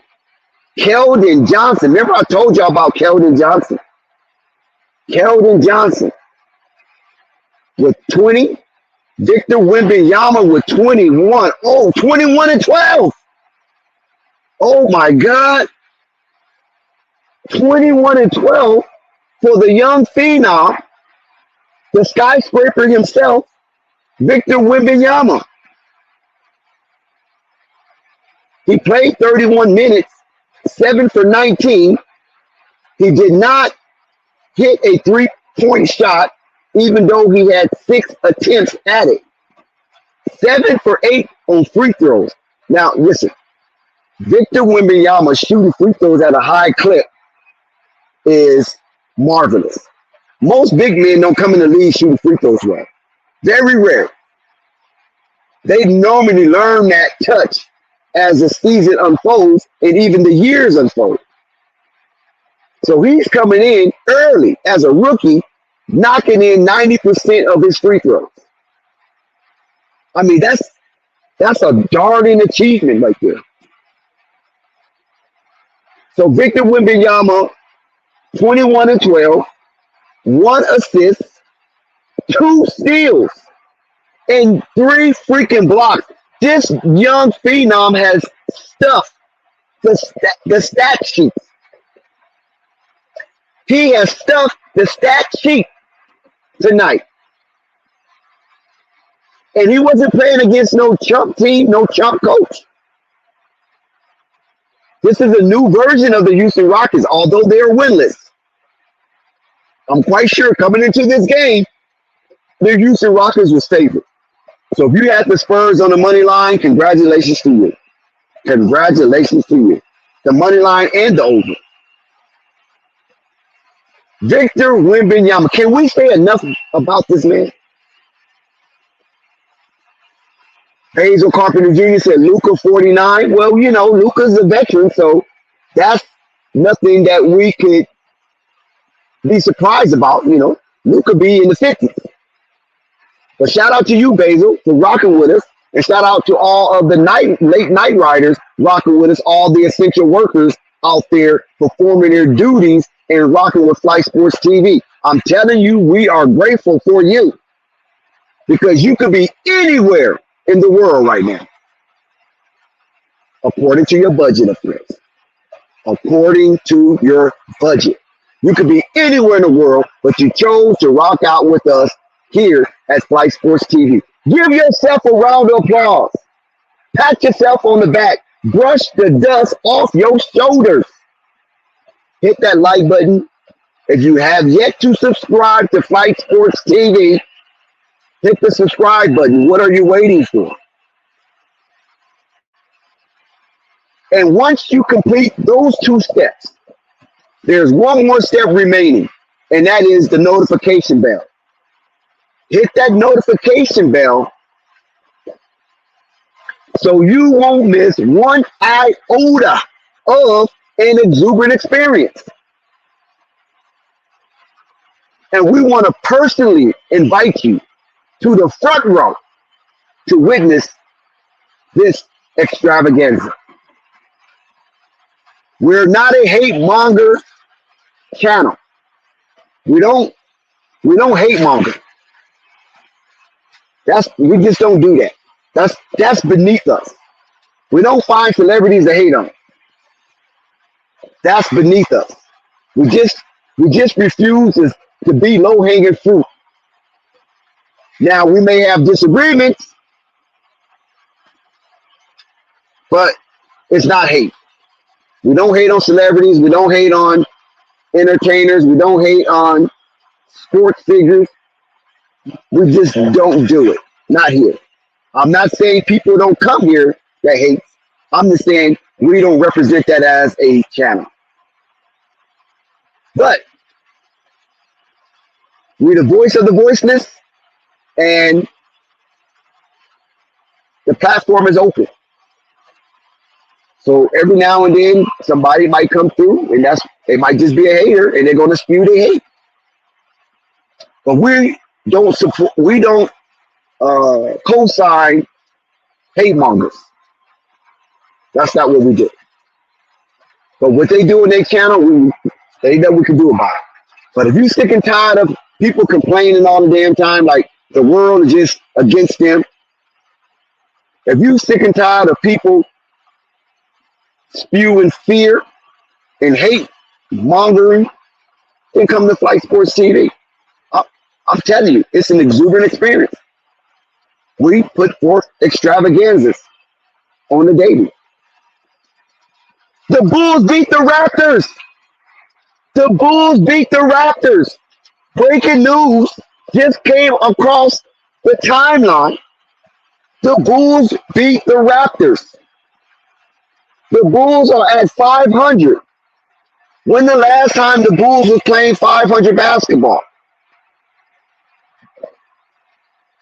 Congratulations to C Red Nation. I guess that player-only meeting after they got trounced from the boys off the red clay, the Oklahoma City Thundercats, was very fruitful because a really gritty team from the north of the border, I'm talking about Canada, came down to the United Center and gave it all they got, and somehow the Bulls, they should have won in regulation, but somehow the Bulls pulled this one out. They regathered themselves and pulled it out when some teams in that situation would have crumpled. When you had an opportunity to win the game from the free throw line and your so-called best player missed one of 2 free throws, and then the game goes into overtime, and now you have a 5-minute extended play to try to get a victory that you could have got in the 48-minute regulation. The Bulls won. So you got Victor Wembanyama on the win sheet tonight. You got DeMar DeRozan and Zach LaVine and Vucevic on the win tonight as well. And now Billy Donovan, it's a sigh of relief. He can sleep well tonight. Because could you imagine what would have been swirling inside Billy Donovan's head if they would have lost this game.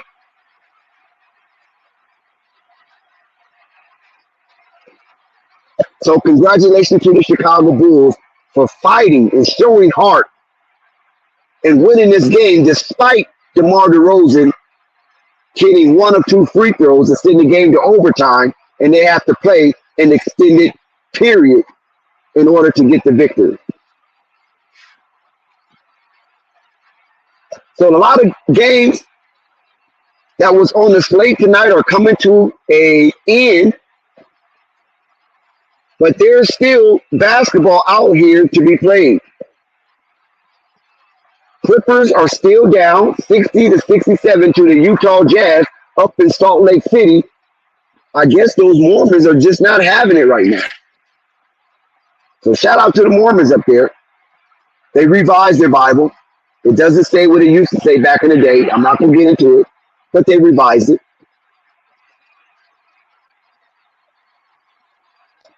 The Magic and the Trailblazers have taken the lead. The Trailblazers have taken the lead from the Magic up at the Motor Center. And Shaden Sharp is up there acting a fool.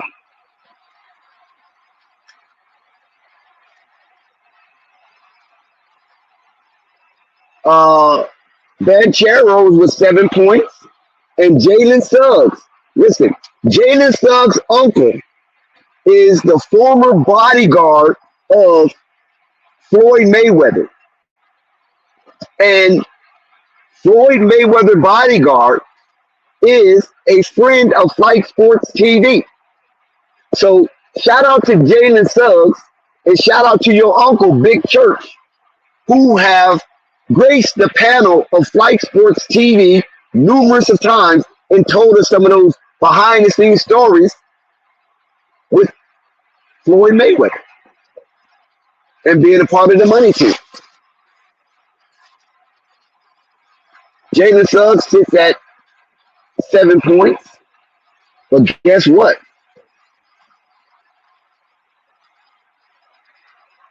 Anthony is sitting at 14 points.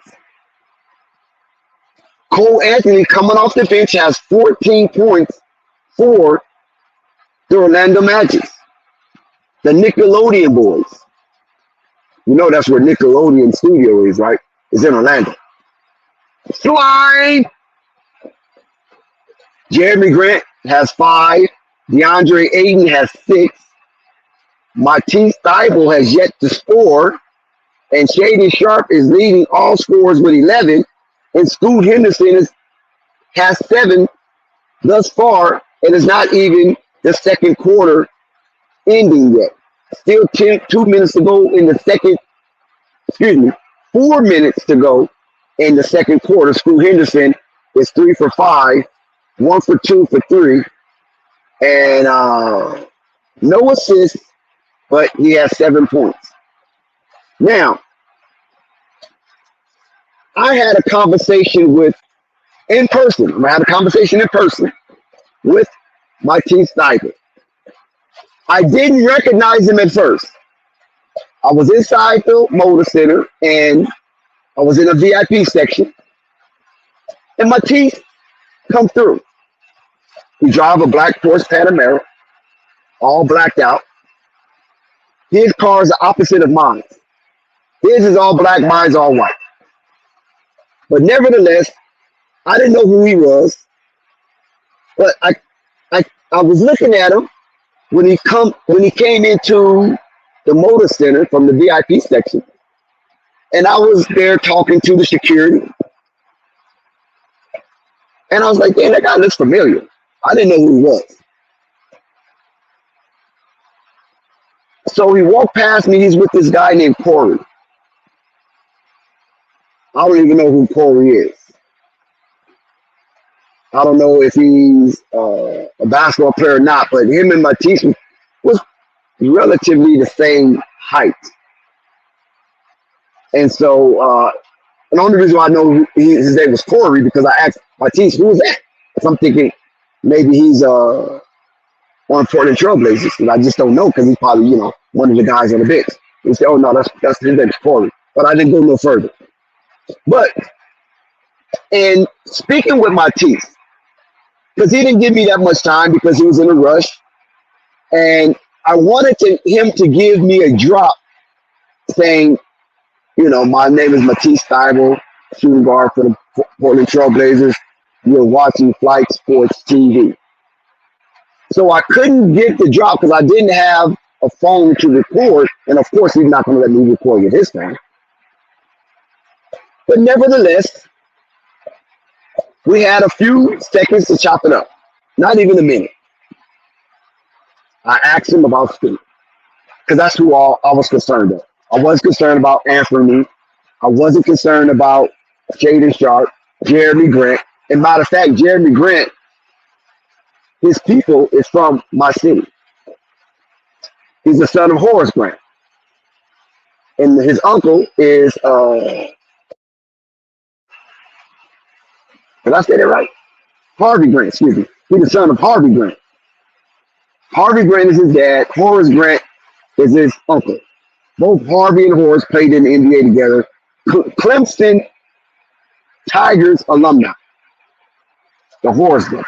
The Grant Grant. Clemson Tigers. So his family is from Pasadena, Altadena rather. And I used to date his cousin at one time. Her name was Angie Grant. And she's a person you can Google. Angie Grant played at John Muir High School. They was an undefeated team. They was the number one ranked team in the nation for that year.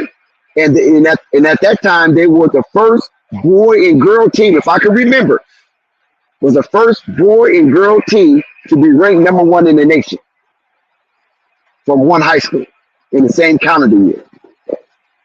And that's John Muir. And on the boys' side of John Muir team, they had Stacey Augman, Wayne Womack, and those guys from that time. But nevertheless, I'm talking to my Matisse Thybulle for a few seconds, and so I asked him about school, and all he could tell me his school wasn't real good. And he said, "Man, I gotta go." I said, "Well, can I get a drop from you?" He said, "Man, I'm sorry, man, I gotta go. I'm already behind schedule." You know how these guys are. They don't want to just talk to commoners. You know what I'm saying? You're not really on their level. They ain't really trying to, chop it up with you. Especially in that situation right there where he was in and out of the motor center. But the reason why he gave me the time he gave me, because we in the section that nobody's supposed to be in. So apparently he must felt that I must be connected to someone on the team or in the managerial aspect of the team. That's the only reason why he gave me that opportunity, because he didn't want to be a jerk, and he doesn't look like he's a jerk. He looks like he's a pretty well-rounded guy, and he looks very funny. Like, it looks like he cracks jokes all day. He looks like one of those type of dudes. That he got that look on his face that he's ready to crack a joke at any moment. And you're going to laugh because he looks very intelligent. Well, he comes from a Pac-12 school, so I'm quite sure he's intelligent. I think Washington, that is. Washington Huskies. So, Matisse drives off. He give me a fist pump, drives off, and that was that. But he said Scoot Henderson was the real deal without hesitation. That's what I caught. And the body language that he presented to me is that this guy Scoot is going to be exciting. So we're going to see how Scoot Henderson's season unfolds as the season progresses. And right now, the Portland Trailblazers hold a 1 point. Oh, well, they just went down. Right now, the Portland Trailblazers are down by 1, 56-55, inside the 1 minute zone of the second quarter. 1 minute, 16 seconds to be exact before halftime. And if you are interested in Scoot numbers, he's still at 7 points. So, Matisse Thybulle was a former member of the Philadelphia 76ers That was the team that drafted him, and they had to send him away. I think was he part of the James Harden situation? I think he was. I think he was part of that James Harden cluster of players that got caught up in that whirlwind of trade, if I'm not mistaken. But correct me if I'm wrong, but I think he was, because I didn't pay that much attention to what was going on with the James Harden trade once he left Brooklyn. I was like, okay, Titans, you're where you want to be. But you know who I'm interested in?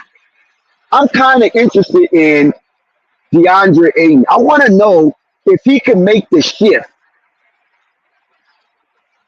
from playing on a team that had winning aspirations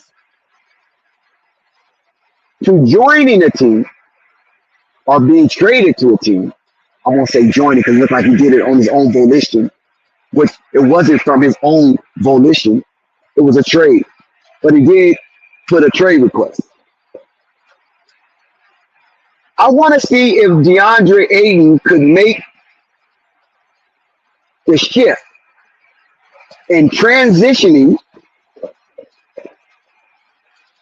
from a team with winning aspirations to a team in rebuild mode. I find that quite interesting because DeAndre Ayton, right, once known as the Bohemian Beast, especially when he was at college at the Arizona Wildcats, University of Arizona Wildcats. Number 1 overall pick in the Luka and Trae Young draft. I want to see if he can make a difference in a Portland Trailblazers uniform. And up to this point, I'm not feeling the results that DeAndre Ayton has yielded. I thought it would be more forceful, more adamant, and more demanding to leave an indelible mark with the Portland Trailblazers. Now, there's time. There's only the second game of the season. There's time. Maybe he gets fully acclimated and start to produce some prolific numbers from that position. So I'm not going to put too much on him just yet. A change of scenery, sometimes different environments, you have different lifestyles, and everything has to coincide with your basketball schedule, and he has to be properly calibrated in the system. Coach Chauncey Billups system. So we'll see. So it's halftime and the lead has expanded, and the Orlando Magic is up by 8, 63-55 at halftime. And Paulo Banchero has 12, and Cole Anthony off the bench has 14 for the Orlando Magic. And Franz Wagner is in double digits. But Markelle Fultz, the number 1 overall pick coming out of Washington Huskies in the 2017 draft, has 2 points. Jalen Suggs has 9. So Shaden Sharp for the Portland Trailblazers lead his team to 13. Scoot Henderson 7. DeAndre Ayton at 6.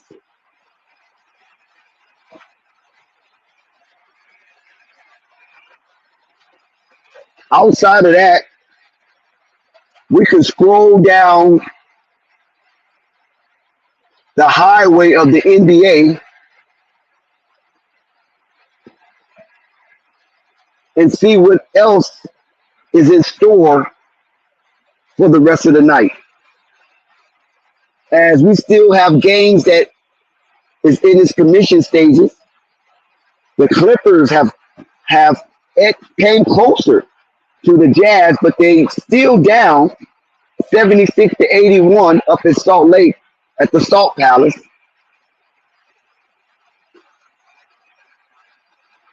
The Warriors and Kings, and the Warriors have taken the lead at halftime from the Kings, 60-57 up in Stacktown. And all other games are finals. So we have 1, 2, 3 games that's still a part of the nightcap. That's still ongoing. And 2 of the 3 is at halftime, while the Clippers are near the end of the third quarter inside the 3-minute zone.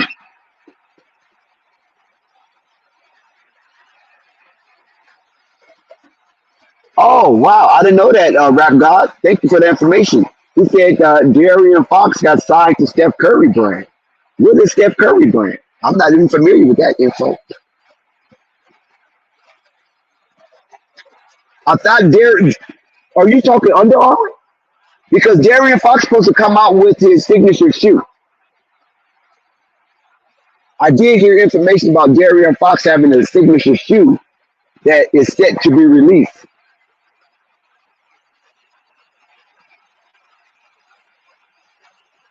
Rap God said Nickelodeon, named after Nickelodeon Theater, owned by the Small Hats. Interesting. Oh, Under Armour. Okay. Yeah, I heard he's supposed to come out with a signature shoe, and that's supposed to be released soon. Shout out to BBB Comps. If you're still here, I'm sorry I missed you because I'm the only one on the panel, and I'm not able to produce and give commentary. So if you're still there, shout out to you, BBB Comps.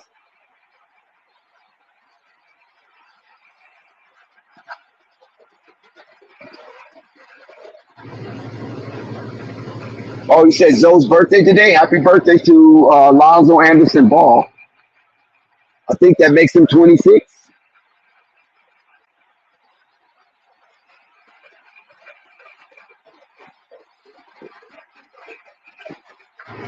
Yep, the Bulls did win tonight. They edged out the boys up north, those baby dinosaurs, the Toronto Raptors.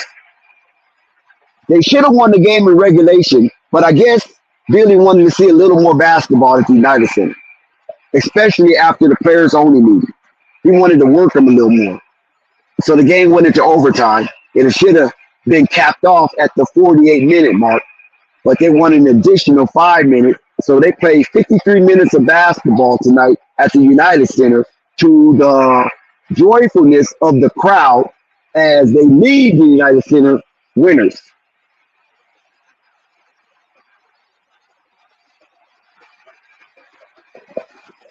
Shout out to everybody rocking with Flight Sports TV. We appreciate you on this late night cap of the NBA, as a lot of teams have got in the win column tonight. So almost every team has a victory. I know Houston is a team that doesn't have a victory yet, and the Phoenix Suns have yet to secure. No, I take that back. Phoenix Suns is 1-1 because they did beat Golden State. But that Phoenix Suns and Laker game, I mean, what the hell is going on with Anthony Davis? How can you play Denver and you lay a dud in the second half, and then you come back and play Phoenix and you ball out from beginning to end? Isn't this disturbing when it comes to Anthony Davis after he secured practically $60 million a year contract? What the hell is going on with AD? He want to play sometimes, or he can't play hard when he's away from his little jalapeno?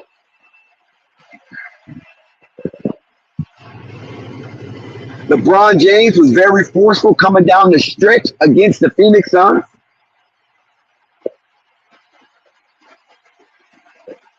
So now the Lakers are 1-1. They're playing 500 basketball. The Lakers and the Charlotte Hornets have the same record, 1-1.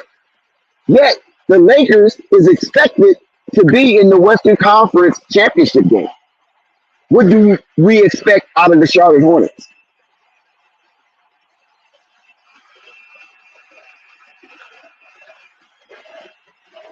Yeah, Scoot only have 7. That's not bad. 7 points at halftime. So right now, Scoot should end up with 14 points for the game. That's not true. Especially when you have to be the playmaker for the team. I don't think Scoot Henderson is coming in like Darion Fox and Trey Young, or even Luka for that matter. Point guards are just, putting up shots, not too much else. Even though Trey Young did improve with his assists. But I'm curious. Listen, I'm curious, people. What the hell is going on with James Harden? Do Philly really want James Harden to be a part of their journey this season?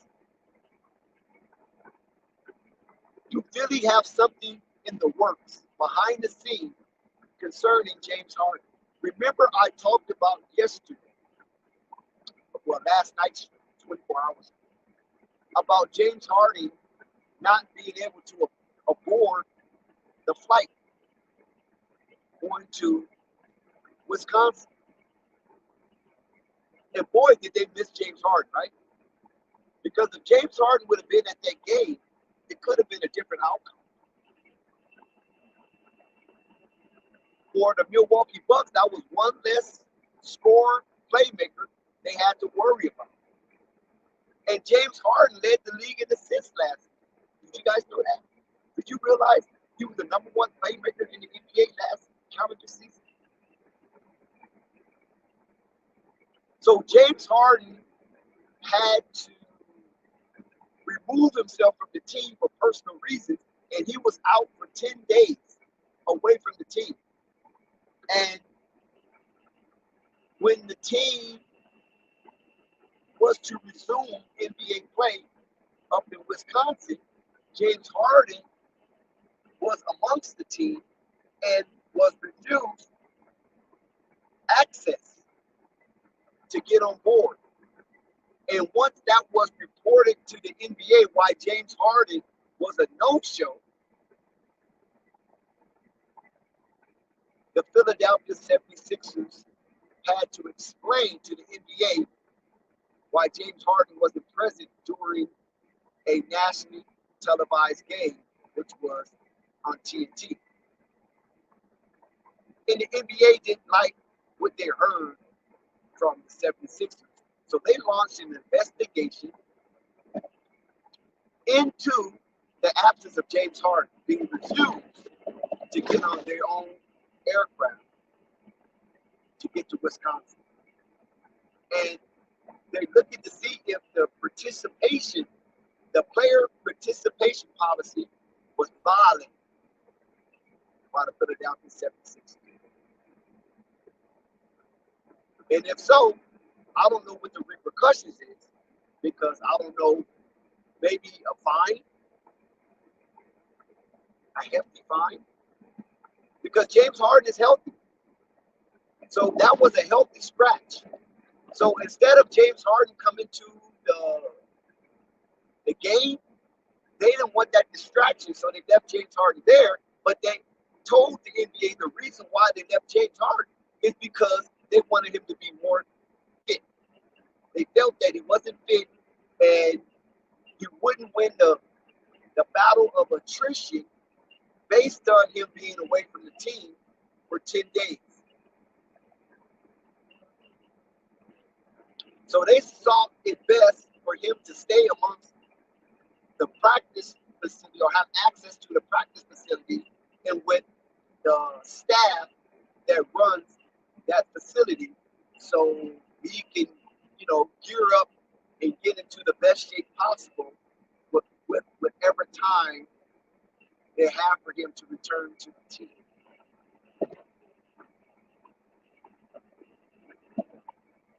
I thought that was quite interesting because I never heard of a player being refused to get on an airplane unless he's being traded. That's how some players know they're being traded because they're not allowed to travel with the team. Stay back and be prepared to clean out their lockers.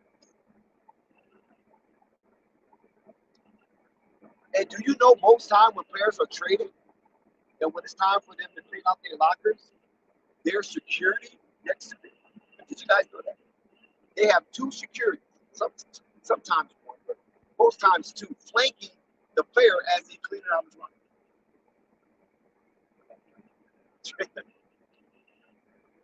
You know, that's crazy, right? Metal detectors all in the office areas. So you just can't just walk around the facility and go into these areas without getting sued. And I thought that was kind of crazy. You got metal detectors, face recognition, fingers recognition. It's almost like there's a future in some of these basketball players.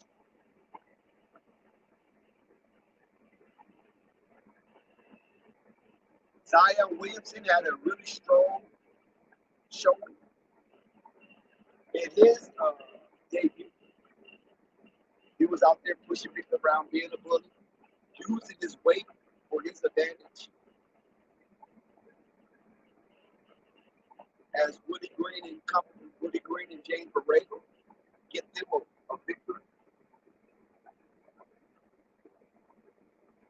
So, I mean, it's been an interesting three-leg opening night for the NBA.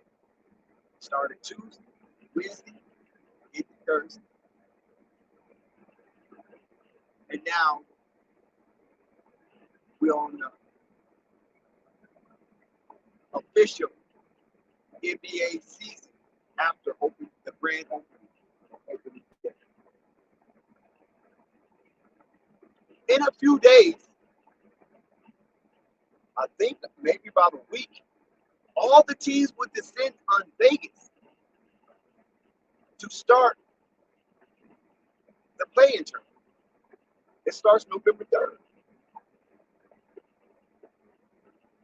November 3rd will be the initiation of the in-season tournament. I said play-in tournament. In-season tournament. It's a difference. Play-in tournament is at the end of the season. And the in-season tournament begins November 3rd. I want to know how y'all feel about the play-in tournament as it becomes closer and closer. It is not.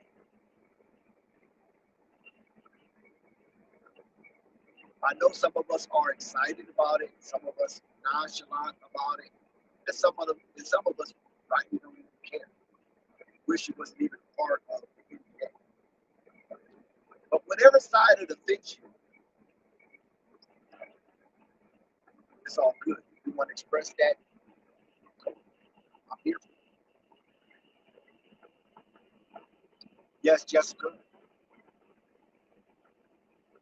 Shout out to you. When I bought you can go to. But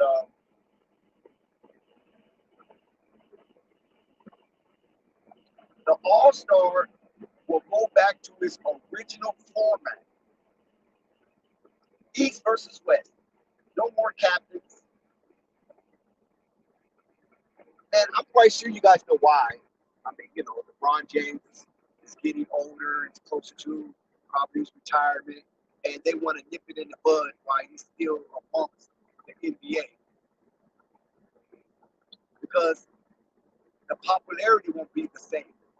Once LeBron James leaves, the popularity of captains won't be the same.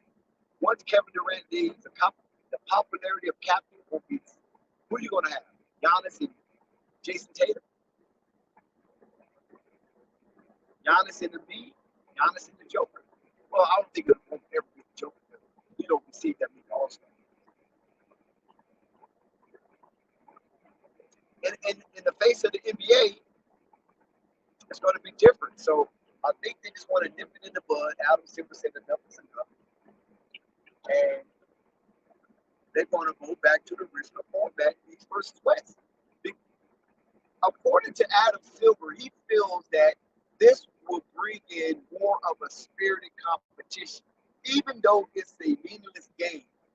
But the braggadocious that hangs on the line, what conference is better, East or West, will be reinstated in the atmosphere as these two conferences lock horns. Instead of Team LeBron, Team Giannis, Team Kevin Durant, Team Embiid, you know.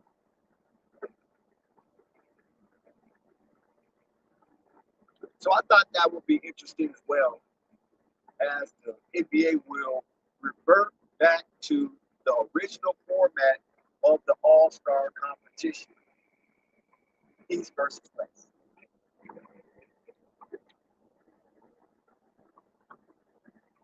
I don't think that'll be too challenging for either conference to pick their top 15 or top 10, but not every All-Star.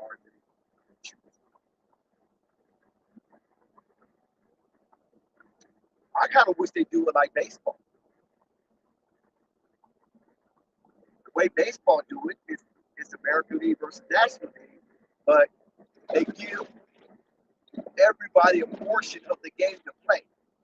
And in baseball, once they take you out, I think you can't get back in. I know they tried to initiate a re-entry, and I don't know how far that went because I don't really see that often.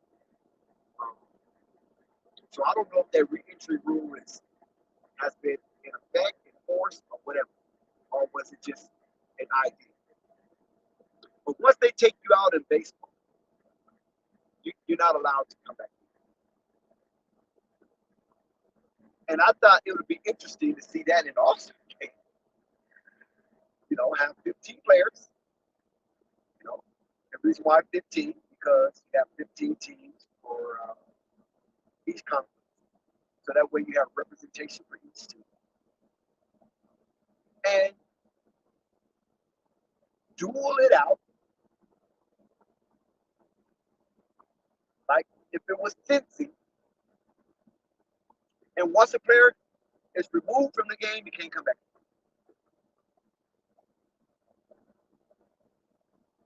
And it would be very difficult to get your MVP of the All-Star game, right? If you do it like that. So maybe that might not be good. But I just thought so. I'm discouraged. But then again, it could be very interesting. How will the coaches coach an All-Star game where there's no reentry? Do you start your best players first, or you start your weakest players and hold the best players for fourth quarter?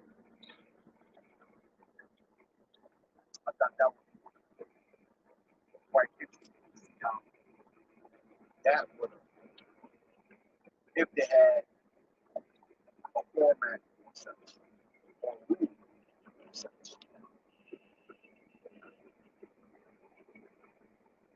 Today's game is more physical. Do East versus West, but they player from each team?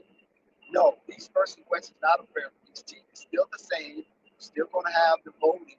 And then after the voting, you have media, coaches, and players choose the remaining slot for the All-Star. And it just be from their respective conference. It just won't be picked. You still have the same the same except captains. The way it's voted, the many players are selected, the format of 2 guards, 2 forwards, 2 centers, etc. You know what I'm saying? That would still be the same. And you're still going to get the same amount of players from their respective conferences. It's just going to be East versus West, no captains. And of course, whoever gets the highest all-star voting from that ballot would choose who are the stars. The top 5 vote getters, or the top 5 vote getters from each conference will be the stars. So everything will still be the same. It's just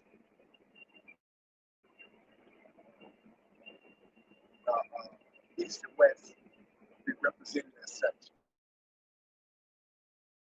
Western Conference, that's who you want to play. If you get voted from the Western Conference, that's who you want to play.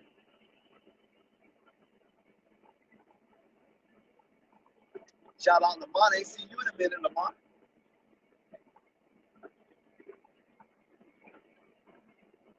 Shout out to Jay Schmidt, Conversation Talk. Yeah, a lot of people came checking in looking for Hope, but Hope out doing his thing.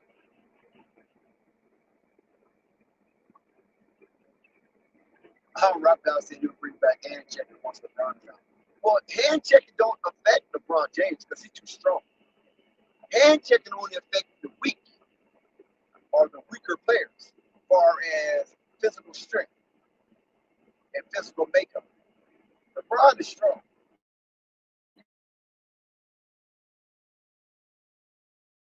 You don't affect him.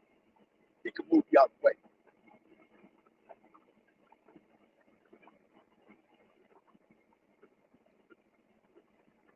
You know, the West going to beat the East. That's going to be interesting because Dame Lillard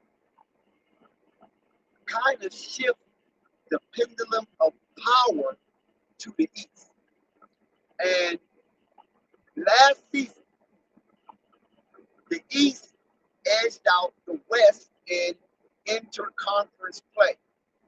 And that was the first time that happened in 24 years. So the East winning more games against the West when they matched up against each other. That presents a new challenge for the West.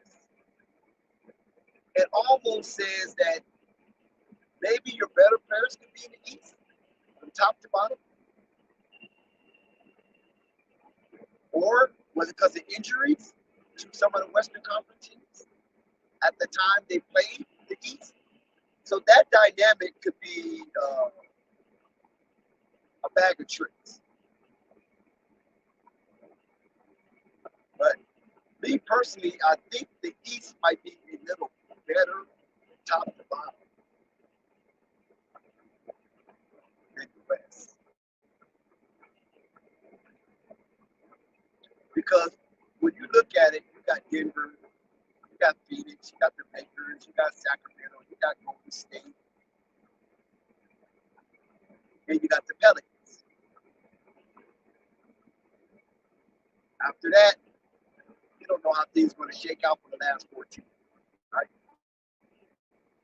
Then over the East, you got Boston, you got Milwaukee, you got Philly. Wow. You got Miami, you got Cleveland, and you got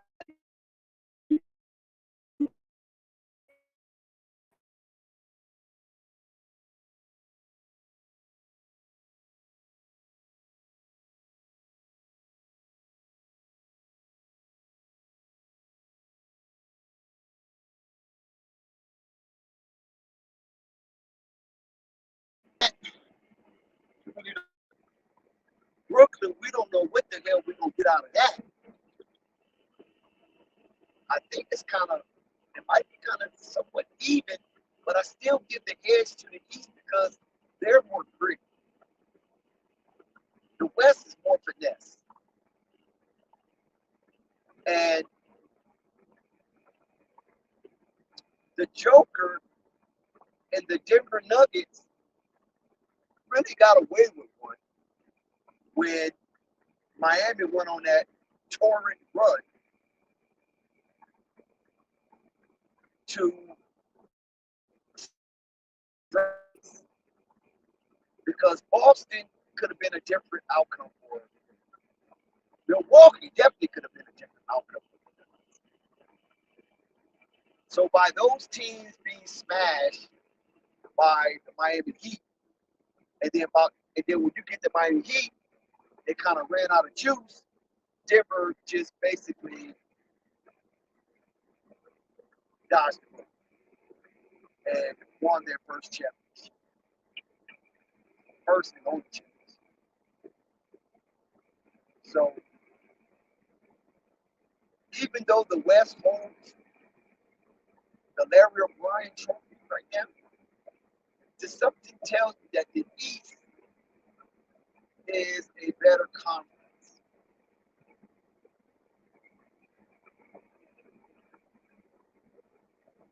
Now, with the Oklahoma City Thunder playing the way they play, can they keep it up? That's the question. Can they keep it up? Or are they just sneaking up on people? Or is the Oklahoma City Thunder the real deal? Will they be a play off team or a play in team at one team? So those challenges have to be met and those questions have to be answered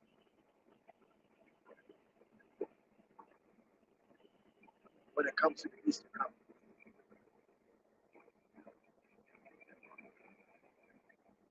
Salute to Chief Bartrand stepping in the space at this late moment.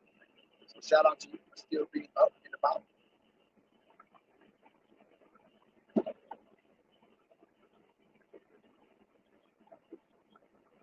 Oh, Mike is like you here, like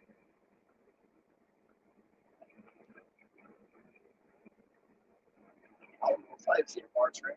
But what happened? Did Barrett do something spectacular tonight?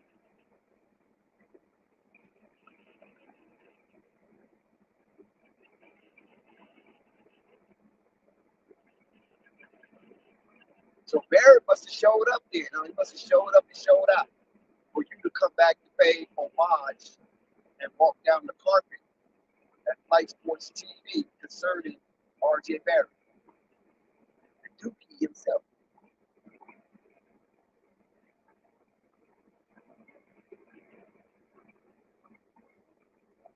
Yeah. But you know what, to be honest, Chief, Barrett will go missing for 2 or 3 games straight. So he's due for a nice little something because he's well rested. He's almost similar to PJ Washington. PJ have a real good game, then he go rest for 2 or 3 games, then he come back have a real good game, and all this wishy-washy type basketball.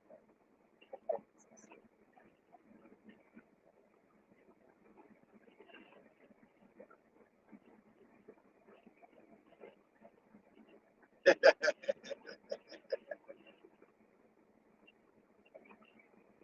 26 points is a nice piece. Yeah, so we had a wealth of basketball that we was afforded the opportunity to view and discuss and lay some commentary based on the outcome of these games. Now, the Bulls, I like that. So that showed me that player only meeting wasn't in vain because they came out of that players only meeting and beat the Toronto Raptors. Even though the Bulls should have won in regulation, DeMar DeRozan wasn't satisfied with his stat line, so he wanted to play 5 extra extended minutes. Lamar needed to get a few more points so he could cover that bet. Good night, Chief. And that's what he did. So, but I'm really impressed with the Detroit Pistons. I like how they came out with the fervor and attacked the Charlotte Hornets at every point of that rectangle, that 94 feet rectangle. And they was rewarded for their efforts by coming out of the Queen City with a victory. So big ups to Monte Williams getting his first victory as the Detroit Piston coach. And the way they played tonight, ladies and gentlemen, you cannot call Detroit Pistons. No, they earned the right to be called by the original moniker, the Detroit Pistons, because it was clicking on all cylinders. And the Pistons was popping. And it was fueling the energy they needed to hold off the Charlotte Hornets. Even though the Charlotte Hornets got the game within 3. Oh my God. They was down 94-91 in this contest. And then all of a sudden, that damn Alec Burke just went on a scoring barrage. And then we look up, the Charlotte Hornets are down 17. With 3 minutes to go in the basketball game. I thought that was absurd. How in the hell you down 3 at the minute mark, and then at the 3-minute mark you down 17? Where did this scoring explosion come from, and why it wasn't met with defiance? You allow a team to score 14 points in 3 minutes. That was a turning event for the game. That was very pivotal. That 3-minute zone was very pivotal for the Detroit Pistons to escape the Hornets' nest with the victory.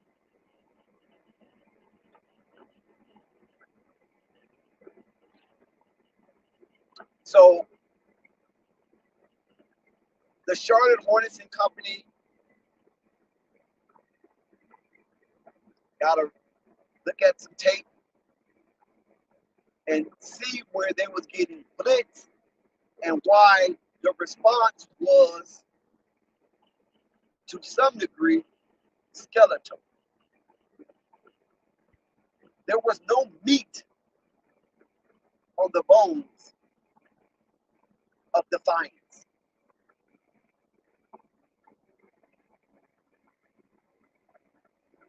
We will give the Charlotte Hornets some credit that in certain intervals of this game that they did scrappy up enough strength and defiance to stave off a blowout and build up a defensive stance to thwart a Detroit Pistons momentum. They did do that. I think that was in the third quarter, coming out of the break. They was much scrappy, and you could tell that they was playing with pride, but it just wasn't sustainable. Well, I won't say sustainable. Let me take that back. It wasn't sustained because it could be sustainable. Effort is effort. It doesn't matter. Effort is effort. I don't care how good you is, how fast you is, how slow you is. Effort is effort. So it wasn't sustained. It's like they exerted a certain amount of energy, and then it was like, man, we keep doing this, we ain't gonna be able to shoot. And so they made an executive decision what side of the ball they wanted to play fearsome. And it wasn't deep. Let me break that to you. It wasn't the deepest side of the ball. No, that's not right, Cartier.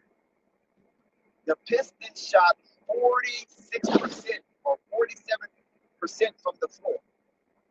Now, if you're talking three-pointers, yes, they shot about 37% from the three. But not from the floor for the duration of the game.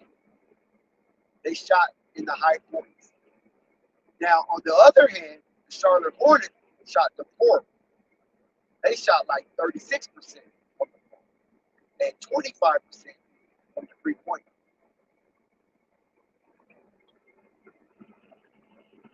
But while the Hornets were shooting so atrocious from the three-point line, they felt in their mind that the next shot was going to fall. They felt in their mind that the next shot was going to fall. And they ended up shooting a deplorable 25% from the three-point line.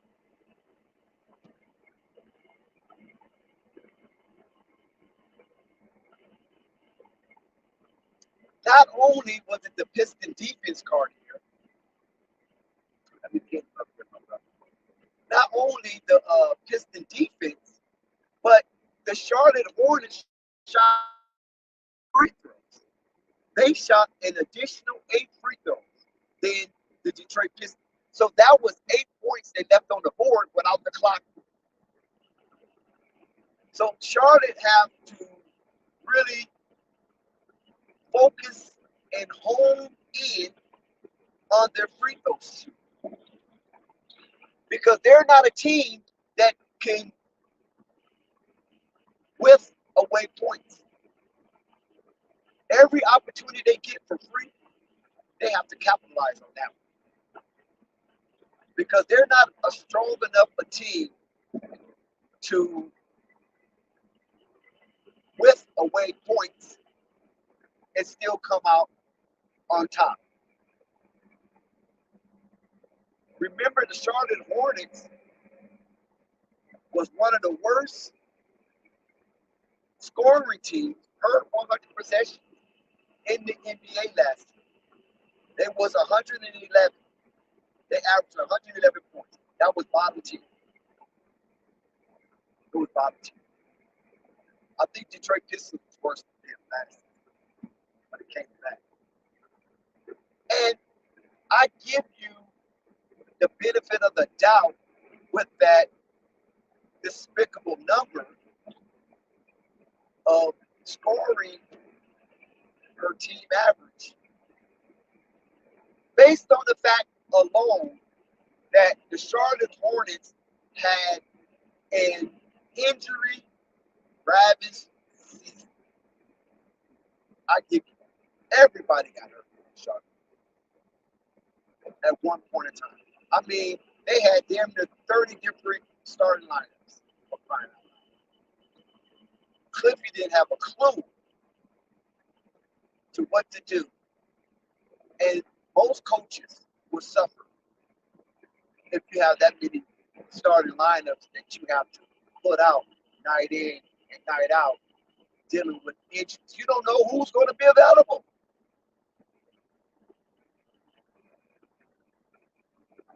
He probably inked in the starting lineup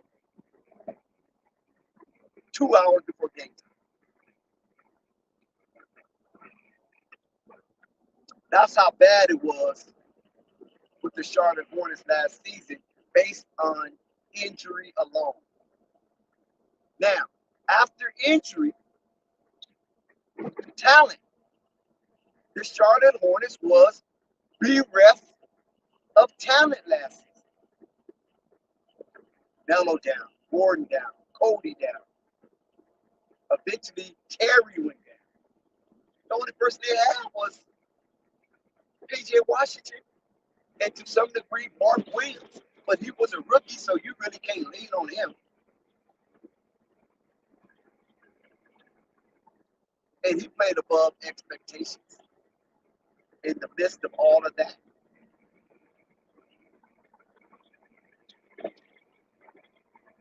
So you had off-court issues. You had injuries. And your talent pool was non-resourceful.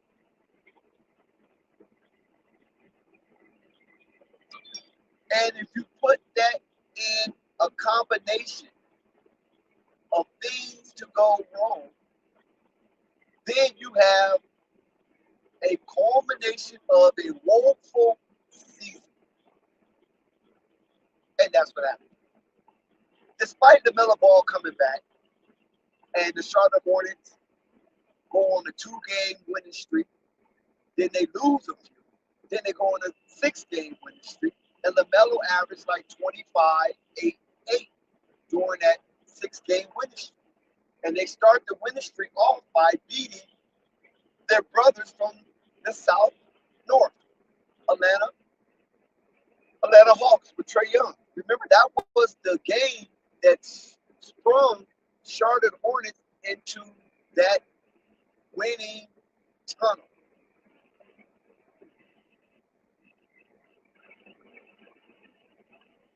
And they came after the heels of winning 2 in a row, and then I think they met Denver, and Denver spanked them around, if I'm not mistaken. And then they started a losing streak. That Denver loss started a losing streak. And then they got back on track when they met up with the Atlanta Hawks last count. And Lamelo was playing really, really good basketball, 25, 8, 8, very efficient, and they went on a winning streak. And that's what you want from your young phenom, is to put up prolific numbers and be proficient and efficient in doing so. And that's what Lamelo showed. And then he got hurt again, and the storm is what it was.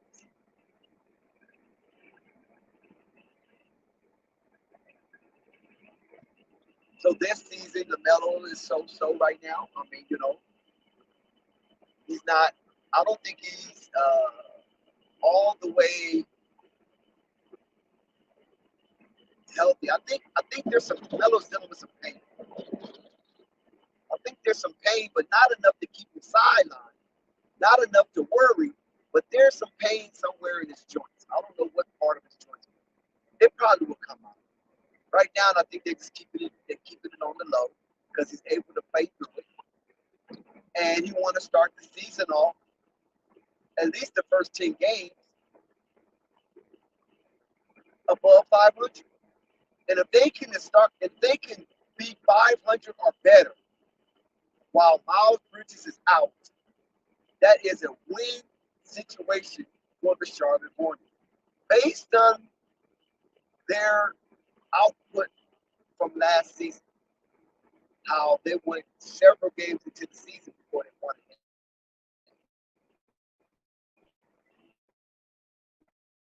They already defeated that by winning their first game. It was a little disappointing, but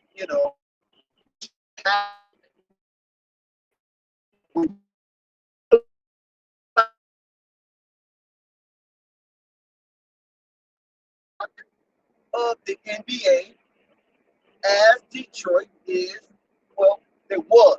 They're not really too much anymore. There was a pillared city in the United States. Now they're just a city with a lot of violence. So winning basketball games is very important for Detroit in the city of Detroit. So the fans can be inside the arena and not in the streets. You can't keep walls off the streets. But those who don't go to the arena, maybe they can be at home watching basketball.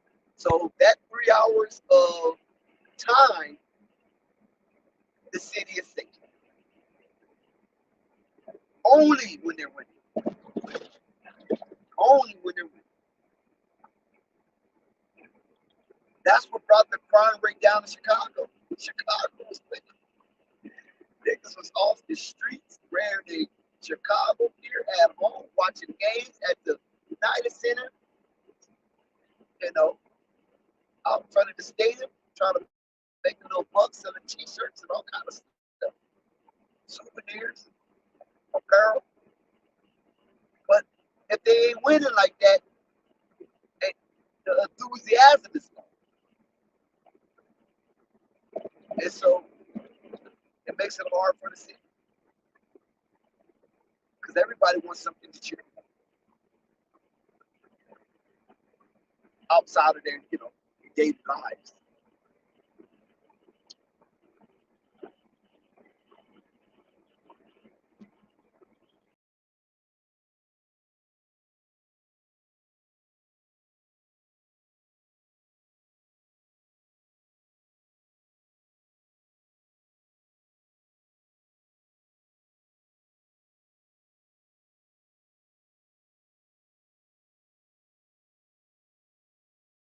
I'm sorry.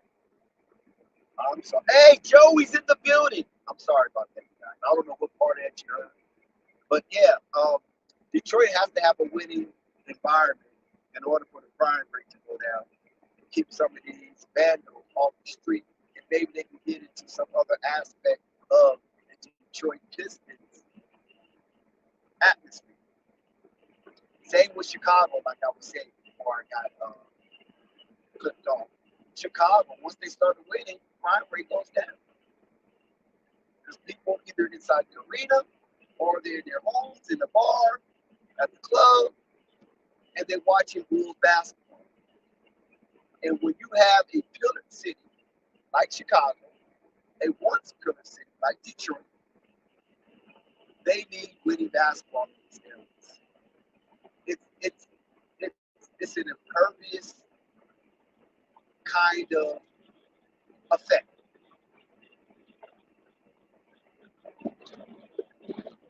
To have winning basketball in million populated cities. Because too much can go wrong. When the sports are bad, too much can go wrong. And yes, maybe we shouldn't hinge our behavior on sport and play. But that's just how it goes in the United States. A lot of sports become daily activities.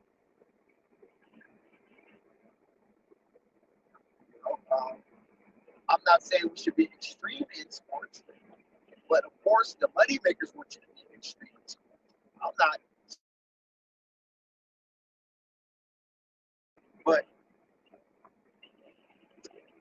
we know that it does affect our mental. It helps de-stress us. So I'm talking about a winning team.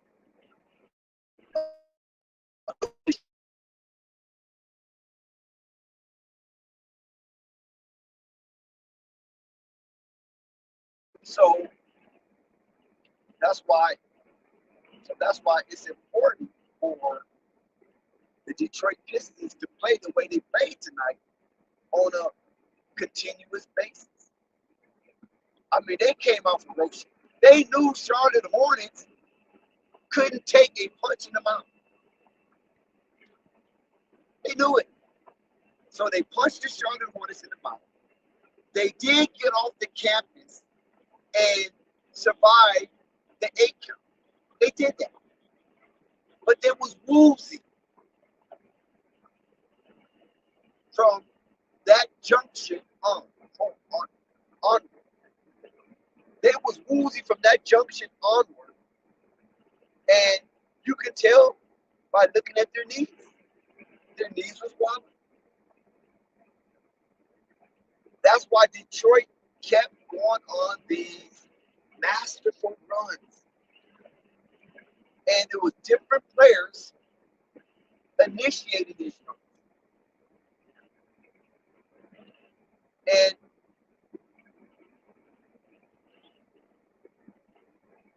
Alec was a mainstay killer for the Detroit Pistons. Once New York did.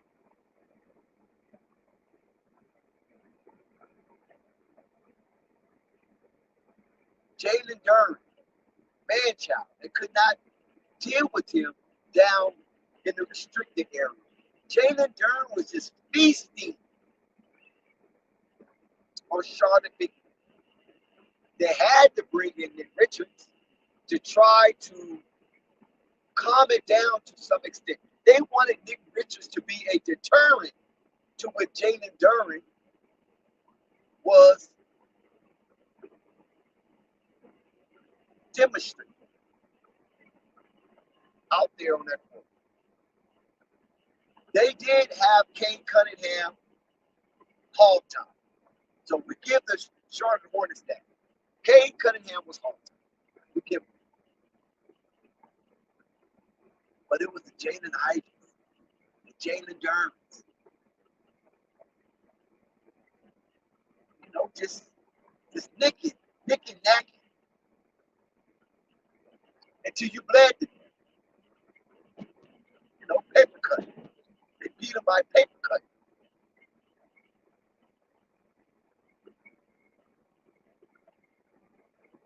So the Charlotte Hornets just have to make up their mind.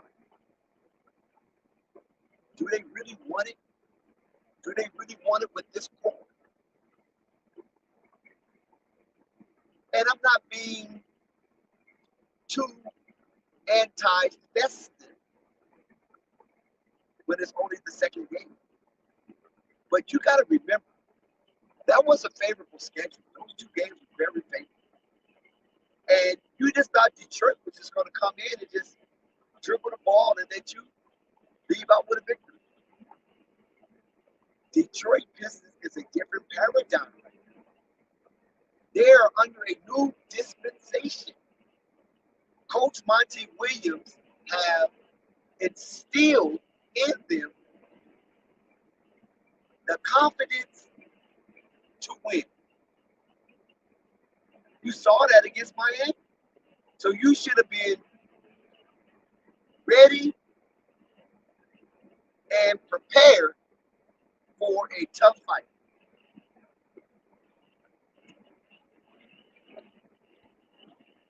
Monty Williams knows how to use a young roster and coach them in the way that they can exert their energy, still get their minutes, and still put up their numbers. And when you have a bench that awards you with 60 points, it's hard. It's hard. It's hard to recover. When the Detroit Pistons, they only had 111 points for the game. That's not hot. That's low end scoring in basketball in this day and age. 111 points. That's really not a guaranteed victory. You need like 118, 120. 111, that's bottom tier per 100 possessions. And if I can recall, I don't even think the Detroit Pistons got 100 possessions. The Charlotte Hornets have more possessions than the Detroit Pistons. and they have more shot attempts than the Detroit Pistons.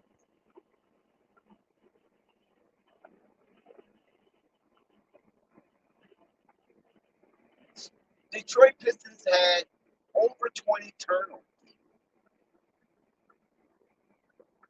So it wasn't like they played a they didn't demonstrate a well-played game. It just, they had a well thought out strategy. And that strategy was to play physical, to bring back the spirit of competition as the bad boys of Detroit. That is what it a prime fiche. That's prima facie. At least in the first two games.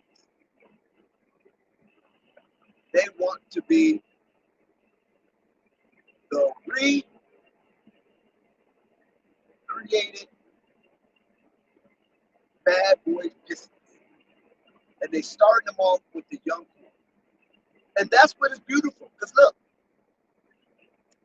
when you honestly look at the roster of Detroit Pistons, nothing is eye-popping. The only thing you can say, okay, Cade Cunningham, right? Because of the hype, he was the first overall pick. And he had a real good college season. Not too much tournament. He didn't really have a good tournament. But his overall college season was pretty magnificent. So he was a hands down number one overall.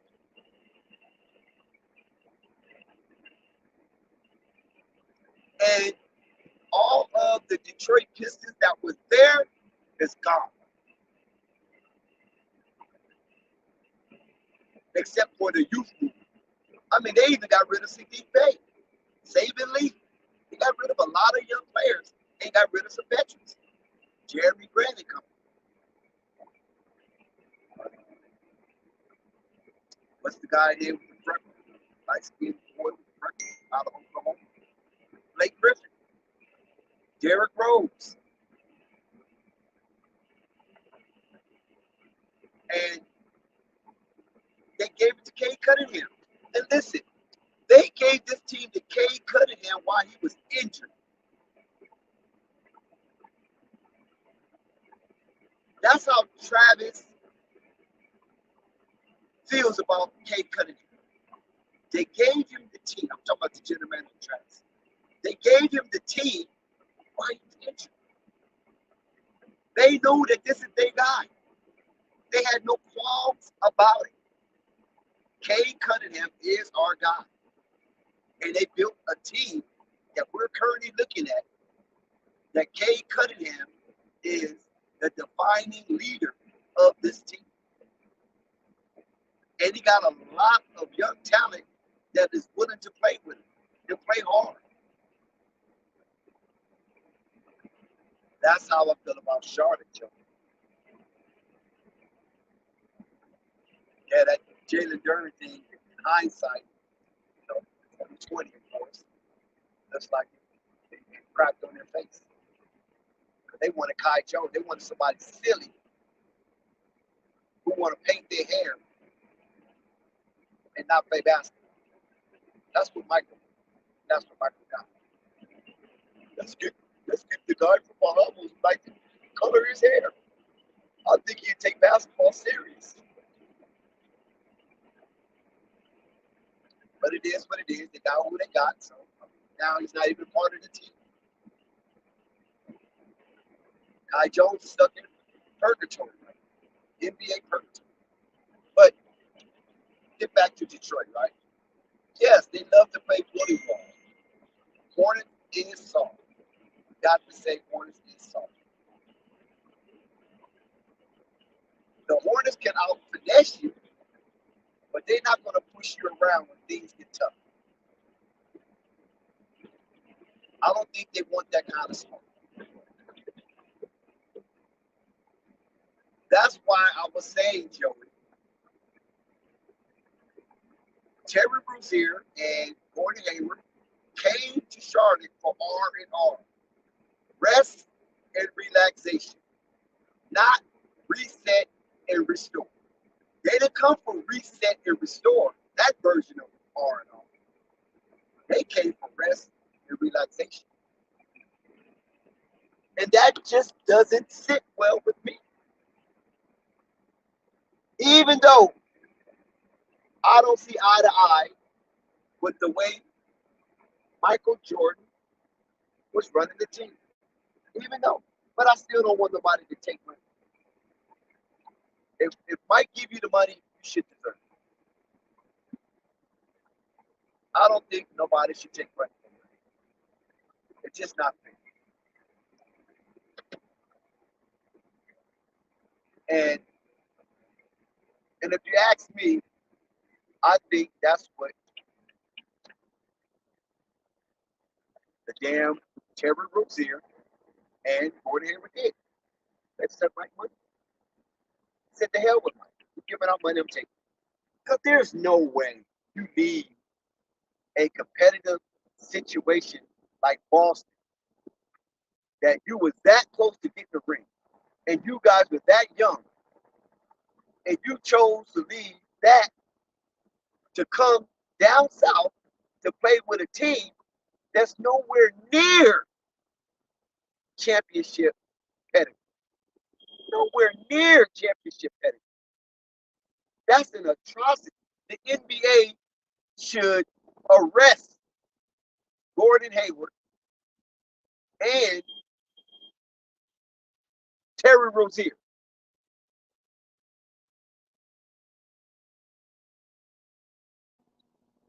For theft. For hijacking the Charlotte Hornets without a pistol and without a mask. They should be charged, arrested, and tried for highway robbery.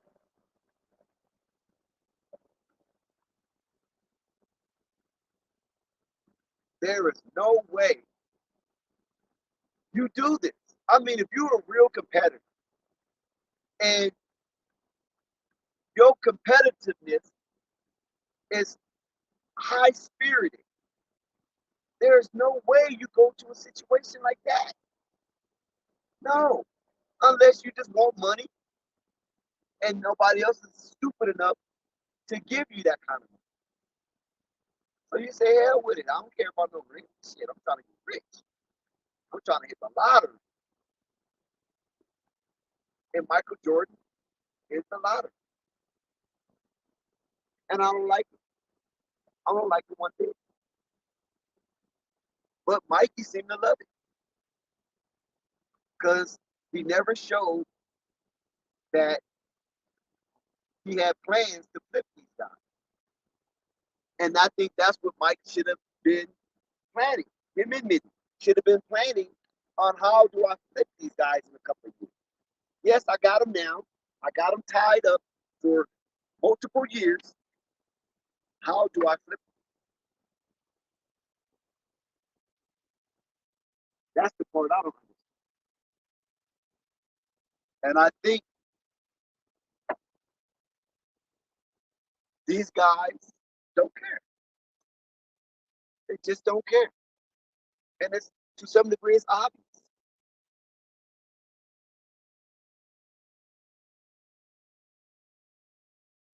It is painfully obvious that these guys came to stick Mike up. This is a heist. This is a heist. And I don't like it. I don't like it one. I don't think it's fair. I don't think it's right. That you sit here and stick up old brother Mike the way they did Oh man, that was smooth. I'm talking about Michael Jackson talked about smooth criminal. I don't think he got nothing on Terry Rozier and Gordon Hayward. And both of them came from Boston. Both of them came from the Leprechaun. You leave a championship legacy organization like Boston, right? Now, despite their societal woes, Boston is still a championship pedigree legacy organization. And you want to come to Charlotte. That just doesn't make sense. That's why I say it was a sham. It was a con job. And Mike have no problem with it because he just write that shit off. Like he looked at that as maintenance.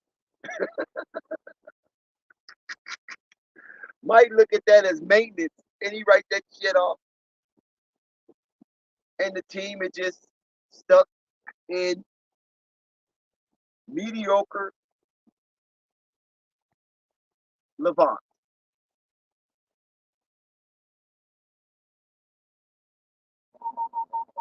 And I think that's devastating. And it doesn't make sense. And this what else to do? It almost seemed like Mike was attempting to sabotage Lamelo growth and development. I don't want listen. I know I like Mike as a businessman. I like him because he's a brother. He's the best basketball player ever. That is debatable. But when you kind of like think about it, right? Like, why Mike never tried to change it? Who he bring in?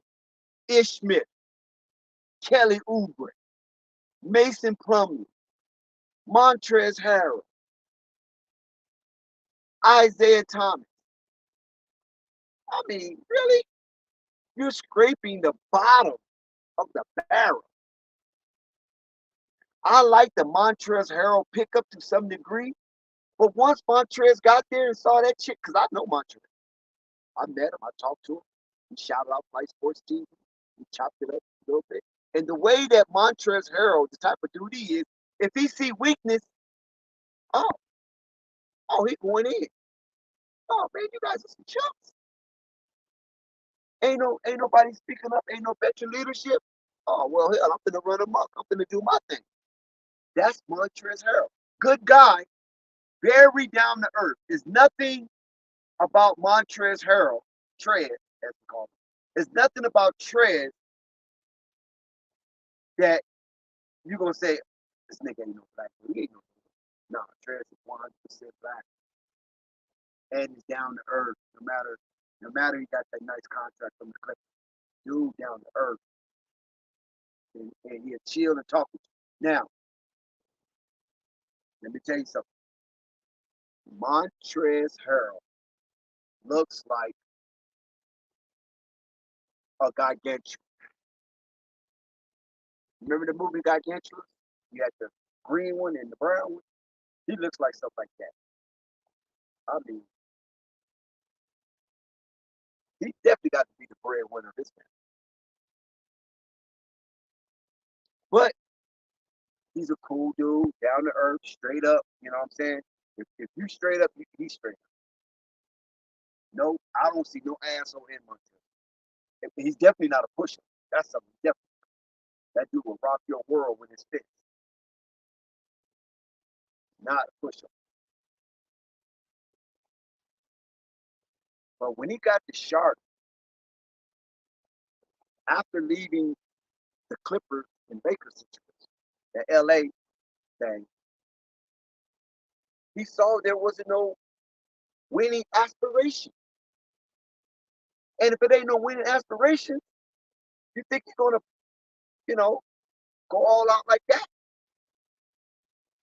He really wanted to play with the Melo ball. That's the honest God. He knows the bar. He knows the ball. He knows the ball. And he thought he could come down, play with the Melo, make sure, kind of, look over, be kind of like a bodyguard to some degree. Make sure, ain't no hinky panky going on. And then he gets into trouble. But Montrezl Harrell wasn't the answer, not the only answer. See, if you notice, MJ was just picking up one person. No, dude, you got to move this shit around. You got to juggle this stuff, man, because you're not winning anyway. You got Lamelo, first of all. Now, when they first got Gordon Hayward, okay, cool, no problem. Got Gordon Hayward, he's there. He's already inked his John Doe on the wood. So, okay, cool. The raw wood. I'm saying raw wood. Paper, raw wood. So, okay, cool. But after 2 years in, and this dude is not around for any meaningful basketball during LaMelo Ball's career, which is the 2 playing games, I got to look to move him. I got to look to move him. And once you look to move Gordon Hayward, you're sending a strong message to the rest of the guys in that locker room that Michael is not going to settle given the high mediocre performances. If it's going to be mediocre, it's going to be a bunch of young players trying to figure it out. I ain't going to have no veterans here that come to rest on my dime.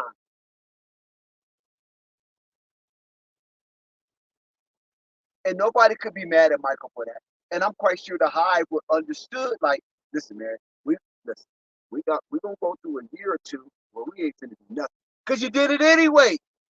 You freaking did it anyway. You went 2 years with LaMelo, nothing. You did it anyway. So why not allow it to serve an overall purpose to render results in the future?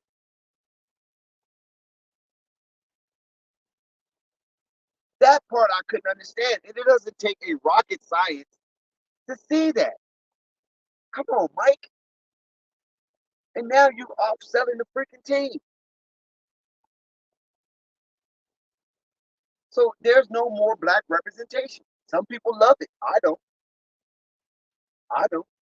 Too many. You already got the lead. Now you want to own stuff too? Yes. Damn right.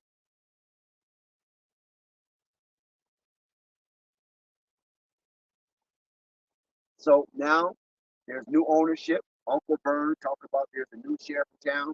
Wherever Uncle Vern is right now, I hope everything is fine with you, fine and dandy with you. We haven't heard from you in a while. And sometimes your commentary is deeply missed. But whatever it is, I'm quite sure you're satisfied. So that right there showed me that this guy is not serious about winning. When he was playing, he was serious about winning. He was punching people if you didn't act right. But now you ain't want to punch nobody except Malik Monk. That they ain't acting right on your dime. Like you just don't care. Fish. I just think it's fish.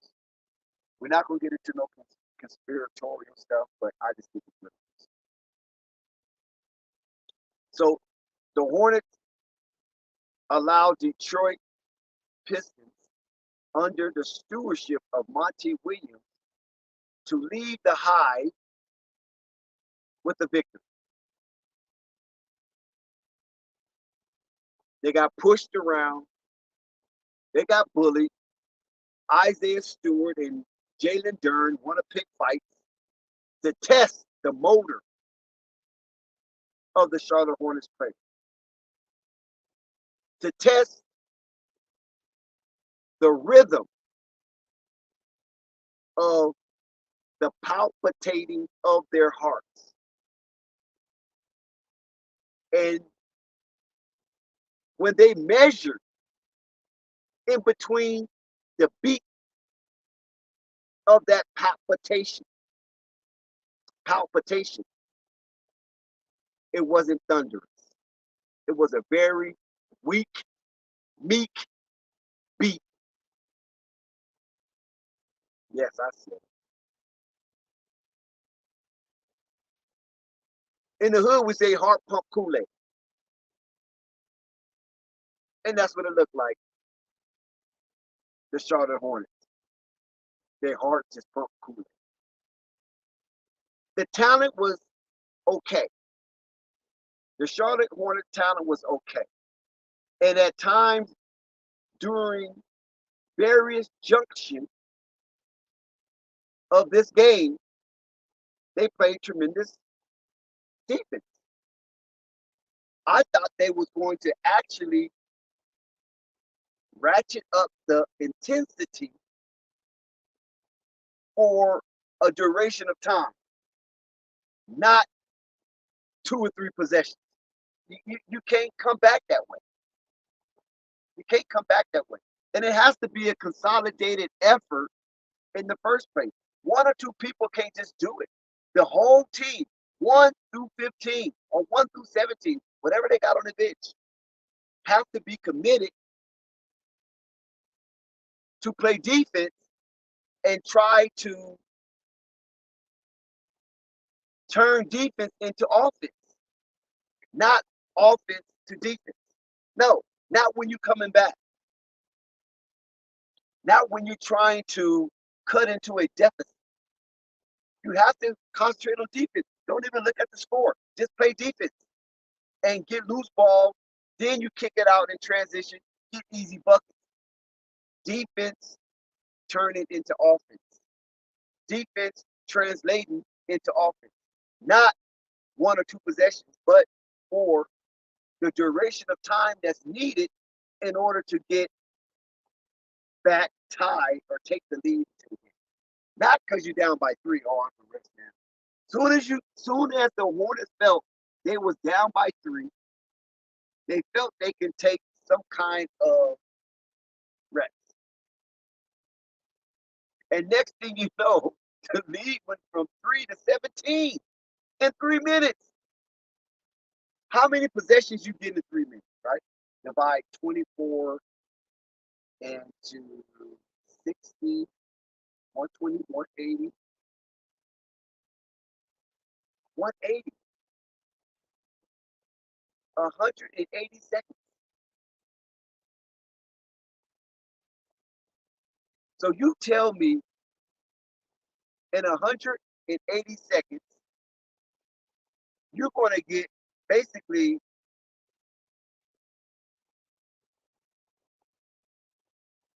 5 possessions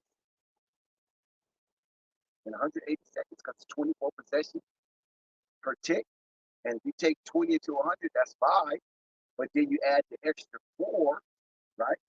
That's another 20. So it's a possibility of between 5 and 6 possessions. And in those possessions, they had to be scoring at a high clip because 120 seconds is not that long.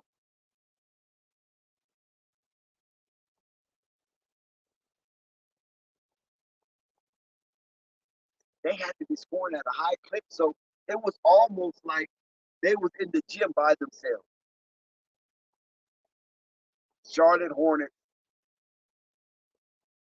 5 players that supposed to be a counterbalance to Detroit 5 players. The Charlotte Hornet players was ethereal.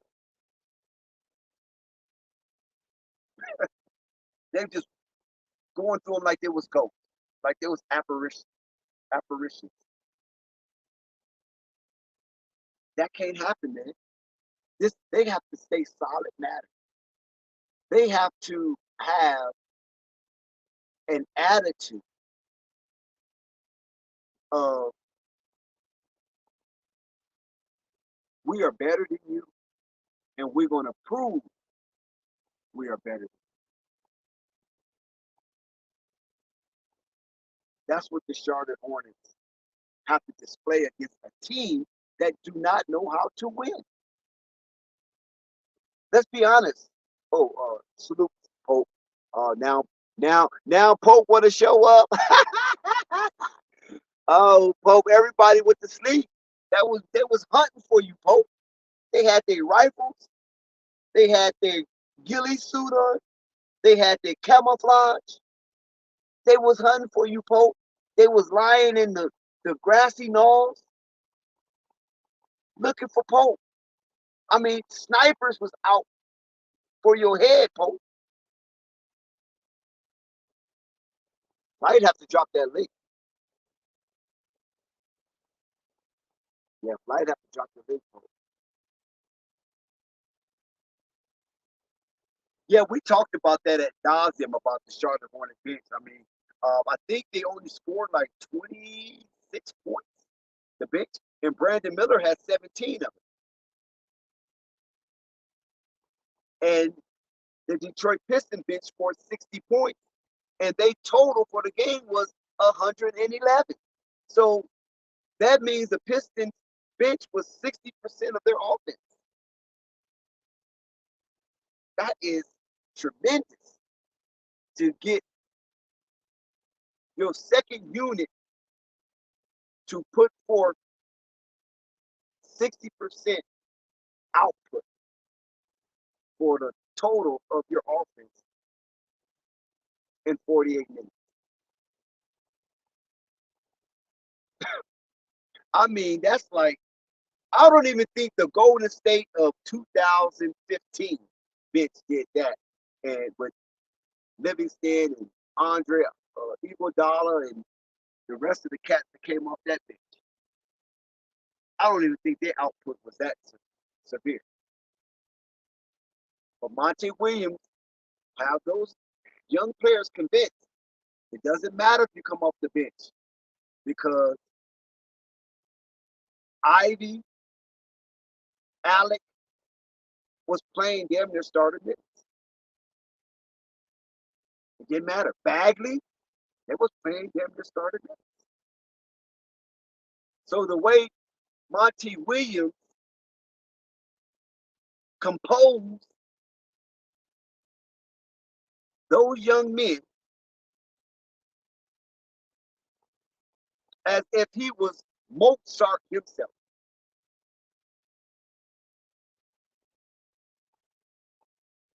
Monty Williams led that orchestra.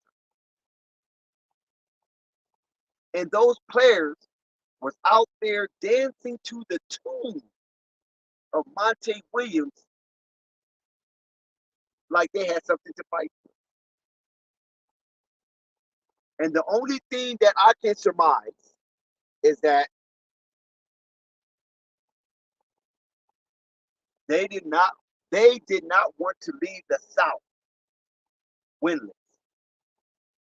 And they took it upon themselves to take it out on the Charlotte Hornets. It's like this was already pre-planned.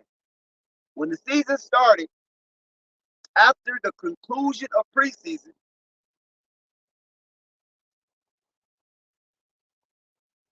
these players, the Detroit Pistons, said, we got to win one or both of these games. We got to leave the South with a split. It was like pre-planned. You could just sense it the way the Detroit Pistons set the tone. You can sense it. They were determined they weren't going to lose this game. And if they did lose, they're going to leave it all out on the court. So they have nothing to be ashamed of. That's how the Detroit Pistons pursued this game. And when the tip was secured, that was the model and mindset of the Pistons. And from the results, we have to agree that was the case. We have to agree that was the case. in this here game with the Charlotte Hornets. The NBA competition committee, knowing that the Charlotte Hornets had a disruptive and disappointing season, and most of that was due to injury, lack of talent, lack of chemistry.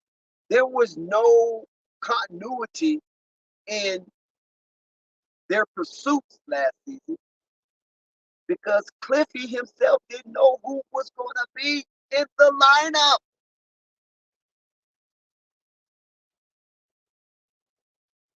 So the competition committee is obvious, it's painfully obvious that they wanted to give the Charlotte Hornets the benefit of the doubt, giving them Atlanta, giving them Detroit on their first two matchups.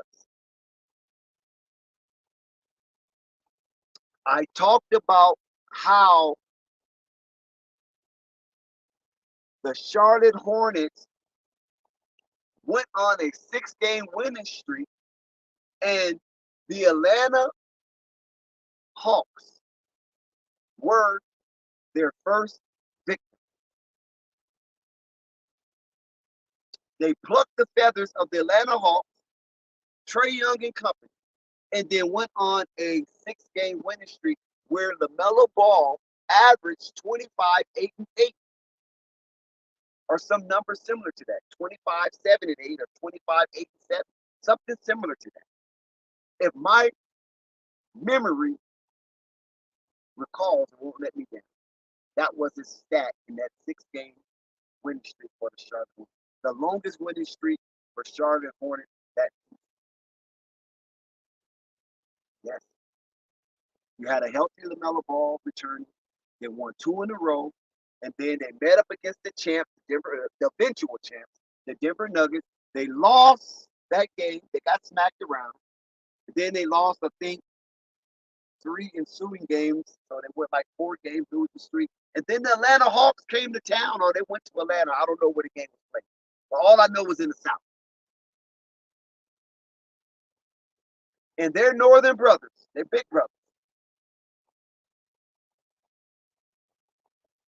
The Charlotte Hornets put a smack in them. They put a smack in them. Yes, they did. And they went on a 6-game winning streak. The Lakers was a part of that. I remember watching that game. Boston was a part of that. I remember Michael Jordan seemed like he was upset when the Melo was at the free throw line, hitting those free throws to ice that Boston game. He walked out looking upset for some reason. I don't know. A lot of people kind of was inquisitive about that situation, but it never really gained any traction. So it was what it was. Maybe he found out that's the time to sell the team. And the competition committee realized Charlotte could beat Atlanta, and they definitely could beat Detroit. That's what they think. But Monte Williams said, whoa, hold up now. Pump your brakes. I got something to say about that. No, we're not going to be a pushover. We're not going to be a welcoming mat or a doormat for teams to reshape themselves, to feel good about themselves. Monte Williams imbued in those young Pistons. Never follow your sword. Never allow others to use you as a doormat for their confidence. And if you saw the way they started the game, they set the tone for a beefy contest. Where's the beef? And the Charlotte Hornets had to adjust by putting in Nick Richards, which Nick Richards did a pretty fair job, but it just wasn't sustaining. This is what I'm trying to get all of us to see. It was not sustaining. And this is why the Charlotte Hornets have to get a little more girth around Mark Williams. They have to get him. JT Thor's not it. He's not it. You have to package up some of this stuff. You got too many useless expenditures. Too many useless expenditures. Something has to get packaged up in order for Charlotte Hornets to turn things around. And it's not because of they lost to Detroit. I mean, Charlotte wasn't going undefeated. We know that. It's not going to be no 82-0. It's not going to be that. But this is a sign of things to come if there's no roster change. There's going to be a whole lot of this. Because most of the teams got better. Where's the easy wins at? I want y'all to tell me where the easy wins at. It ain't OKC anymore. It's definitely not Houston. It's not Utah. Did you see what the Spurs did tonight? Come on. Hello. Did you see what the Spurs did tonight? So they're not going to be an easy win. Where are the easy wins coming from?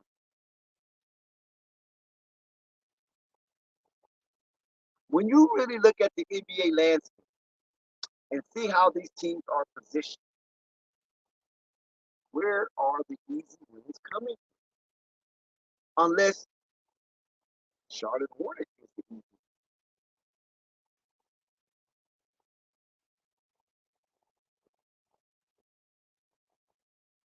I'm telling you, it's not a good thing.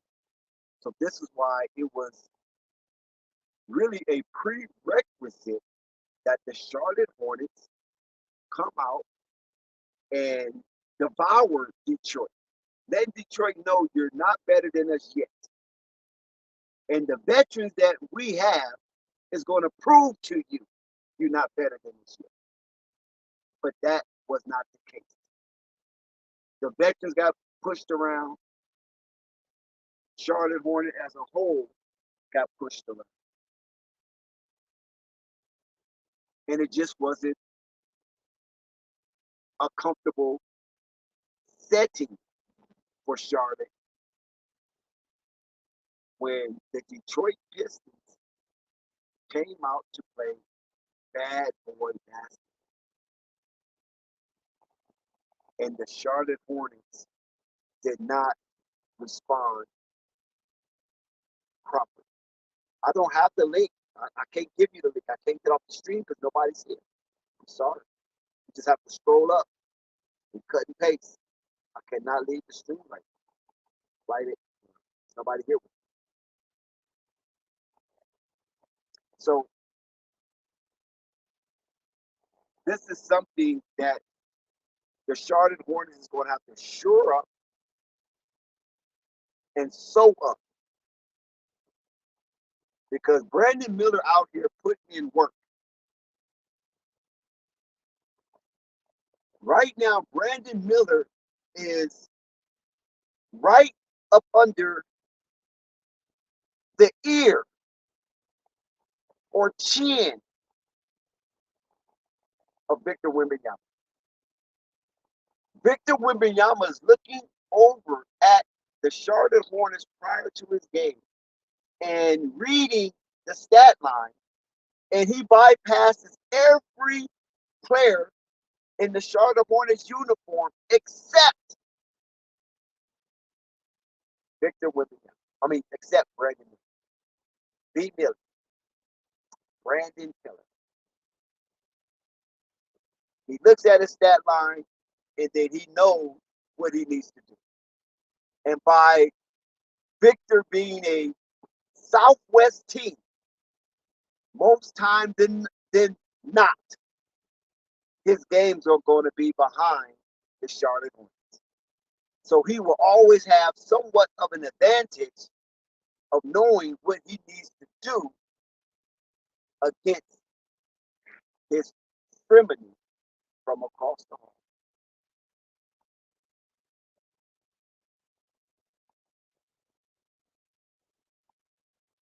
Brandon Miller has definitely won me over.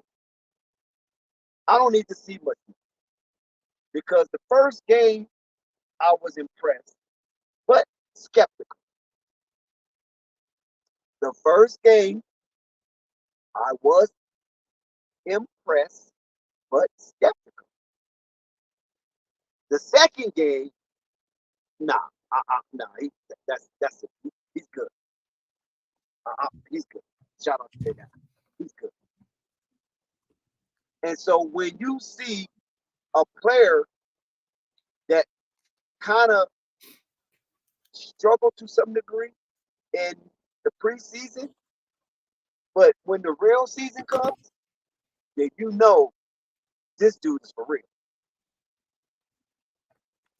And maybe the preseason was just an observation of him maneuvering mentally until he got into a real game to really be a part of the top 10 of the Charlotte Hornets. Big Al, what's going on? What's going on, Dex? I appreciate you. I really appreciate you right now, sir. Speaking your truth to the youth and bringing that heat. I hope Brandon keeps it up. I believe he will because he's been through the fire. You know, he's a lot of people doubted him. You know, the Hornets, the fans booed him. A lot of people said he was trash. That he can't hoop, he can't do this, he can't even shoot. They said he had bubble guts. They said he said his father wasn't shit. They said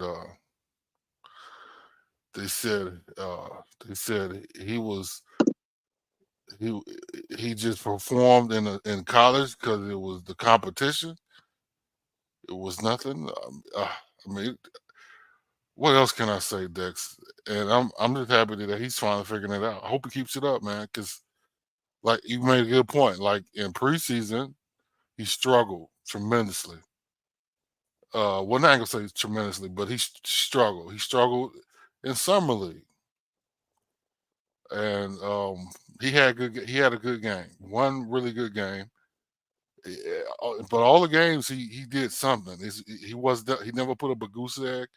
He never really struggled in the sense that he just was pointless to be in the NBA. He always belonged, right? So,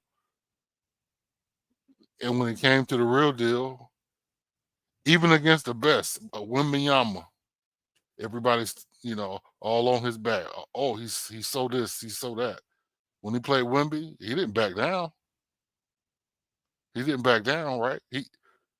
So him and Lamelo seem like they made it the same kind of stuff. I just hope he keeps it up, man.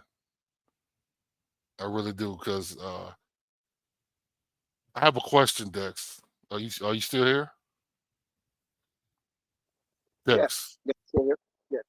All right. So I have a question, a legitimate question, and this might be a hard one to hear, but I'm be careful. I'm just saying, because LaMelo's good. I'm gonna premise my question with this: LaMelo is good. Let's say Brandon gets to the point where he's just as good, or even better than Lamelo. Will you still appreciate him? Yeah, I still appreciate him, but I doubt if he be that, because the only reason why I'm saying I doubt it is because Lamelo is a multi-dimensional player, and he have shown that.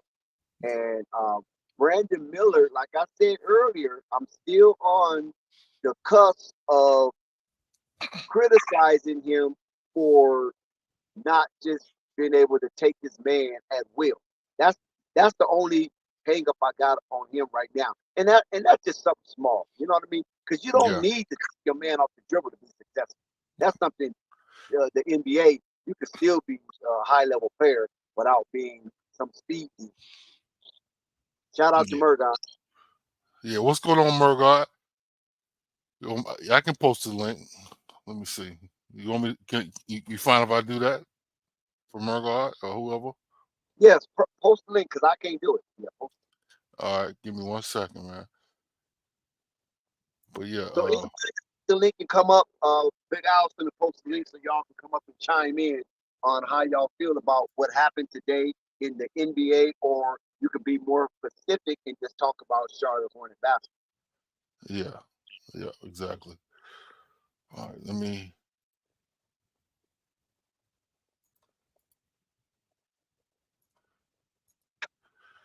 All right, let me see.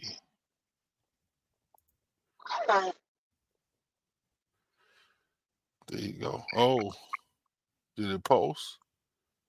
I think it posted. I don't see it. It seemed like it's when I tried to. Okay, let me try it again. Seemed like it didn't like me. You have to post the link on YouTube, not the chat. You know what I'm saying? You have to actually go to YouTube and post it in that chat, not Oh, in the chat here. not in the You know, Streamline chat. Okay, all right. right. Yeah, I'll do that. But yeah, I mean, yeah, man, he's proven it that he. See, the thing about it is that Brandon Miller is dunking that ball, and I like that. Brandon Yeah, Miller shoots three. I like that. So the type of game that he's bringing to the Charlotte Hornets, it won't interfere with nobody. That's see, right. that's that. He don't have to, move somebody out the way in order for him to shine. It don't matter who's on the court with him. All he has to do is make up his mind that he's going to participate. And if he participate with the game that he has showed and displayed thus far, Right. the guy's going to go far in this league. Because he's a hard slasher. The way he dives and the way he finishes is dandy. And then he got that little like 8-9 footer. You know what I'm saying? The little 12-footer by the free throw line off the elbow. Because he's tall, he's 6'9". And then he got the 3-point shot. If that 3-point shot start falling, then he will be able to take his man off the dribble, even if he is a little sloop-footed. Because once they respect your long-range ability, when you get out there and get into your shooting motion, they're going to challenge you. And then you can pump fake, put it on the ground, take a few steps, boom, put it up, or take it all the way downhill and just stuff it on somebody's head. Right. Right. I agree. You I post the agree. link because Murdoch said he don't see the link. I posted it in YouTube, like you said, but It will come up. I will see it. yeah, it don't seem like You it's gotta. trying to come up. Say that Well, again? are you able to go out and come back in? Yeah, I could try that. Yeah. So go out and go to the real YouTube Right. All right. Yeah. and post it there. That's the only way that it will show up in the chat. You gotta be at the real YouTube because I don't see it. Murdoch, I don't see it either. But it's coming, Murdoch. We'll figure it out. So yeah, if he has a game uh, similar to that, and he starts to use that as his mantra, then he will not be in nobody's way, no matter who's on the floor, no matter what scheme they're running. He can be that complimentary player to anybody until he gets, his feet wet and start being a feature, and him and Lamelo can kind of like alternate on that deal. Because the type of frame he got, as long as he's not afraid. See, that's the only thing that kind of frightened me with him, because sometimes when I look at Brandon Miller, you know what I mean? I'm a good facial feature type guy. And sometimes it looks like it's something not all the way there. But if he can prove me wrong, that's cool. I don't mind switching how I perceive somebody. You know what I mean? Because perception doesn't mean truth. Perception just means a preview. That's all it means. A preview. Pre-inception is to look, to see. So the pre-see. But it doesn't mean that whatever I'm pre-seeing is correct. And I don't set myself on attaching myself to how I see things as the norm. That's psychotic. See, those are people that's narcissists and psychotic. However they see it, that's how it should be. No. First of all, I already know my view is only 3 miles. I only can see 3 miles ahead of me. You know what I'm saying? And you can't even see behind you. So you only can see 3 miles ahead of you. You really can't even see behind you, but you do have a periphery. And I understand how that works. Some people don't understand how it works.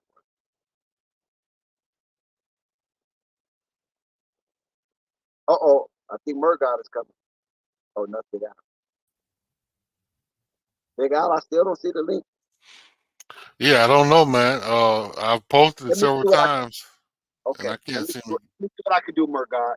So Big Yeah. Al, go ahead and speak your piece, and let me get Murgot up on this panel. All right. Well, Murgaard, I want to hear you, but yeah, man, I feel like the Hornets they have the potential. I mean, we've said that before. I feel like they have even more potential with Brandon. Brandon finally doing his thing and getting right and proving haters wrong, aka Pope, aka Spike Leak, aka I don't know that nigga name that like the Lakers, but the thing is the Hornets, like some people have said in some of these post game analysis, the coach, need to be more aggressive. Mark Williams, I don't know. I think he needs to get in the weight room. I don't know if that's a thing he believes he needs to do, but if he doesn't, I think he needs to do that. Murgaard is posted. Come on up, man. I think Nick Richards needs to do the same thing. These two men are too big not to be getting rebounds. I know Jalen Duren is the Mack truck, but I believe they have enough length to out rebound him. Apparently, the Hornets, Mark Williams and Nick Richards actually were out rebounded together by Duren. Duren had 17 rebounds, I think, while Mark Williams and Nick Richards combined had like 7. I Yeah, might be. Jalen Duren is definitely a man amongst boys. I mean, Oh yeah. we can say that. And sometimes Murdoch, you dropped their link or something. But yeah, sometimes those guys like Jalen Duren, who was passed up or traded away from a team, they have a chip on their shoulder because they feel Yeah. the team it wasn't good enough to be Mm-hmm. amongst them. He's going to play extra hard, Mm-hmm. and that's like shout out to Murdoch. Yeah. Murgaard coming up. You coming up, Murgaard? Or are you What's up? up? What's up, man? Oh, I'm what's here. going on, Berg? What's up with you, man? Nothing much, man. What you think about tonight, man? They just got a good old fashioned ass kicking. That's what they got. Yeah, You yeah. know, But it was, on a good note, though, what you think about our boy? Because I mean, you consistently have been, and I give you credit, positive about B Miller. You hadn't really, shitted on him, but a lot of people have. But yeah. What you think? Uh, as I said before, you get a player like him in the NBA space, and he's going to thrive, and he's doing that. Mm-hmm. So now there's some things he need to work on. Mainly, he Right. needs to work. He needs to work on his handle game.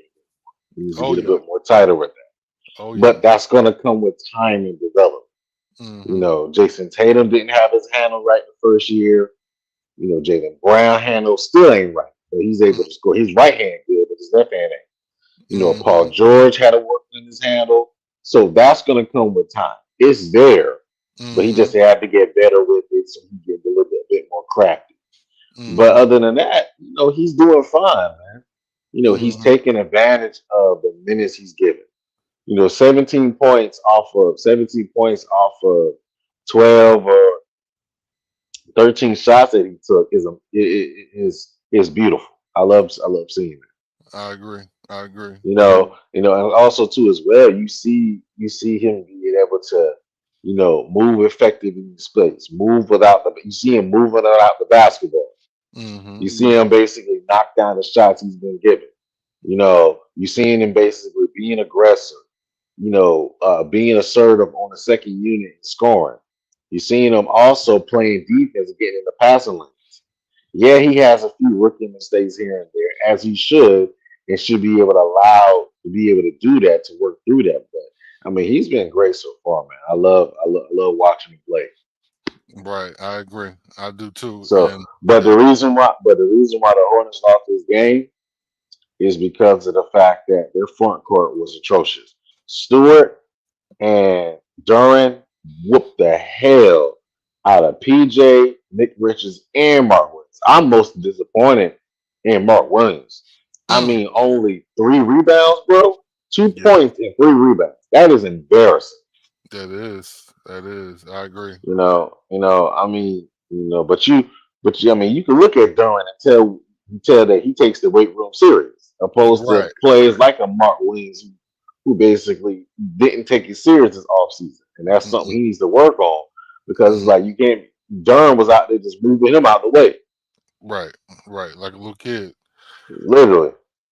So yeah, I agree with that because Mark is too good to let an opportunity of gaining that muscle and gaining that strength to really be effective.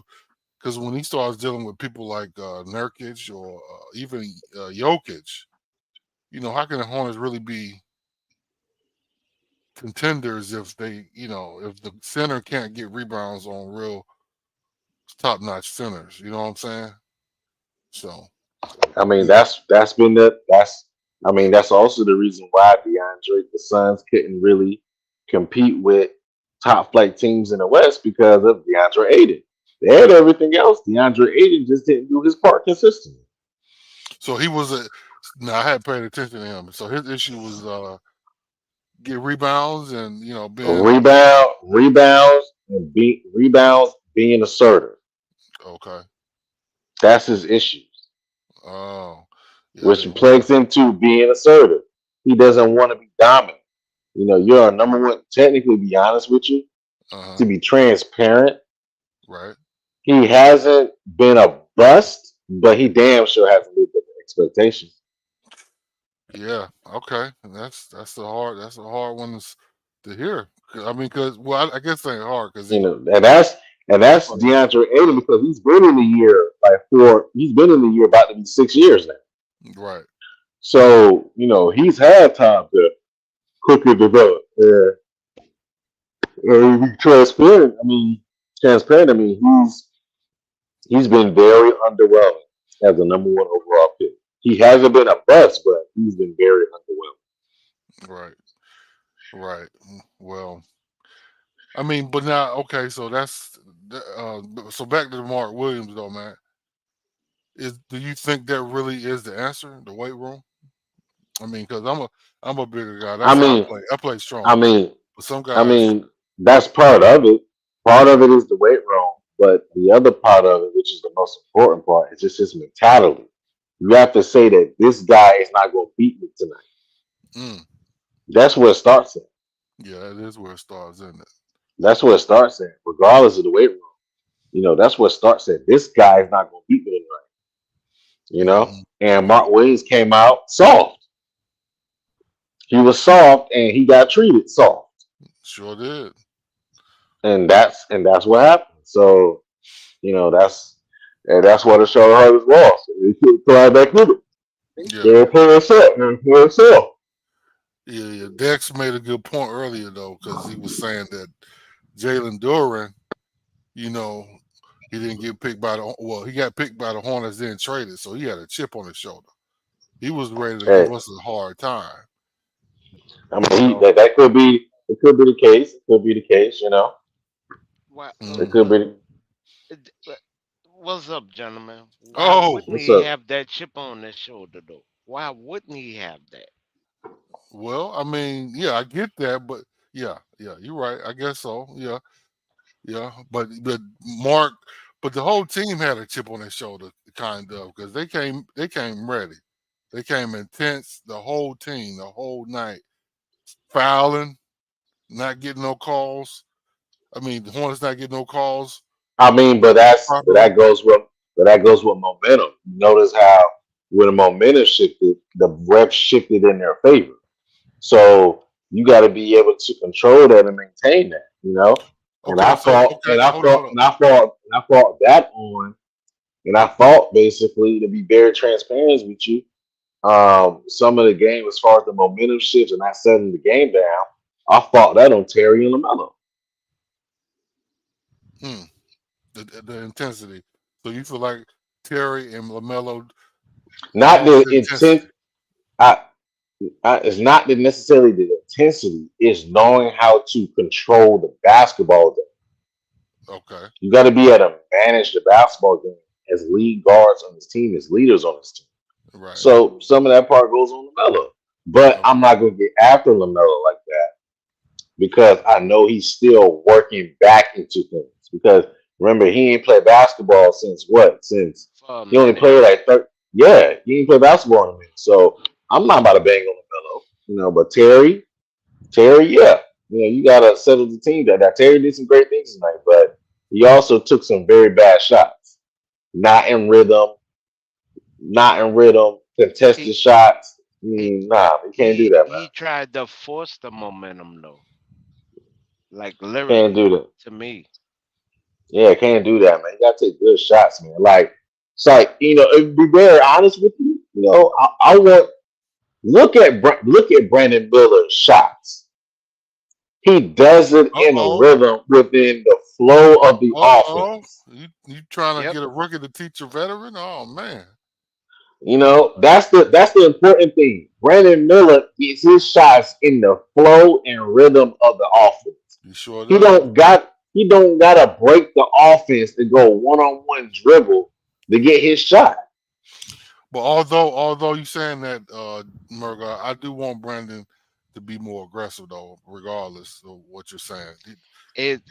But that's gonna be But hard, Big L. Mainly because of he has people in front of him, and they're not curving No, the Jimmy. offense for him. and they're not running plays for him. Yeah, You that's saw. hard. Now it's crazy because you notice in the beginning of the game, up until basically probably about late in the third when Brandon Miller kind of getting to the fourth, they ran no plays for Brandon. Brandon was just getting his off a hustle and trying to be and working through space. So it was a lot of times they missed him because some of the players like PJ being linear not passing him the basketball. But basically, to be very honest with you, they didn't start running a couple plays for him until late in the game. I'm looking like Steve Clifford. Where was this in the beginning of the game running plays for him? No, don't get me started on Hey, Steve Clifford, bro. yeah, but Murga, you can't really expect them to just be running plays for Brandon Miller, the rookie. Wait, I mean, you got I'm not other expecting. priorities. No, Dex, I have to No, stop. no, I'm not wrong. Dex, Because I have to stop you you there. got other priorities that have to be fed first. no, Dex, I have to stop you there, Dex, you because wrong. Dex, I have to stop you there because this is my point right here.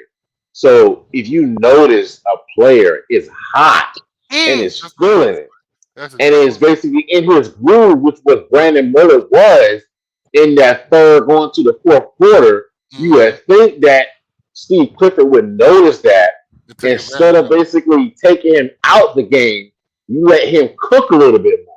Well, See, You that's let him different than work through running that. plays. That's riding the hot hand. no. Well, that's what But I'm he needs to do, saying. but he needs to do that though. Yeah, he He needs to should have do run that. the hot hand Okay, and we ran him can in agree place on there. that one. We can agree on that one. But running plays for a rookie in those type of situations when you got to feed these contract players, that's just not going to happen. I'm gonna No, be no, 100 with you. Why no, not? no, Dex. No, wait, Dex. Running plays, not You just giving you them the ball. you That's two different you are things. talking X. you're talking about once again a top 5 draft pick. But So yes, you he's run not the leader plays of the for him. team, Gemini.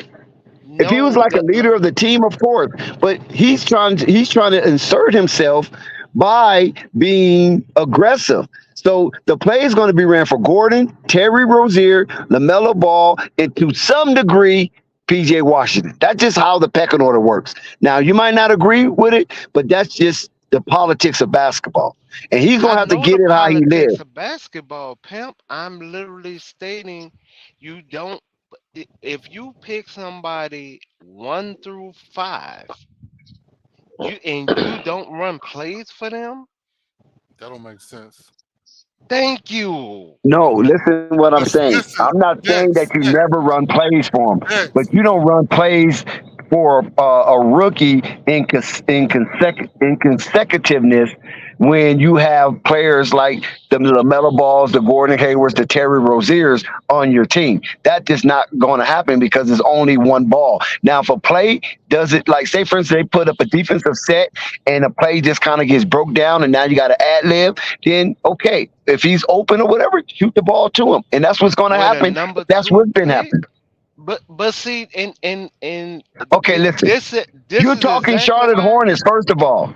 You're I Hey, talking know, I Charlotte I Hornets. I hey, I, I hey, know, hey, but hey, hold on. hey! I have to And hold Murdoch on. knows that they didn't even run plays for LaMelo. When LaMelo was a rookie, So they didn't run no plays for him. so when we That is go true. so now I do want to say this right here. So when we go and talk about the top 3 picks at game stats tonight, that's what I want to know because Go the ahead, top Murdoch. two did You the top can, You two spoke did enough. you good. can, You spoke Murdoch, enough, because we already Murdoch. kind of talked about it. But go Yeah, ahead. we've been talking about it. Go ahead, Murdoch. Yeah, Shoot your shot, because bro. the Tell first two did well. The him. third one they do so good. Or Pope at, Murdoch. What go He's talking about Scoot Henderson, Gemini. no, I know, go ahead and run it, Murr. Don't talk around it. Just shoot it out there. I mean, because Scoot shot 3 for 12 from the field, 1 for 5 for 3. He had let me see. He had 5 fouls. 5 turnovers and 5 fouls. Woo! That's a bad line. That's a bad stat line, Dex. That's your pick right there, dog. That's a He bad said, stat line, Dex. That's your pick. it's okay. But listen, yeah, Scoop might have pooped, like Trent said, but you got to remember it. You got to judge in a 10-game increment. You can't You're just right. judge 1 or 2 games. Okay. It's got to be a body of work I know that you can base the merit on. I'm not worried about Scoot, man. I know Right. Scoot's going to be a tremendous player down Yeah. the line, man. It's an Listen, adjustment period. But Murdoch. another thing too, we have to realize although they have the saying that this is a wings league, this is the point guard position is still the hardest position to play because there's no night off at the point guard position. At Oh, all. I said Absolutely that. At not. I all. said No that. night off. I There's told you no that. night off. There's no But, night off but listen, because I'm not gonna shit. I'm not gonna shit on Scoot. You know why? I'm not like Pope.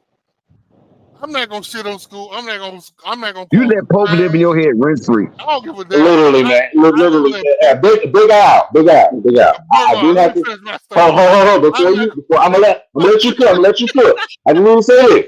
Just need to say this. Go Big ahead. out. You can get your point across without mentioning Pope. You know I that, don't right? give a damn, man. He deserves No, to I work just for Murr, these 2 games. No, I'm but Merv, serious. I'm gonna be totally honest with you. L took offense to talking about the man dad, and Exactly. I think that's the Exactly. point that Woo! is still so sensitive. You damn right. Uh, That's So fucked up. You I are. I I Mm, I get it. I thank get you, it. Gemini. I forget. Cause Whew. I lost my dad when I was 10, pimp. Mm, So and it's to say literally, I know he's soft because his dad quit playing sports to take mm. care of him. That that that was a bad take, That Merv. was. I'm gonna be honest. That's terrible I don't taste. speak on it, but I I kind of that's a sore spot. So I kind of get L point on that, dog. I Yeah, I really do. mean that was a trash take to have when he said it. And this was in preseason, not preseason, Okay, summer league. we're not gonna Can I bash Pope finish because he's my? not I'm here not to gonna. defend I'm himself. not passing So Pope. let's I'm move just. on. Can I, Dex? Can I finish my statement, bro? Okay, so I'm not gonna bash Pope, but I am gonna say this. He said it in summer league, and when he said it, it really pissed me off because to trash a person because of their father is just too low. I mean, you don't know what a person's going to be. My father wasn't the best person. I'm not nothing like him. So I mean, that's what I'm saying, bro. So shout out to Brandon. He obviously has heart. He obviously has the ability to push himself because he's doing it. Got to be more careful. You must be from Baltimore. Be more careful. Shucks, Go man. ahead. Yeah, I'm just. That's all I had to say. I mean, Brandon has I heart. Go ahead, I'll say Gemini. this, but for what people dinged him on, if you from the first game to this game, he has done it and done it well to say of his frame. That's a good point. No mentor. Some, Oh some, wow, some that's a good point too. I mean, like well, I literally want him to get like a Tracy McGrady as a mentor. This young man doesn't. I don't know if he just couldn't really get the mentor that he want, even though he did the interview with his idol. But to actually have a mentor to literally guide him through some progressions, I think would have been crucial. But I'll say this: I'm proud of him, regardless on what anybody say, because I actually want both of them actually to do well. yeah, yeah. That's why I hadn't really talked junk about school because I mean he's a young guy. All these guys need to get their money, man. That's all I'm gonna say. Get their money. But I just hate that way the people talked about Brandon like he hadn't done this. What he's doing now. We can't say he hadn't done this. It's not that. It's just that he had moments where he was struggling. But everybody has struggles, as you can see with Scoop. As you can see with Bryce Young, I'm going to football right now. As you can see, even with Stroud, because Stroud was struggling in preseason. Everybody said, "Oh, he wasn't going to be good" because of 2 preseason games. But now Yeah, he's top 5 quarterback. So I mean, you got to let people work out their kinks before you start judging them. That's all I'm saying. Go ahead, Mergo. I mean, Gemini. I just personally think that with being a point guard, it is more opportunity, and you can change the shift or momentum of the game on a constant compared to when they're not running plays for you and you're still trying to help produce for the team. Like Hmm. if you're not going to integrate him, and I get what Dex is saying, I get what Merv is saying, but when uh, me and Merv do agree on one thing, we we do not think that they're integrating him as a number 2 pick.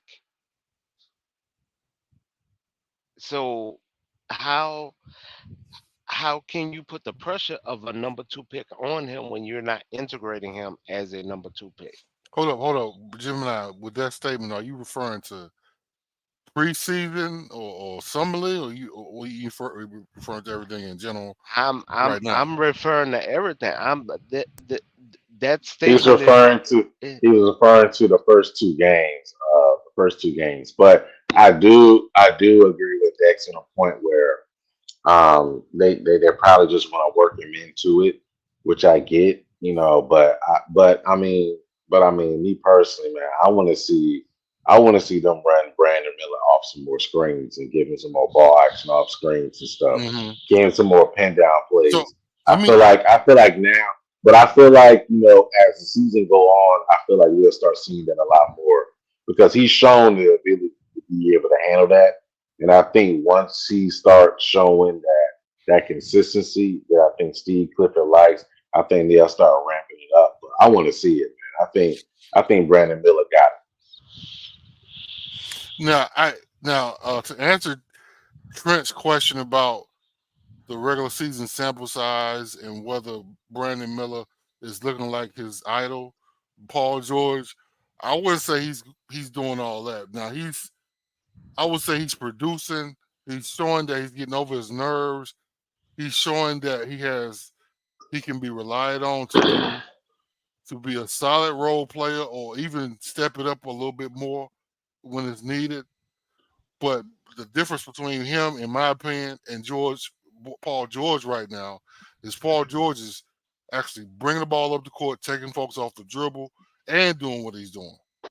But I yeah, mean, but Paul had to Paul George, develop into that. he had to What's that? develop that, man. Yeah. Paul George wasn't Well, I mean, Paul that's my George point. first, I you know, know, but he asked a yeah. question in the chat. He was basically asking if this sample size does this sample size in this sample size have you seen Brandon Miller do uh anything like his idol in the sense. Yes. The Okay, answer Absolutely. well is give actually me Yes. your yes. assessment then, Gemini. You too, It, Murgo. I mean, Go I ahead. got my the the it, the the catch and so shoot ability, the relocation off the jump shot, the efficiency in doing that, the length on the basketball court, the ability to play multiple positions. Brandon Miller was basically playing 1 through 4, even some 5 on certain possessions. So, which is what Paul George is able to do.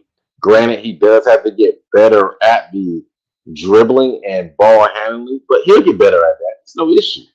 He'll okay. develop that. It's not gonna be So, an issue. so Okay. so when Paul George actually came into the league, right? It was not his team. And a lot of people forget those beginning years. But it was not Paul's team. It was Danny Granger's team. Danny Granger, So right. Paul actually had to develop into that because he was behind a all-star at the time. Hmm. So and he wasn't getting minutes.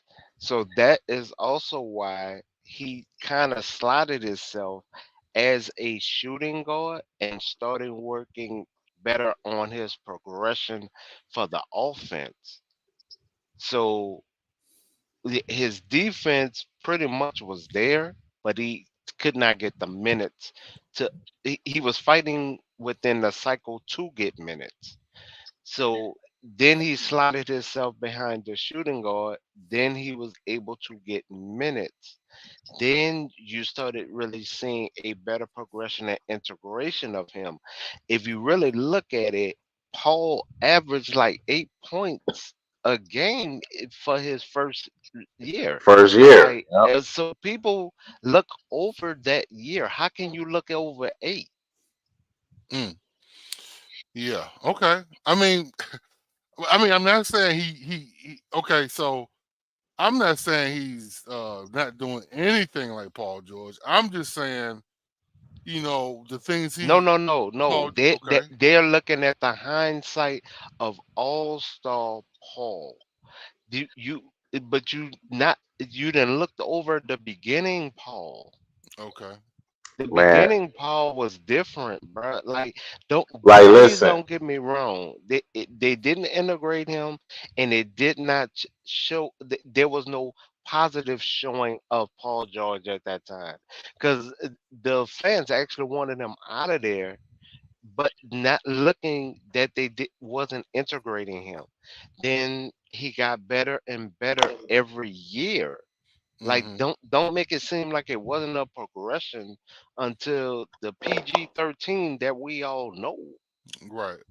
Well, I'm trying to be careful. I'm not trying. I'm to be honest. I'm not even Listen, trying. I'm trying not to listen. jinx This my man is because hold he's on. doing This is good now. I want him to keep it up. That's all I'm saying. And I think he's good. I agree. I agree. And I don't want to jinx it because at the end of the day, he's not Paul George yet. Let's be real. Come on now. yeah. He's not. He's not. You know, he's not. But even Paul George took time to develop into the Paul George we know now. Yeah. Paul George's first year, he averaged 7.8 points. Then he moved up to 12 points. Then 13 points. Then by his fourth year, he was averaging 21, close to 22 points a game. Yep. Hmm. So So I it have a was a question. steady progression.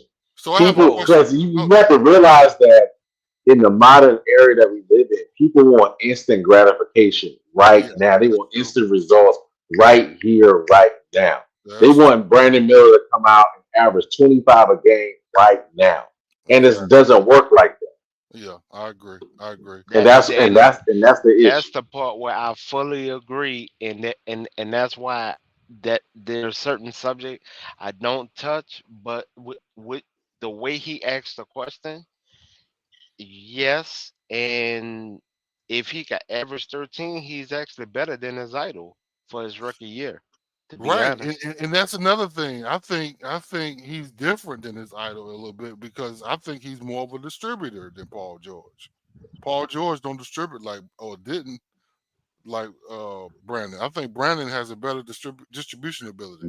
Brandon has a better feel for the game early in his career than Paul does right now. But you know, now that Paul just got seasoned, he's become a better distributor. But it took a while for him to get there. I think Brandon Miller Yeah. already has that very early. Right, yeah. Yeah, that's a strong part of his game already.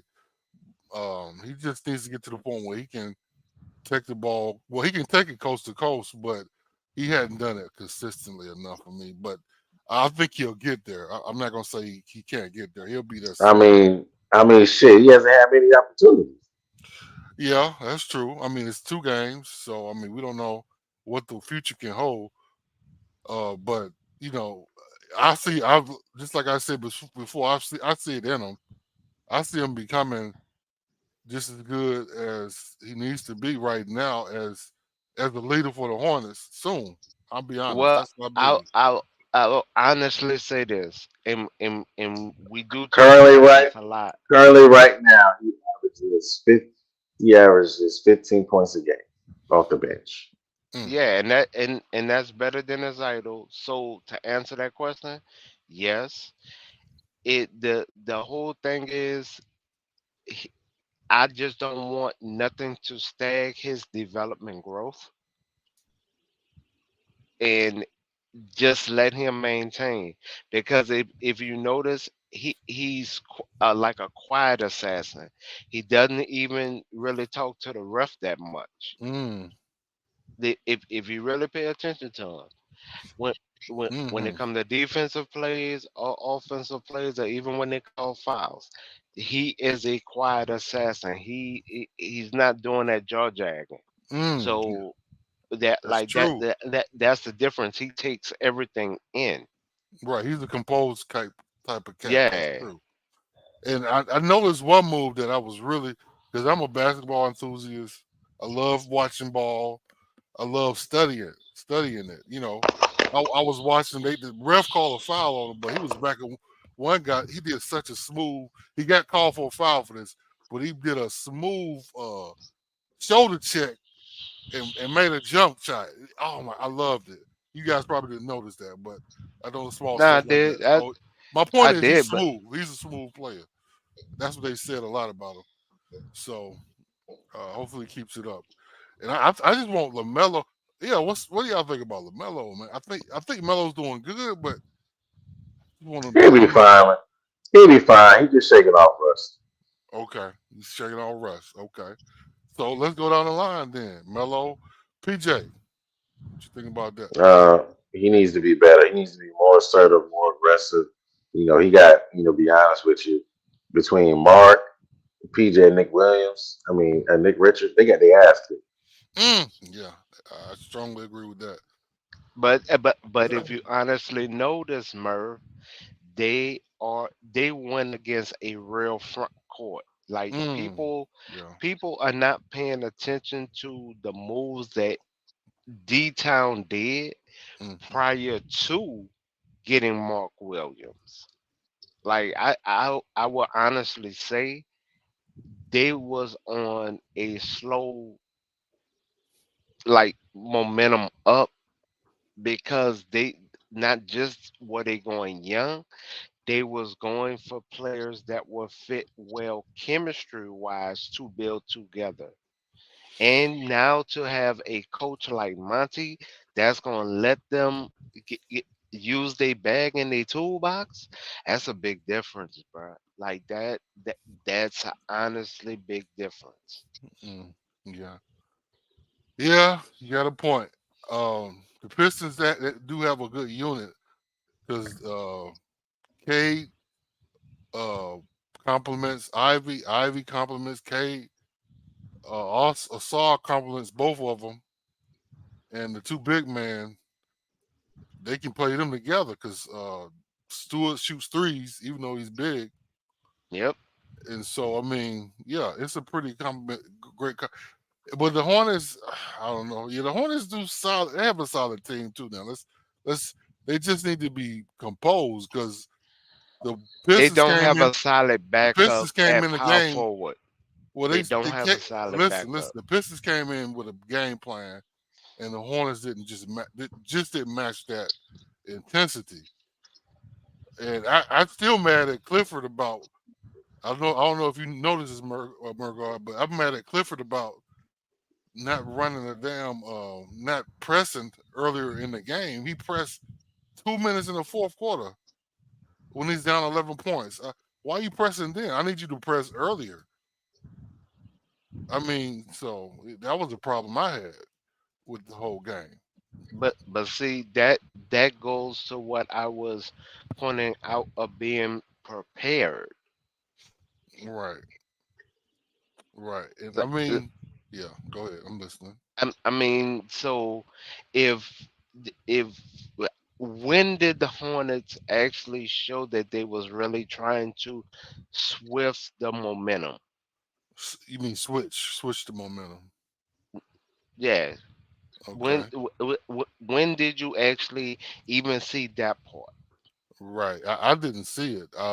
And that's the answer I wanted you to say. Because if you would have gave me a time, a quarter, I was about to curse you out, dog. Don't do that, Gemini. You ain't done that before. Don't surprise a nigga like I me. was about to smooth curse you out. Oh no, don't do me like that. There was no like dedication to it. So real talk, Gemini. Do you think the Hornets could have met that intensity as far as the physicality, or do you feel like No. they're too small They, physically? they, I won't say that they're small. I say it's an overall problem of the front court. Now, people love PJ, but if you honestly look at it, PJ is actually the frame of a small forward playing power forward. I don't want to hear about positionless Oh basketball. my God! So you then went So back to the discussion we had. no. Yeah, yeah, you I'm did. calling a spade a spade. All And when right, it Gemini. comes to his backup, he doesn't have like that backup that wants to be assertive, or maybe the backup can't be assertive No, he can't be. because of what the coaching staff is doing. Mm-mm. Well, Like Detroit, they are trying to win outside in. outside That, that, in. that Don't you mean yeah, inside out? no, and here's why I'm saying that, Al, because they're letting their guards cook, then they don't forget about their big men. They let their guards cook. They Oh, let their guards literally shoot them in a game or shoot them out of game, but they don't forget about integrating the front court. Well, they have a better game plan in some instances than the Hornets, I think. And I think with the Hornets, they can do that as well, but the guards are not as focused as the Pistons whole team or the guards on the Pistons. And that's the issue. The Hornets are not focused like they need to be. Terry is trying to take over the game and just get buckets all the time. When people are open, and then Lamelo, he's passing, but a lot of times when he's assertive, when it's scoring, he's missing. So, and he also sometimes he's always trying to get fouls, and that's good to a degree. But he needs to be focused and fight through these fouls and score at the rim because that's another problem. Lamelo ain't scoring at the rim and he's proven the doubters right as far as going to the basket, and he needs to prove them wrong. But But I feel like that's a matter of focus for these damn guards on the Hornets, and and if they change their focus and focus on being more aggressive when they need to be, or falling back and passing when they need to be, or even playing more intense defense. Yeah, this team is dangerous, man. In my Big opinion. L, you honestly do realize, and I pulled up the stat because I wanted to make sure I was right. You do realize in 25 minutes you Okay, had one player only shoot 4 times as the backup now. who's this? That as PJ Thor. Okay, so what's your point? I don't understand how that. Dex don't even like PJ Thor. So I'm literally saying it is a backup problem. I said that the backup was going to be a problem. I don't know if that's the issue anymore though, man. Because I mean, it's because Clifford was playing us all along in the preseason because we thought, oh, this is the backups y'all got. Oh, you gonna have problems. No, no, the backups we have, in my opinion, I'm not they're not great, but they're solid because they have a rotation of Theo Maladon. Uh, Pete, I mean Thor wasn't terrible in preseason.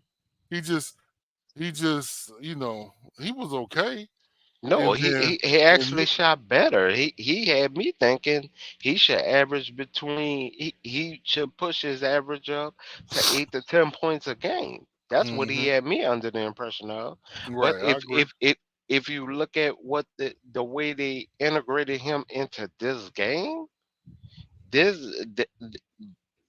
they didn't do it at the right times. Okay. Well, I mean, I feel like he's been fine. My point is the backups. That issue, I don't think has come to the head.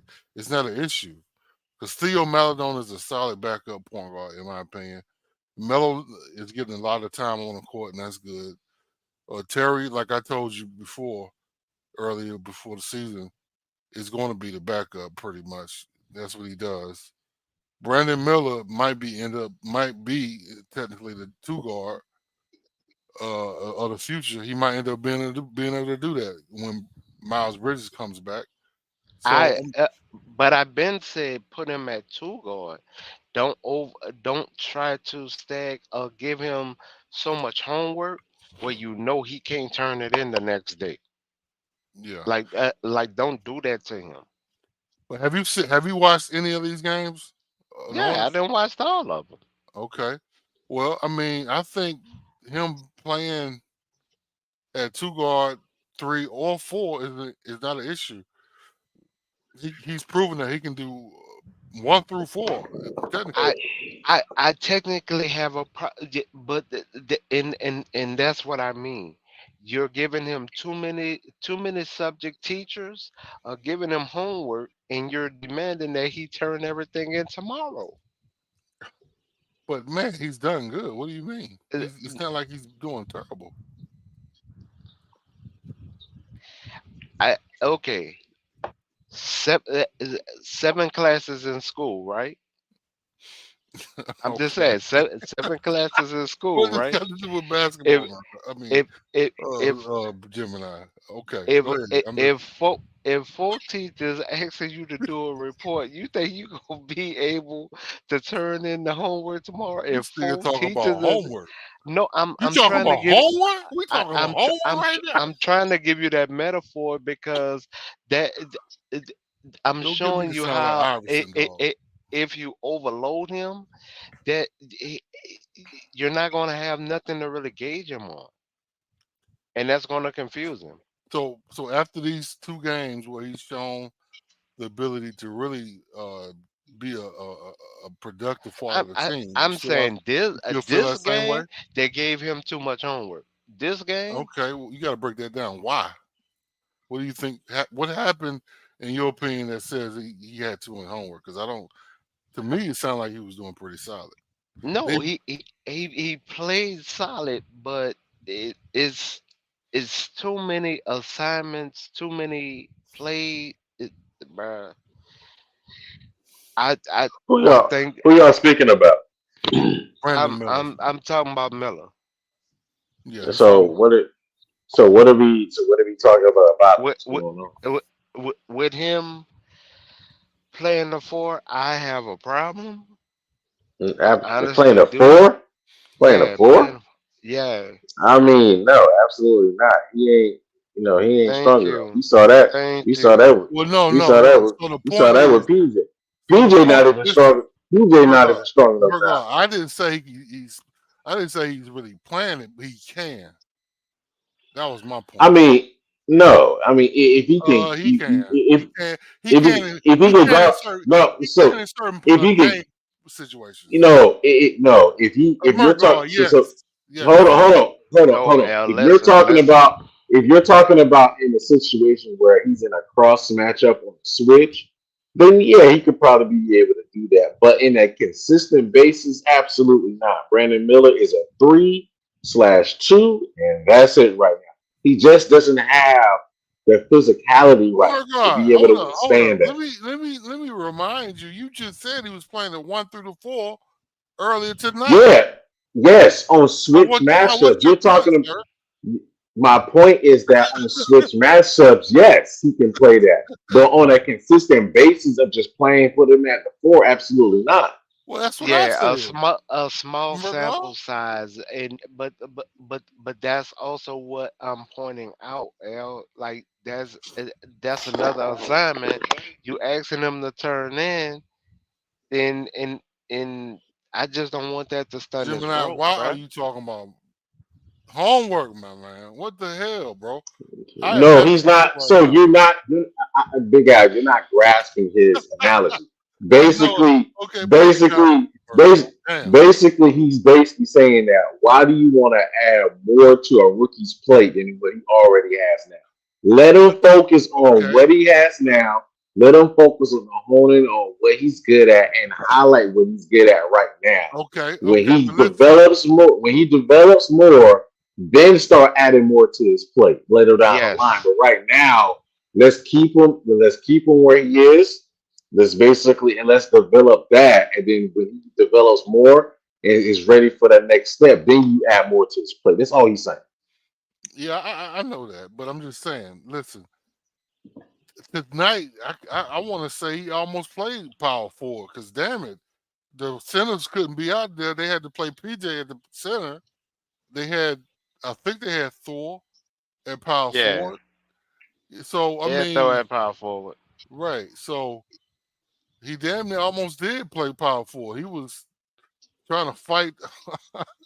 Well, he didn't try to fight him. Isaiah Stewart tried to fight Yeah, he Brandon. went.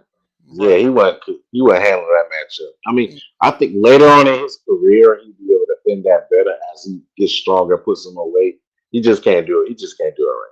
Right. But my point is, you know, So hold on. Let me say this is this. Oh God, this is the this is please, the you ain't difference on talking, the bro. perimeter. On the Listen, perimeter, I think Brandon is listen, fine, but listen. once you get him in the paint, Okay, it's so no, you I'll can't just do stop it. talking. Well, Brandon is good. My point is, you know, when I feel like he has heart. That's one thing you He guys. does have He has a heart, but whole hell of why a lot give of him? heart. But why give him more assignments at this point? Because he's Yeah, he showing don't you out. need. But yeah, I mean that's No. fine. He don't have to have eh, any more assignments. He probably won't because Nah, it's especially only today been. anyway. Has So he showed a lot? Yeah, but it's only been 2 games, bro. Let's I slow down. agree. I agree. I'm slowing Let's down. slow down. Whatever you say, Murgaard. You in Let's charge. slow down. Because in a Let's way, slow down. you're doing even though you're doing it from an opposite end, you're kind of doing what the other ones are saying about him being a number two pick, Huh? but you're What doing do it you in a mean? different metaphor, Okay. a different method. I'll say You that, a start different another method. argument. What No, you no, just trying to fight me, Gemini. You know I like to no, fight, no, bro. it's not an argument, dog. All I'm right. saying let the man cook with what tools he have in the toolbox now. Let him do well before you add anything more on him. Because it's actually not him that you need to add it to. You need to go fix your front court, and that has That's nothing to do true. with him. Oh yeah, that's true. I agree with Remember, that. I've been the main one saying that the Hornets need to fix the front court. Everybody was cursing me out, and I took it. I don't mind being Tupac. But if you're talking about putting more assignments on Brandon because you neglected your front court, that's where I have a whole type of pushback, and I'm actually going to defend this young man because that will be wrong. I think once Miles comes back, that helps out. That helps out. Oh yeah. Oh yeah. You know, I mean, I still would like, I still would like to be actively looking to see if they can get somebody better than JT Thor. I think they just probably want to Oh yeah. develop him and see Yeah. how he does. Oh yeah. But if they can find somebody better than JT Thor as a social backup, that'd be Hmm. great. But they might ride with that. They might ride with that the whole year. hey, I'll say this, Murph, for real. You Q it actually even though people gave me pushback, Q is doing good in Boston. I think he would have did great as a Hornet. You said who? Q, he's in Boston now. He's a Who are you speaking about? What's his name? Yeah. You Q. saying Yeah. I know Q? who that is. QUTA Quinta, but it's the way they pronounce it is funny. So I just I say think I. Q. You talking? He Oh my God. he's the backup on Boston now. um, It actually as soon as they signed him, they put Williams up a but part of Gemini, that Portland trade. I think he's a center though. Yeah, If I'm not mistaken. he's a center, but he got actually play power forward too because his footwork and lateral movement is actually there, Hmm. Oh, and he runs the you floor. talking about the center that played for it's like Nina's Kunta, something like Kunta, something. Yeah. Yeah, Yeah. Yeah. yeah. Yeah. That's him. I I try not to mess up nobody's name, so that's why I use his first initial. Right. I think he's. I want to say Greek or something. I don't know, but yeah. No, no, he's Nigerian. Oh, he's not. Okay. Okay. Well, yeah. I feel like he was a center, so I don't know if I. Okay, but yeah, No, whatever you say. no, his footwork is there. His footwork is there. So even and his defense intensity is there. Plus, he has a mid range, so he can be a stretch four. Oh, nah. Yeah, he a center. He's a center all day. Yeah, that's what I'm saying. I'm That saying he man, can play that the man, power though. that man. Nah, he's a center all day. That man 7'1". He's a center all day. right. See, I was trying to be nice, but Murgaard, No, you know, he just his potential was there to also be a power I forward. don't know, man. Mm-mm. I don't know about him being a power forward, but they can damn show you somebody better than JT Thor. I'll be honest. Yeah. And that's what I'm I mean, getting at. That's what I'm getting at. JT Thor just look, just JT. So let me explain this. Mark Williams just got it. Mark Williams just didn't come to play. He got his ass kicked. Nick Richards showed a bit more effort in the second half, although basically he got his ass kicked too. But at He least he got put up some pumped. fight. At least he put up some fight, but he still got pumped.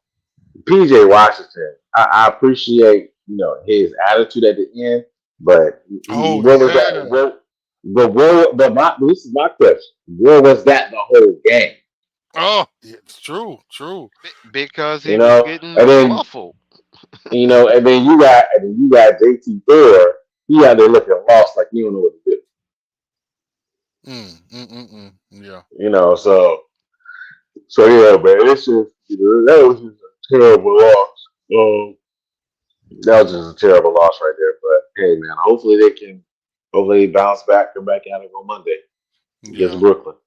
Yeah, that's gonna be a good game too. But where's Flight at? Because somebody Flight probably Yeah, sleep. Just like Dex probably don't went to sleep too. Oh I- my he God. had chimed in a second ago, but yeah, even with this season though, Al, the Uh-huh. NBA is a little more balanced this season. Oh yeah, I agree. Mainly because of this was a shooting guard small forward draft overall, so a lot of people filled a lot of holes. Mm-hmm. But literally, the I I wonder who's gonna be on this buyout market, because if it's anybody from the front court area, Charlotte needs to definitely take a look at him. Man, Charlotte need to take a look at a power forward and a backup point guard. If you could find somebody better than Ismith, replace them. But that's what they need to be actively looking at. Mm. Yeah. Well, I mean, I had a thought. Wow. Now y'all let me talk. I got a thought, but And you I talked the whole forgot. time. What you Y'all don't mean? never let me talk, man. I had Oh to man. interrupt everything, bro. What you mean? But it's all Hey, good. It's all good. I'm just, I got a joke. I, But I I love you like a play cousin. yeah. But the thing is, I mean, damn it, I had a thought, man. But the Hornets are, I guess, what, one or two players from really doing something. But Yes. but um, but they also have to have a level of seriousness and intensity, and they have to, I guess, they have to be on the offensive. When I say on the offense, I mean they need to bring that intensity to Pistons before the Pistons bring it to them. They don't really do that. They sort of lay back and they take shots instead of giving them. So they always allow people to bully them before they start really responding, and that's never good. You need to be the enforcer instead of the enforced. That's what I believe. But Well, even Mr. Glass played better, and as soon as we pointed out about his 16 points, did you note he didn't score for a long ass time after that? I didn't notice that. I didn't pay a lot of attention to Gordon. We pointed out his 16 points, and literally he did not score for a long ass time. Mm. So let's go back. Okay, man. Where is Dex? But yeah. So I just want to listen go to back. this. So hold on, fellas. Can you hear me? See, Murgaard, Yeah. I'm talking. Oh dang, that's it. Dang, I ain't Can I think you was talk? up. Dang, I ain't think he's about to say this. I was about to give a quote of what Steve Clifford said about Brandon Miller. Go ahead, Murgaard. You got it, man. All right. I mean, if you need to talk, go ahead and do your thing. No, you got it, Murgaard. It's late. Go ahead, man. You funny, man. Come on, Merv, man. Come on. But this is what he Man, said. I'm trying He to. said, No, I'm just joking. "Go ahead." Go ahead, Murgaard.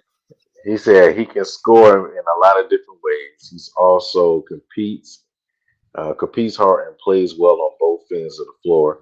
33 minutes. He's going to play big minutes.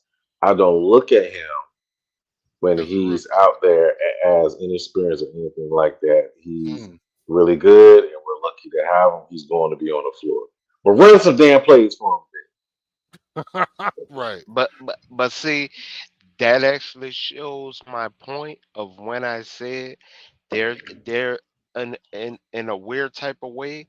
They're trying to integrate him like Atlanta did Hunter, and Hunter didn't integrate well in Atlanta. That's why he's still playing the way he's playing.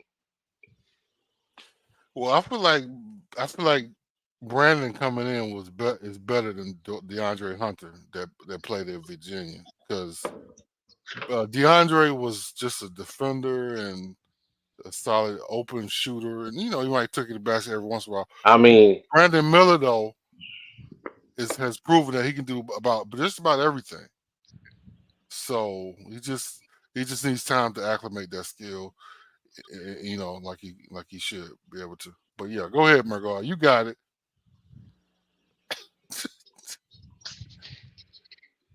Hello, Yeah, y'all being funny, boy. Y'all being funny right now. Margot, man. He my fellow team fan, but damn. Hey, hey, I'll honestly say this, especially with the statement that Merv read. That is, he's basically telling you that he's not going to integrate him right now. He basically told you that in that statement. Is that how you feel? I mean, okay, No, no, I'm going off of the statement that the coach put out to the media. See, I hold people accountable to their words. right. I agree. He literally said he can score, but see, soon as you get to that word but, that's when you know that there's a disconnect. Soon as you heard that word but. Well, I get questions about Clifford's coaching style anyway. He really confuses me about some things he does. I go back to the fact that we did not start pressing until 2 minutes in the fourth quarter when I we were agree. down 11 points. That's the most idiotic game plan in a team against a game that you have more than enough opportunity to win.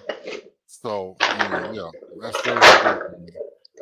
I'm I definitely agree, but that's literally with what you're with what the coach you got, you know what you're getting. I will say that. But he honestly told you within that statement what's going on, and you have to go with that statement because why? He put it out to the media. That's mhm. his words. hmm well. I'm gonna let you go ahead, shoot your do your No, thing. I'm about to jump off. yeah, I'm literally ju- just finishing that point, and because I got things to do tomorrow, so I'm actually about to be out. But I will Oh, say this, we're watching Colorado tomorrow. yeah, I know I am, so Who I they mean, playing? I don't even They remember. play they play UCLA. yep. Oh, okay. What time is the game? Do you know? Man, it's 3:30 Mountain West time, so it's probably gonna be late. It's probably gonna be like a 7:30, 7:30 game. Okay, okay. All right. Yeah, Well, yeah, I'll see and that. and I still gotta review some games that I missed because I'm Hmm. I cannot be unknowledgeable when we bring them up. I Hmm. got you. Makes sense. Makes sense. Yeah. Okay. Well. Yeah, they got a chance in the game because although UCLA got a decent defense, they their what you call it is not good. They don't really got a consistent player at quarterback right now. So, but Yeah. we'll see. And Merv, I've been missing you, my dude. I've been missing you. That's all I'm Oh saying. man, G oh to man, I G. appreciate it. I've been missing you because I love how me and you always go over the numbers, bro. Oh, I'm most I'm definitely, I'm most I'm definitely. I'm I'm just saying that out for everybody to hear. I appreciate it, man. Appreciate it, man. All right. And Big L, I still love you like a play cousin. I don't care if we got a box from time to time. And I'm gonna get my point across, you motherfucker.